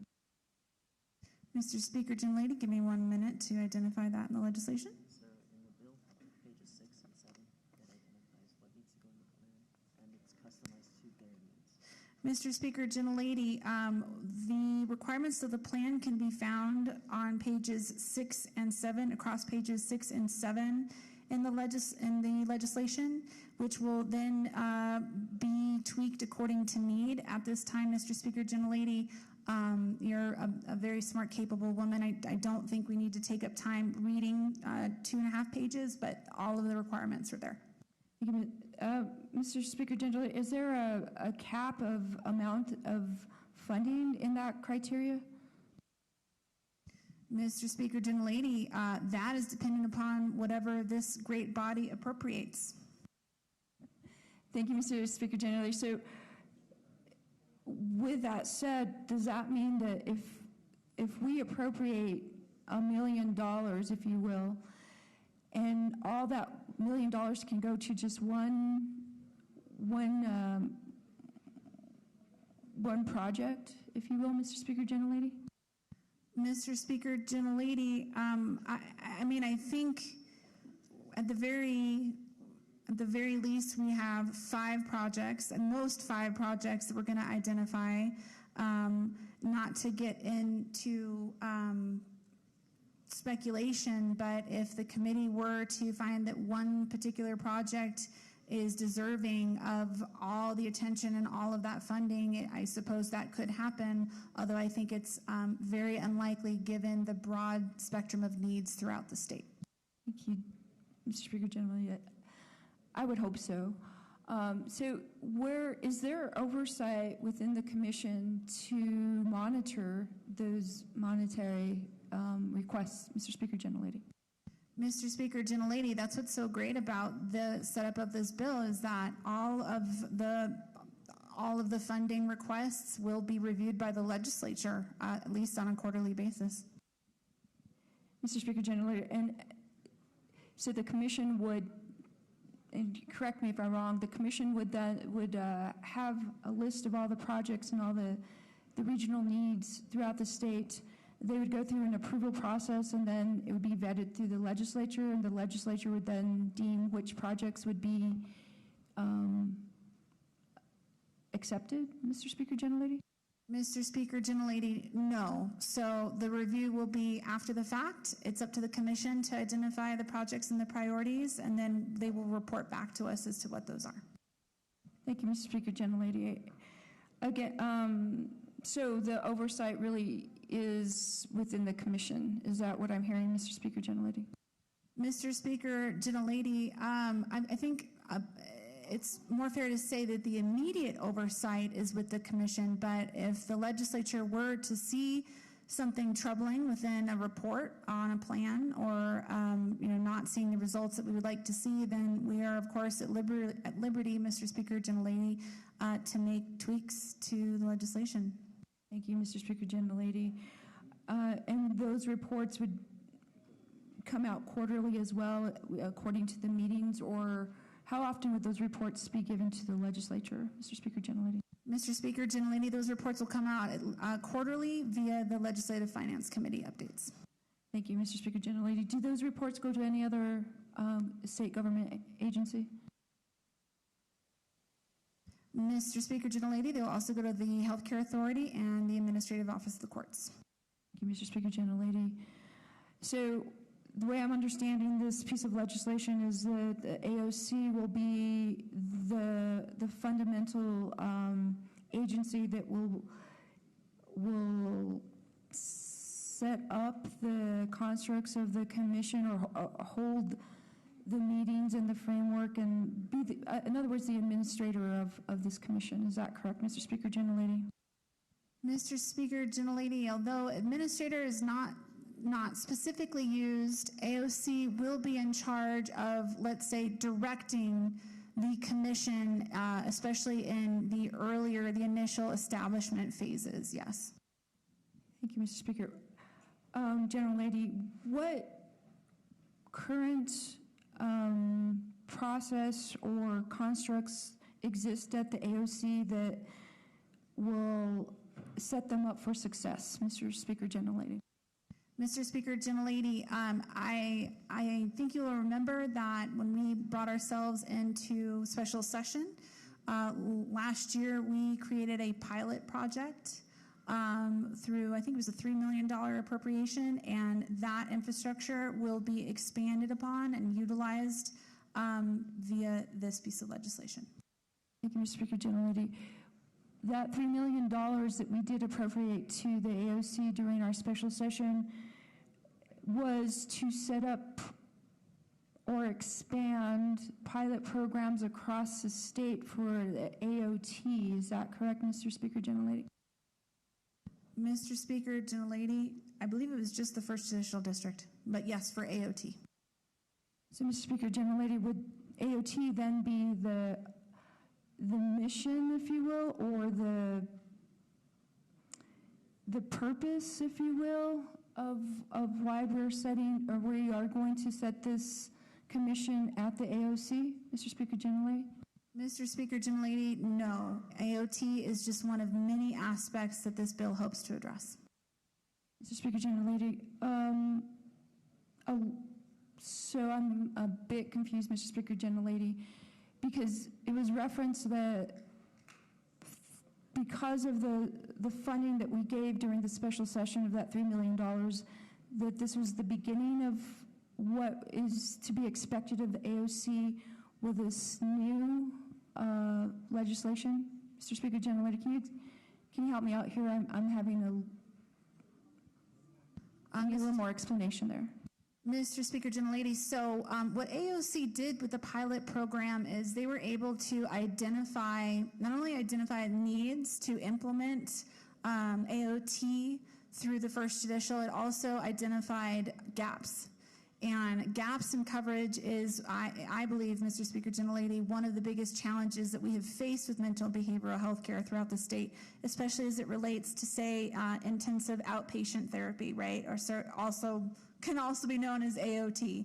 So the AOC has proven itself capable of utilizing and setting themselves up with a framework to identify these gaps and figure out where the coverage needs to go to fill those gaps.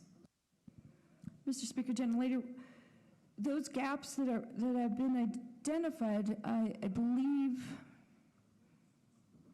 so we had our special session in July, and they received the $3 million funding, and we are now, so they've had months to create this process, or to prepare for this legislation. In other words, Mr. Speaker, gentlelady? Mr. Speaker, gentlelady, my expert informs me that they actually launched 3 weeks ago in anticipation for the rollout of this legislation. Speaker Gentlelady, again, I'm confused because their rollout was specific to what we gave them the funding for the AOT specifically or not. How is that different from what these past 3 rollouts have been in relationship to this legislation that we're just debating today, Mr. Speaker, Gentlelady? Mr. Speaker, gentlelady, more services, more people, more regions.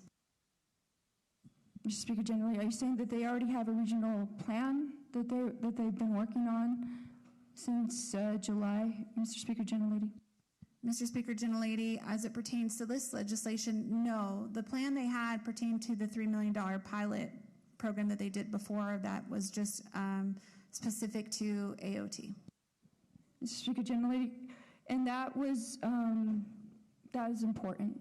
That was really important work that they did and that we tasked them with, and that I believe they were already, through their Commission on Behavioral Health, were already working towards and really coming together for many, I'd say, years in planning and development of how they wanted to pilot. As I understand it, without that funding that we were so generous with and is leading us to a better place and moving in all sorts of legislation that is before us this session, how is that related, their pilot programs that they've been moving forward with, how is that different or the same to what how does that compare to this legislation, and how would they then now tailor what we're going to task them with what they're already doing? Mr. Speaker, Gentlelady. Mr. Speaker, gentlelady, so the pilot program was solely in the 1st Judicial District and pertained only to AOT. So with this legislation, it will be rolled out across all judicial districts, or however way the regional committees will be divided, and it will pertain to the provision of all mental and behavioral health services as identified by need. Thank you, Mr. Speaker, Gentlelady. So currently they are addressing the issues through AOT and through their concerns through the judiciary system with individuals who have behavioral health needs and substance use disorder and those sorts of things, because through their purview as being the judicial branch of government, that was their concentration and saw the need there and are able and capable of expanding the current particular pilot programs that they have. What this legislation would do would expand their scope to all behavioral health issues, Mr. Speaker, Gentlelady? Mr. Speaker, gentlelady, I'm going to remind you that the AOC is just one party that will comprise the entire committee. So you will also have input from the Healthcare Authority and OSI and other stakeholders and those people that are brought in from providing services on the ground. So AOC is just one party of what is envisioned to be a multifaceted commission. Thank you, Mr. Speaker, Gentlelady. So they currently, AOC has a behavioral health commission addressing the issues that are before them through their scope of practice, if you will, their mission as being the judicial system. And we are now going to task them through this legislation to oversee or to create a new commission for all of behavioral health. I'm just trying to get a bigger or better picture of this, Mr. Speaker, Gentlelady.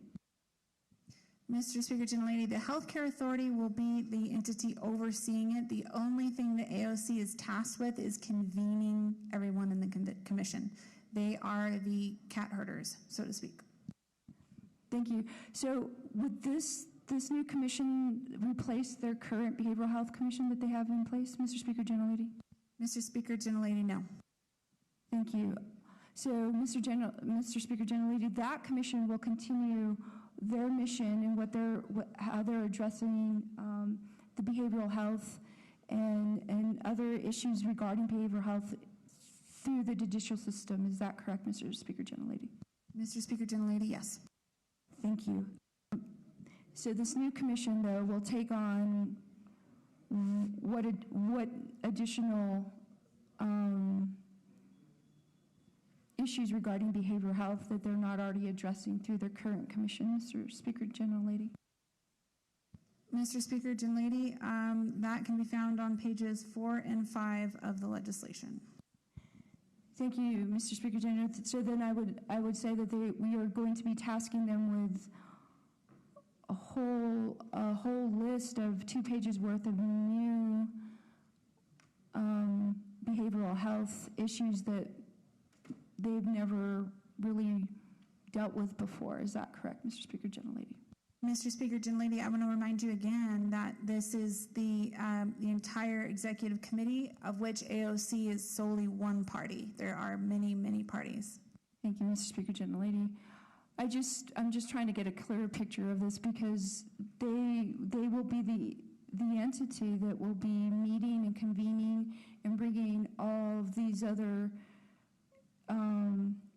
officials from state agencies together, and I'm just getting clarification on that because they already have a behavioral health commission that meets regularly and reports out, and now we're giving them a new commission. I'm just saying, I'm trying to understand this better because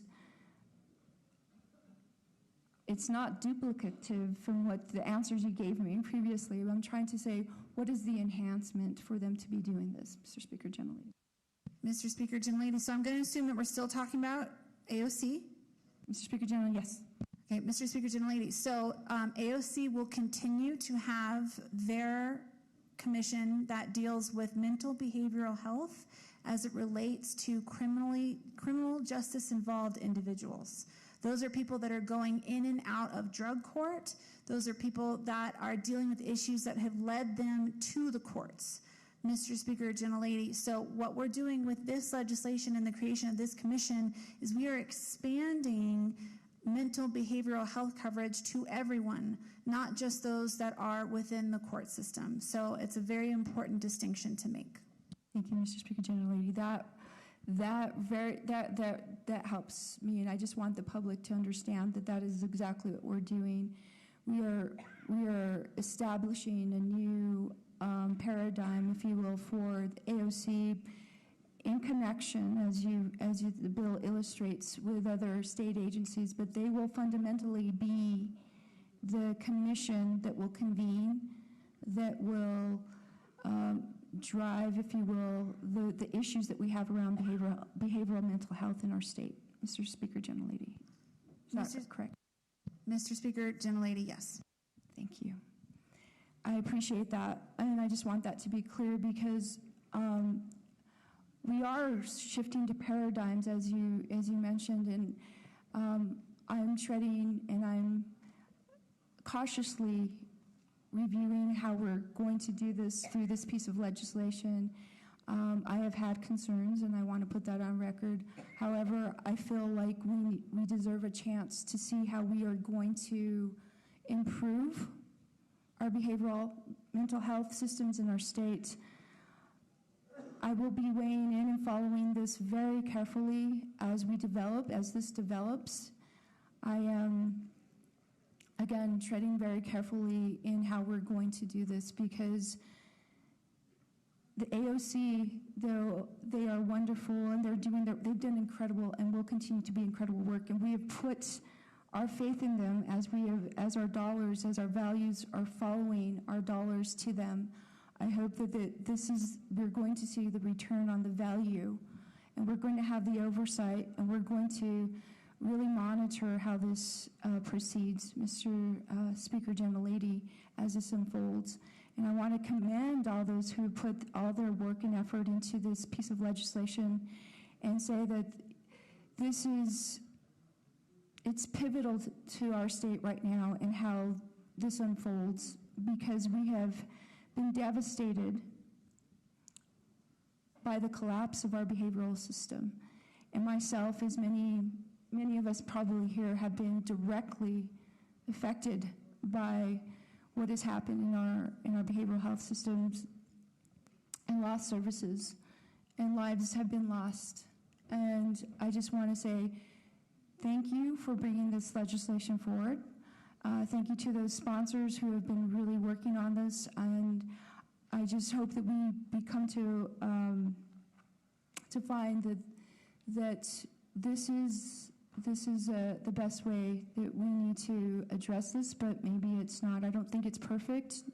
A lot of the things that we do here are not perfect, but this is one of those issues and one of those topics that we really want to put the time and effort to protect those, especially those most vulnerable. And with that, Mr. Speaker, Gentlelady, I yield back. There is further debate. The gentlelady from Bernalillo and Torrance, Representative Lord. Thank you, Mr. Speaker, and thank you for the patience early. I also realized I got the bill, but not the substitute. Now I have the substitute.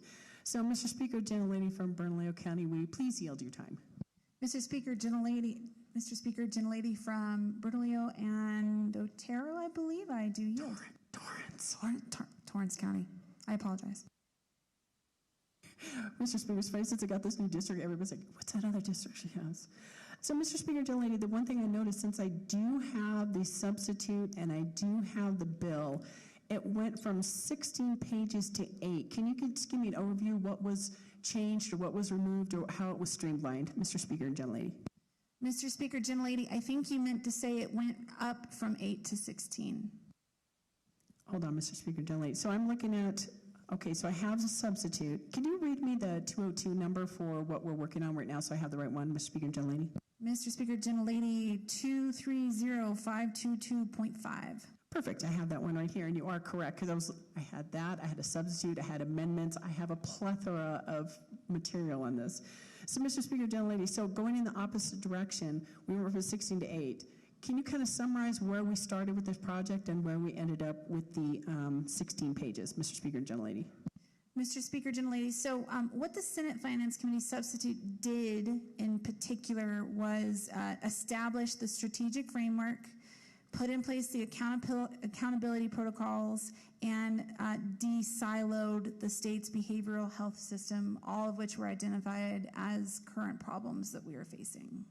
Okay, Mr. Speaker, gentlelady, so I know when I first saw, I know that SB 1, 2, and 3 are all tied together, and in the FIR it mentions that SB 2 has the finances.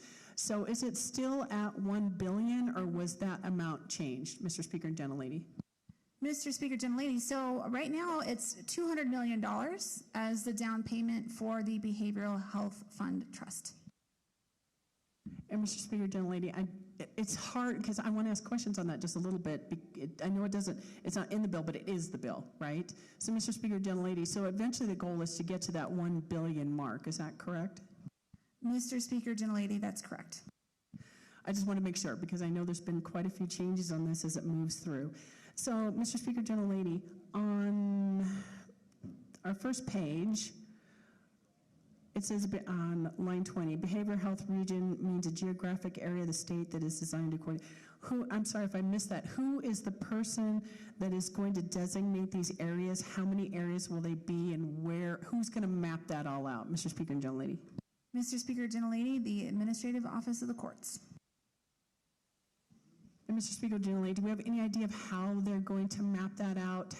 What region's going to be where, or what metric that they're going to use is? I mean, are they going to divide Bernalillo County up? How are they going to take it to my district of Torrance County and the East Mountains? Are they looking at population? They're looking at finances. What are they looking at when they make this map, Mr. Speaker, gentlelady?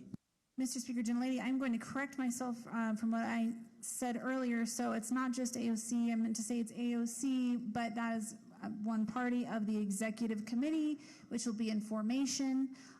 Those regions have yet to be defined, Mr. Speaker, gentlelady, but I have reason to believe that one of the reasons why AOC was selected for this role is they help oversee the judicial districts in our state, Mr. Speaker, gentlelady, which if they so see fit, perhaps that's how the regions will be divided, as per judicial district or something else.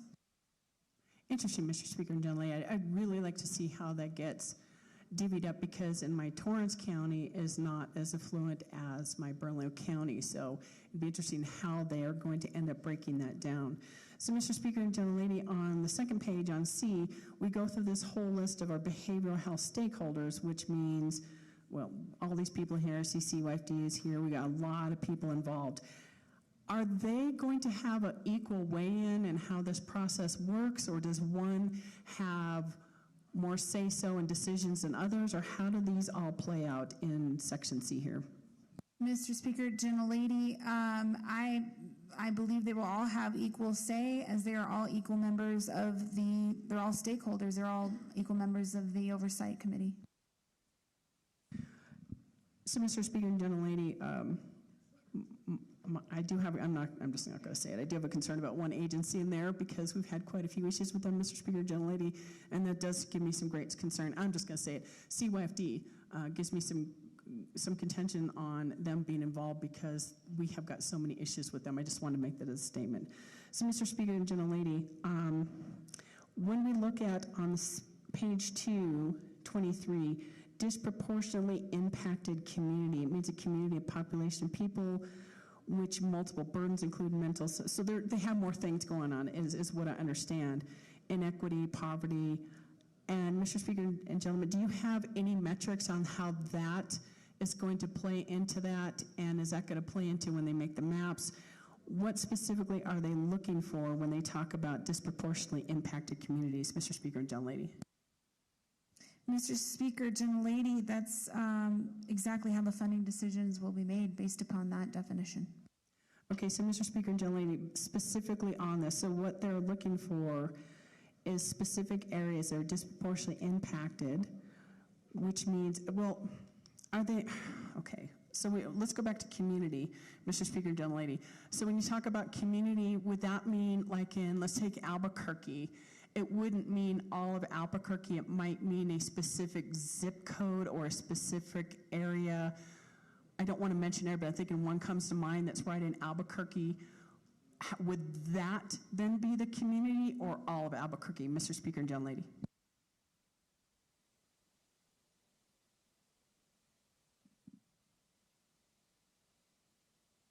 Mr. Speaker, gentlelady, so the example my expert is giving me is, let's take Bernalillo County, for example, and the large unhoused population that we see in Bernalillo County, Mr. Speaker, gentlelady. So one would assume that if a priority was identified, that priority would probably seek to address that population the most, or be prioritized above other needs, because that particular population is the most disproportionately affected in that region. Okay, and I completely understand that part, Mr. Speaker, gentlelady, but would it narrow it down to a specific, without saying it, streets that cross each other that have a very high incidence of people not only sleeping on the street, but actually doing drugs and having mental issues on that specific street corner, Mr. Speaker, gentlelady? Mr. Speaker, gentlelady, no. My brain is processing that, Mr. Speaker, gentlelady. Kind of wish it would, because we have some very niche areas. I know people like saying niche, and I'm still used to niche. Areas that are very specific on cross streets. Okay, so what I'm trying to get at, Mr. Speaker, gentlelady, is walk with me on this. If we say that because Albuquerque has the biggest population with the most people with the number of issues, does that mean they're going to be prioritized over Torrance County, who actually does have as many issues, it's just smaller because of less population, Mr. Speaker and gentlelady? Mr. Speaker, gentlelady, that is the beauty of this legislation, in that each region identified will be in charge of putting together their own strategic plan. So, Mr. Speaker, gentlelady, if the region that encompasses Torrance County identifies one particular priority issue that they want to address, Mr. Speaker, gentlelady, they are empowered through this bill to do so.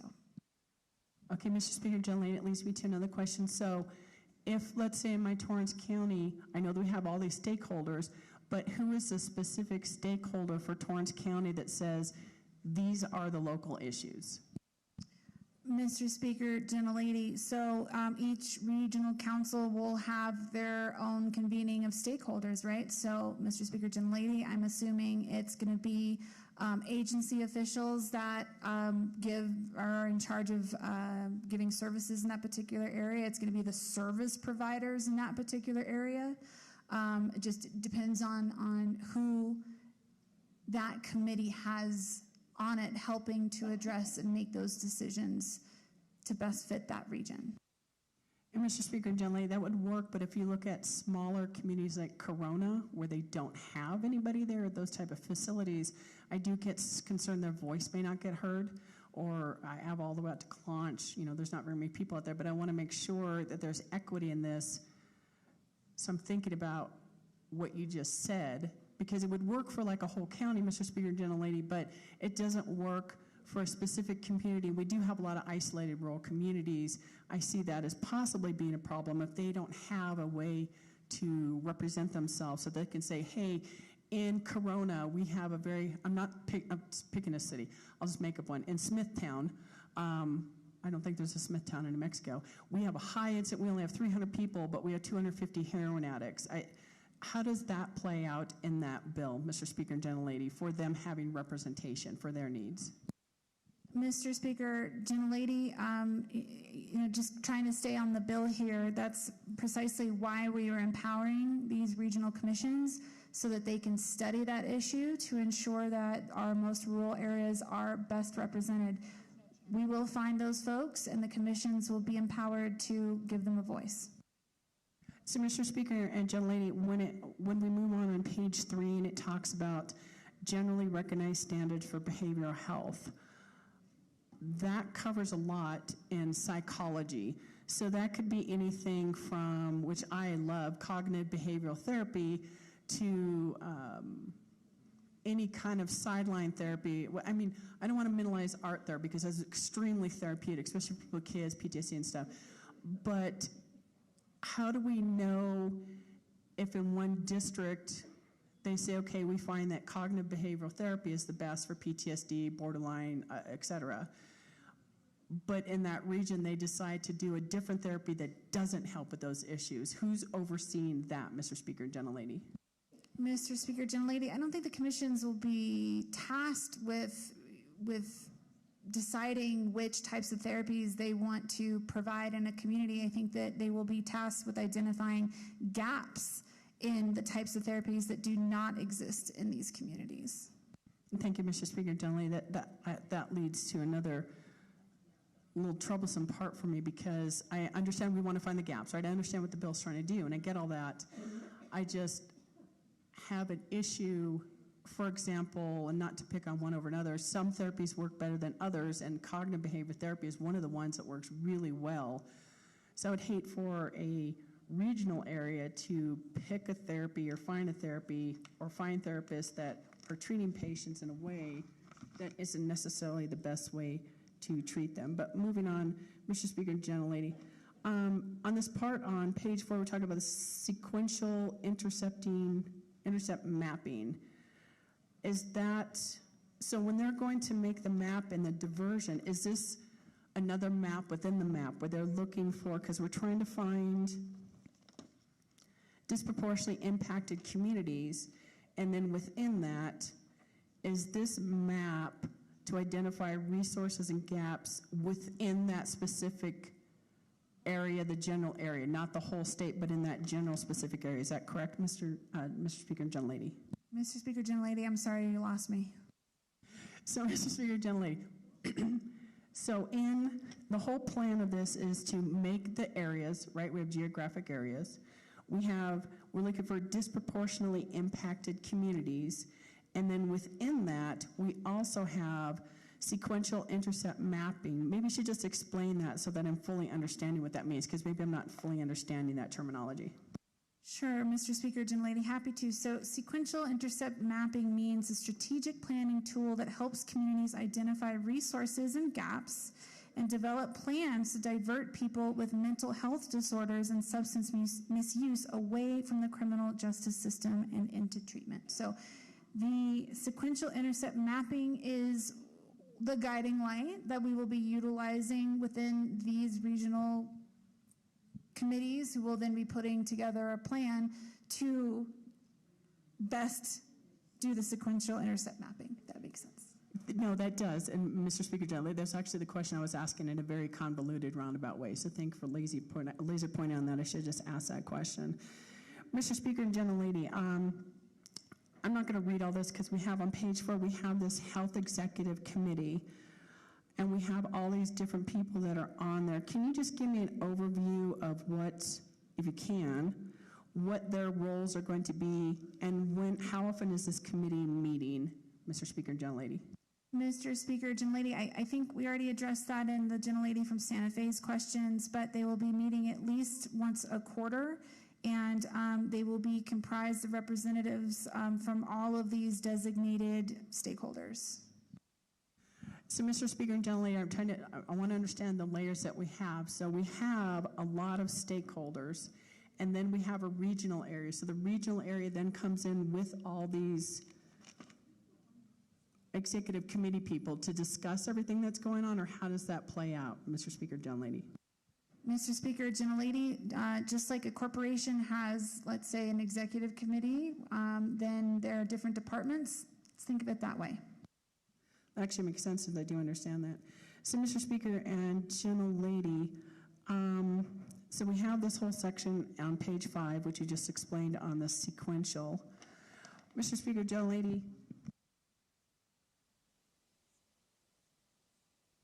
on page 6, we have a behavioral health stakeholder receiving appropriations pursuant to the Behavioral Health Reform and Investment Act.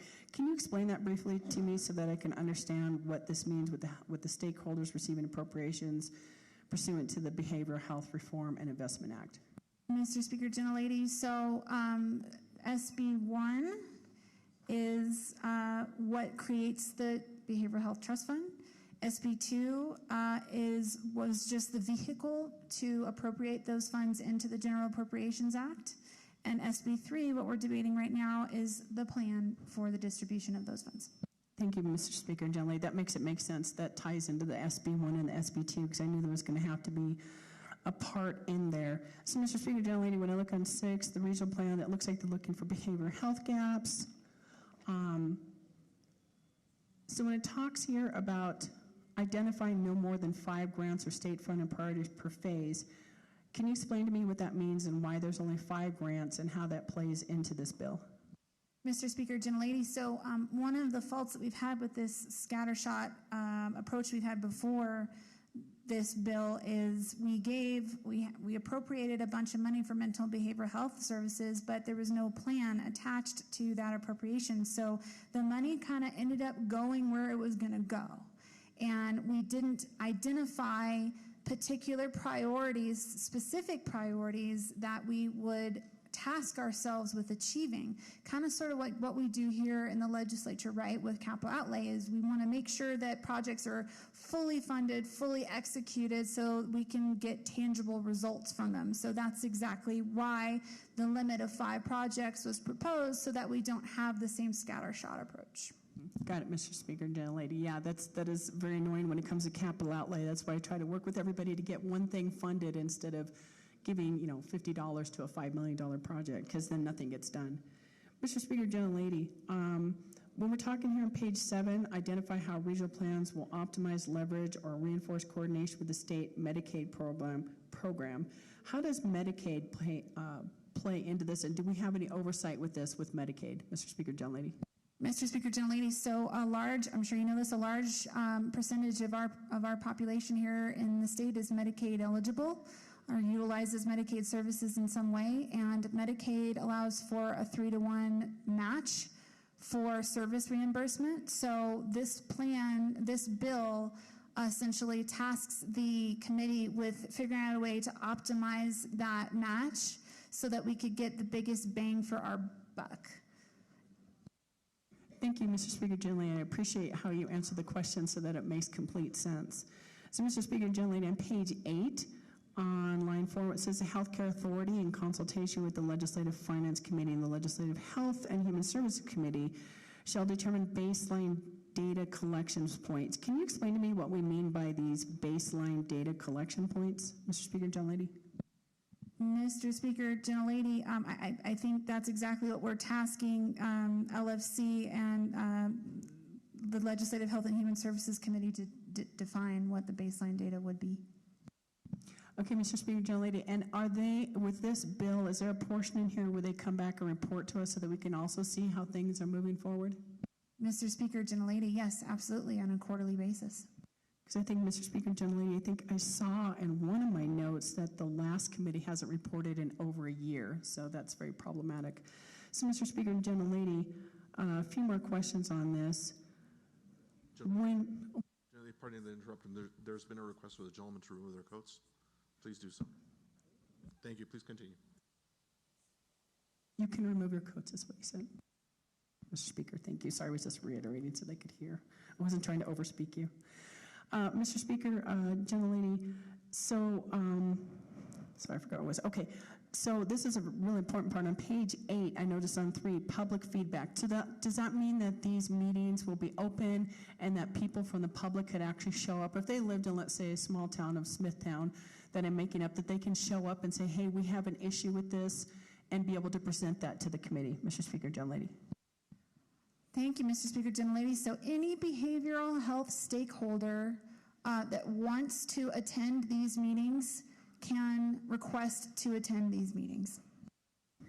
Thank you, Mr. Speaker and gentlelady. And one of the questions I had is if somebody, how does it play out with the courts, Mr. Speaker and gentlelady, because they have to be involved in some way, if somebody gets sent to diversion instead of, you you got busted, you were shoplifting, but you were alcoholic or doing drugs at the time. So we were sent to diversion. How does this play out with what's set forward in the courts about how to send somebody to a diversion program?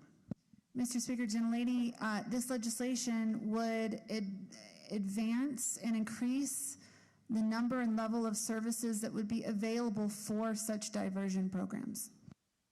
So, Mr. Speaker and gentlelady, because it seems like 1, 2, and 3 have had a lot of thought put into them, do any of those have anything on how we are going to get, because as we expand this, right, we're going to need more nurses and doctors and psychiatrists and behavioral health people. Have we thought about how we are either going to recruit them or how to get more behavioral health therapists into New Mexico? Mr. Speaker, gentlelady, I'm so glad you asked the question, because another great part of this bill is it requires statewide credentialing. So another issue we've had is that credentialing has been different for, let's say, each Medicaid provider. And so we've had a bottlenecking of those providers who want to come into the state and be credentialed to work through a service or a provider, and they have to wait forever in order to do so. So this will standardize that credentialing process so that there's just one standard to meet. And so that should really help speed things up and make the process easier for those wanting to provide services within the state.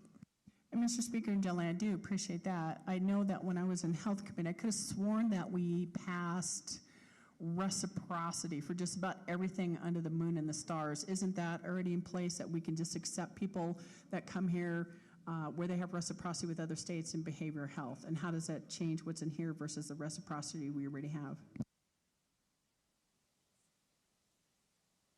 Mr. Speaker, gentlelady, I'm being told that's different because Medicaid requires a different type of annual re-credentialing. Okay, Mr. Speaker, gentlelady, so were we talking, earlier we were talking about Medicaid credentialing, is that what we're understanding? Because it is very complicated, and there's a lot of therapists that don't take Medicaid for that reason. Are you talking about streamlining for someone to get on Medicaid? Is that what I'm understanding? Mr. Speaker, gentlelady, that's correct. Perfect, okay, because I thought we were talking about, Mr. Speaker, gentlelady, about doing the credentialing for everybody, but now I see what you're saying. You're saying about for in therapy. But do we have another plan, Mr. Speaker, gentlelady, like how we're just in general going to get more behavioral health therapists to graduate college, stay here, or to get people to move into New Mexico as this demand builds? Mr. Speaker, gentlelady, that's addressed on page 9, section I. Number 2. Thank you, Mr. Speaker, gentlelady. Mr. Speaker, gentlelady, just a few more questions, because after a while I get tired of speaking. So, Mr. Speaker, gentlelady, one of the issues that was on the fiscal impact, it talks about the bill as a companion with Senate Bill 2, which provides the appropriation for several grant programs and the implementation of the sequential intercept model, which we all just learned about. That bill includes a clause referring to this bill with the associated listed. This is LFC introduced version of the General Appropriation Act of $141 million. And on the next page, when we go on to page 4, it has significant issues. Mr. Speaker, gentlelady, it says the Behavioral Health Collaborative, which originally met, was that was the part I was talking about, only meets one time a year. So, Mr. Speaker and gentlelady, when that bill was originally passed before, did they have timelines that they were supposed to meet as well and didn't? Or was it just there was no timelines for them to meet? Mr. Speaker, gentlelady, one thing to note is the significant issues were all addressed in the committee substitute, and I don't think the FIR was updated to include that. With regards to your question on the collaborative, that's outside the four corners of this bill. I'm not in a position to be able to opine on that. Mr. Speaker, gentlelady, hold on one second. Mr. Speaker, gentlelady, I think that's all the questions that I have right now, because it's not just the one bill. Oh, sorry.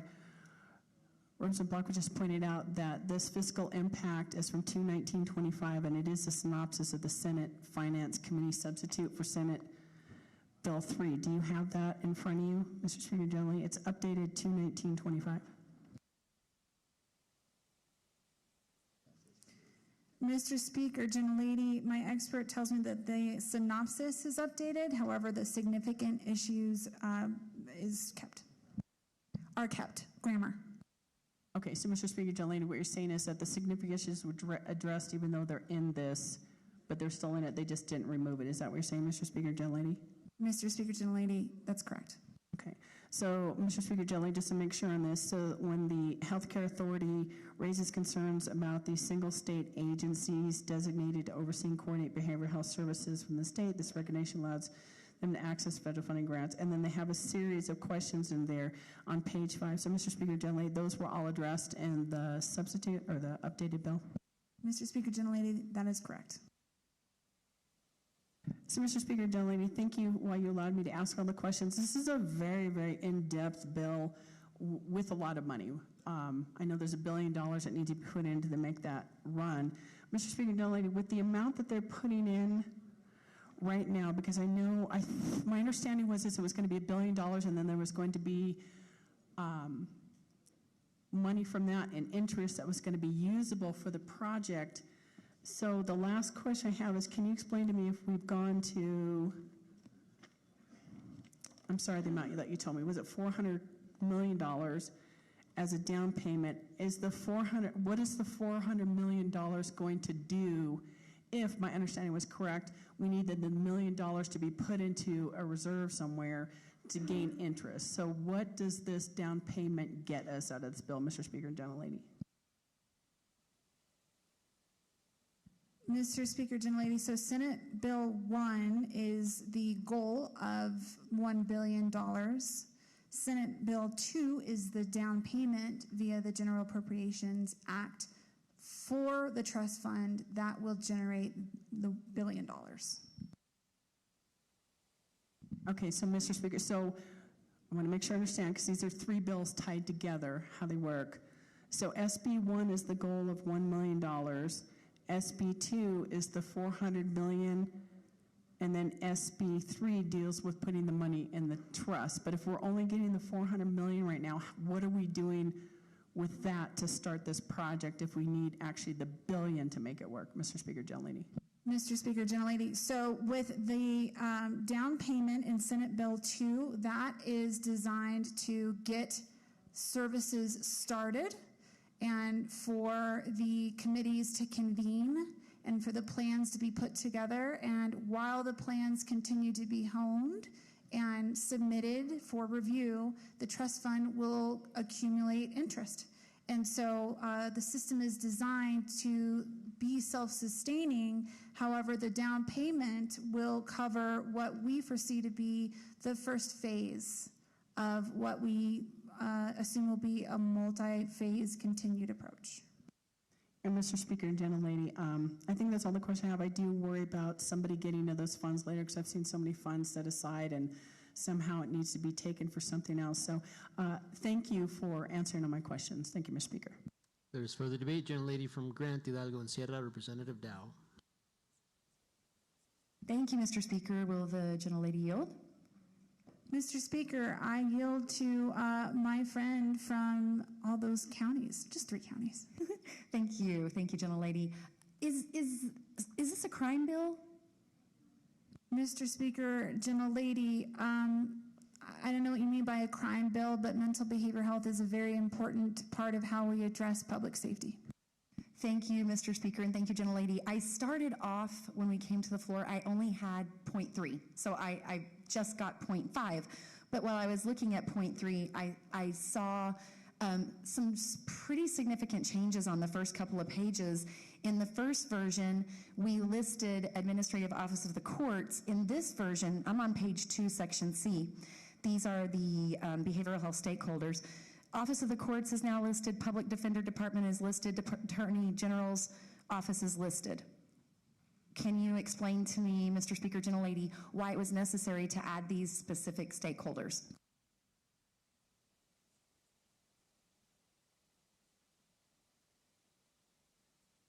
Mr. Speaker, Gentlelady, they were added because all of them interact with our criminal justice system, and so it's incredibly important for them to know and be apprised of what services we have where.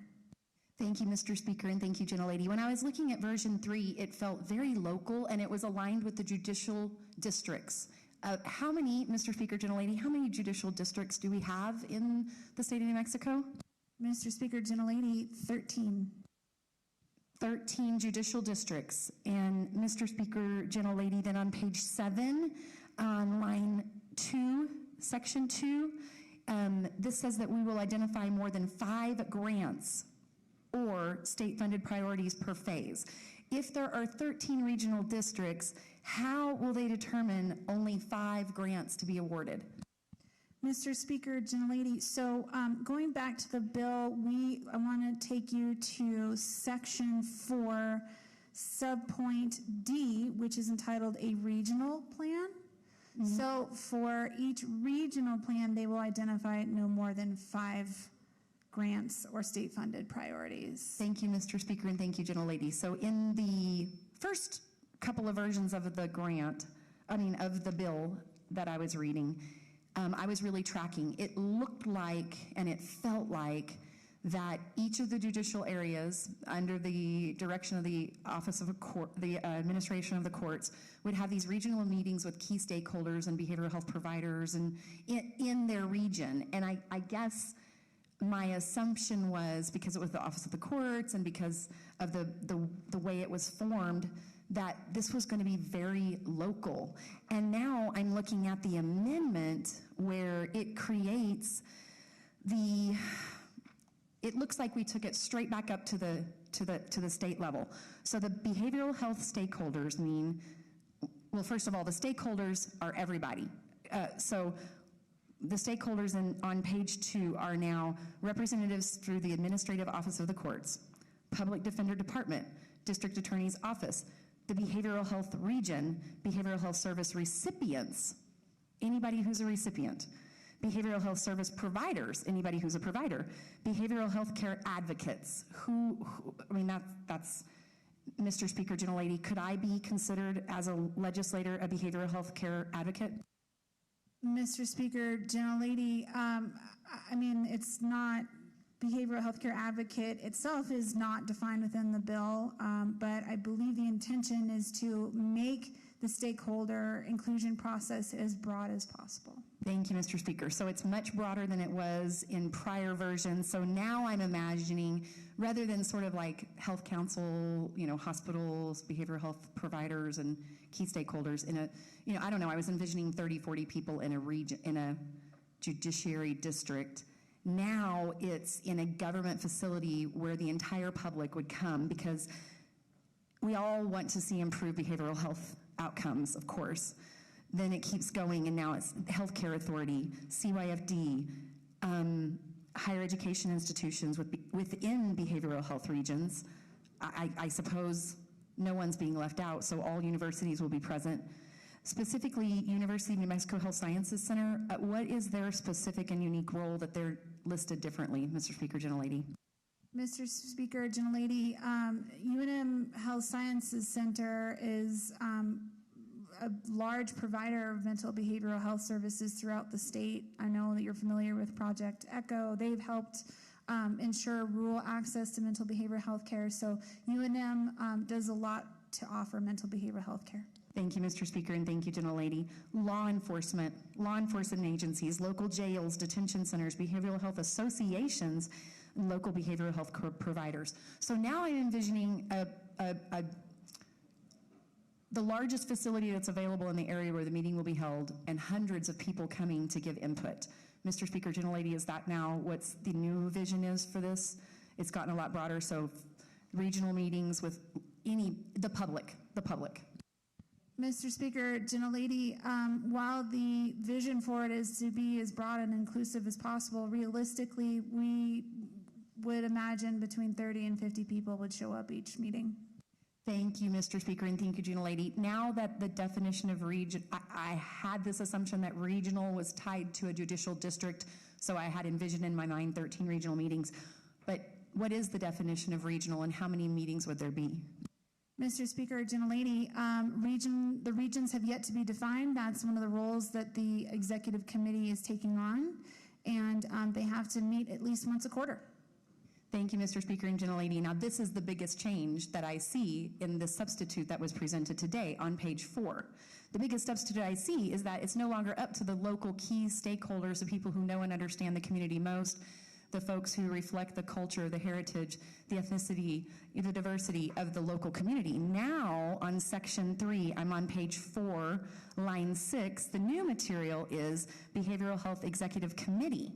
Now, that Behavioral Health Executive Committee is now the Secretary of Health Authority, Director of Behavioral Health Services Division of the Healthcare Authority, the Director of Medical Assistance Division, the Director of the Administrative Office of the Courts, and 3 behavioral health experts designated by the Director of the Administrative Office of the Courts. So now it just got really far away from my rural community, I feel like. Mr. Speaker, Gentlelady, how does the voice of the local community, where the key stakeholders are, make it to this level?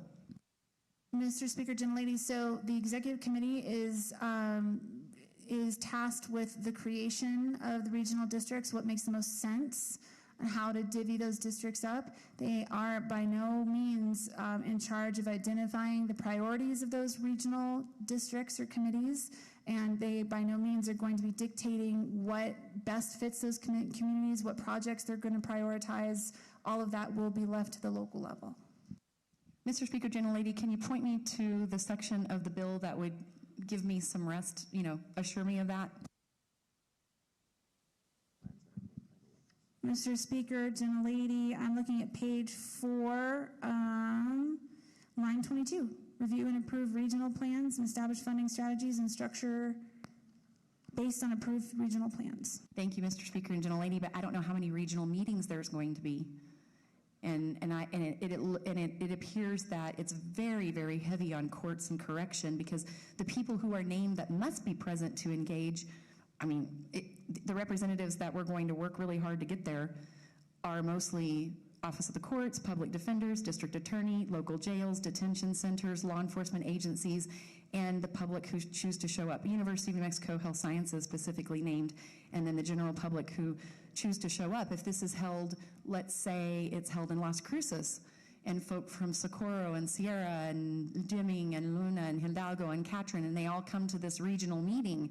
Gosh, those meetings, we know our local capacity, and that seems very far away. And then to take that up even higher to an executive level or people designated by the executive goes very, very far away from what originated as something that was to identify local community gaps. Local to me means with, where I live, work, go to school, and where I have community. So, but you referred to page 4, the Behavioral Health Executive Committee, which is all people who probably are in Santa Fe. They are going to designate the behavioral health regions. They are going to review and approve the regional plans, and they are going to establishing the funding strategies. So again, it looks to me like we're setting up a fund. If I look at Senate Bill 2, because they kind of go together, we're going to put $1 billion and draw down from it annually, and we're going to give that authority to the Behavioral Health Executive Committee, which is comprised of the Secretary of the Healthcare Authority, Director of Behavioral Health Services Division of the Healthcare Authority, the Director of the Medical Assistance Division of the Healthcare Authority, Director of the Administrative Office of the Courts, and 3 behavioral health experts designated by the Director of the Administrative Office of the Courts. They will be the ones who designate the behavioral health regions, review and approve the regional plans, establish the funding strategies and the structure based on approved regional plans that they're going to approve. So and on page 5, section 5, line 3, they're going to establish project management strategies that shall be led by project management at the Healthcare Authority, a project manager. So it feels very far away. Mr. Speaker, gentlelady, do you think that do you think that these dollars will reach the local community when only 5 grants will be awarded? Mr. Speaker, gentlelady, again, just make the correction. It's 5 priorities per region, not 5 priorities for the state. Just want to make that very clear. Mr. Speaker, gentlelady, but that's the beauty of the plans having to be brought to the legislature and the ability for, Mr. Speaker, gentlelady, each duly elected representative from each district will have an opportunity to review these plans, have input and say as it relates to their particular constituency, and course correct if needed and necessary. Mr. Speaker, gentlelady, I'm glad you brought up the body because that takes me to page 8. On page 8, line 4, section F, the Healthcare Authority, in consultation with the Legislative Finance Committee and Legislative Health and Human Services Committee, shall determine the baseline data and collection points and have the reporting. If I look there on page 8 and then go to page 9, then it says on line 3, section H, that starting in May of 2025, continuing through December of 25, the Administrative Office of the Court shall provide appropriate interim legislative committees and healthcare authority, but it doesn't list those. Am I wrong in assuming that who they're going to report to is the Legislative Finance Committee and the Legislative Health and Human Services Committee?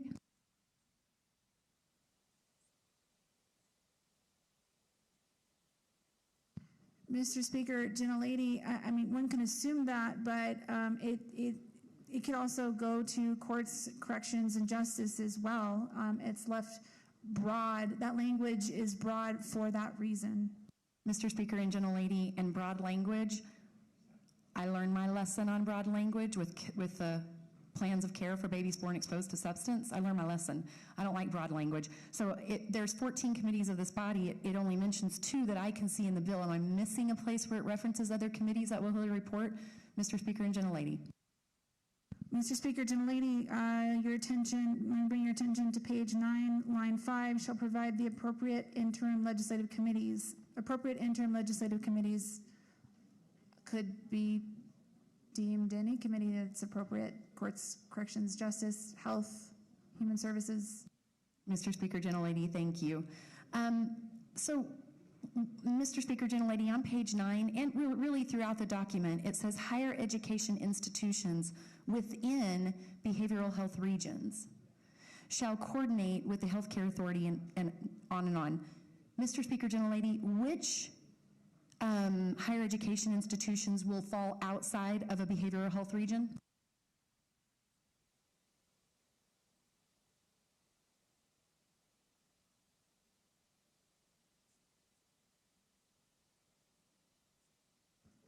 Mr. Speaker, gentlelady, so each higher education institution, which also has branch locations throughout the state, will participate in each region. So throughout utilization of those branches, each region will have the ability to access services throughout from those higher education. Mr. Speaker and gentlelady, so every single higher education institute will coordinate with the healthcare authority. Mr. Speaker, gentlelady, it's the same pipeline that we use for workforce development. Mr. Speaker, gentlelady, that's a yes? Mr. Speaker, gentlelady, yes. Thank you, Mr. Speaker, gentlelady. When we, on the bottom of page 9 and the top of page 10, it looks like we're going to start promoting career pathways. And of course, we need this is a high demand workforce. We absolutely need to promote career pathways. I'm just wondering, Mr. Speaker and gentlelady, you know, it feels so after the fact. This bill feels so heavy on after someone's been involved in the courts, after someone's been at risk, after someone's had an identified risk factor, a diagnosis, inequity, etc.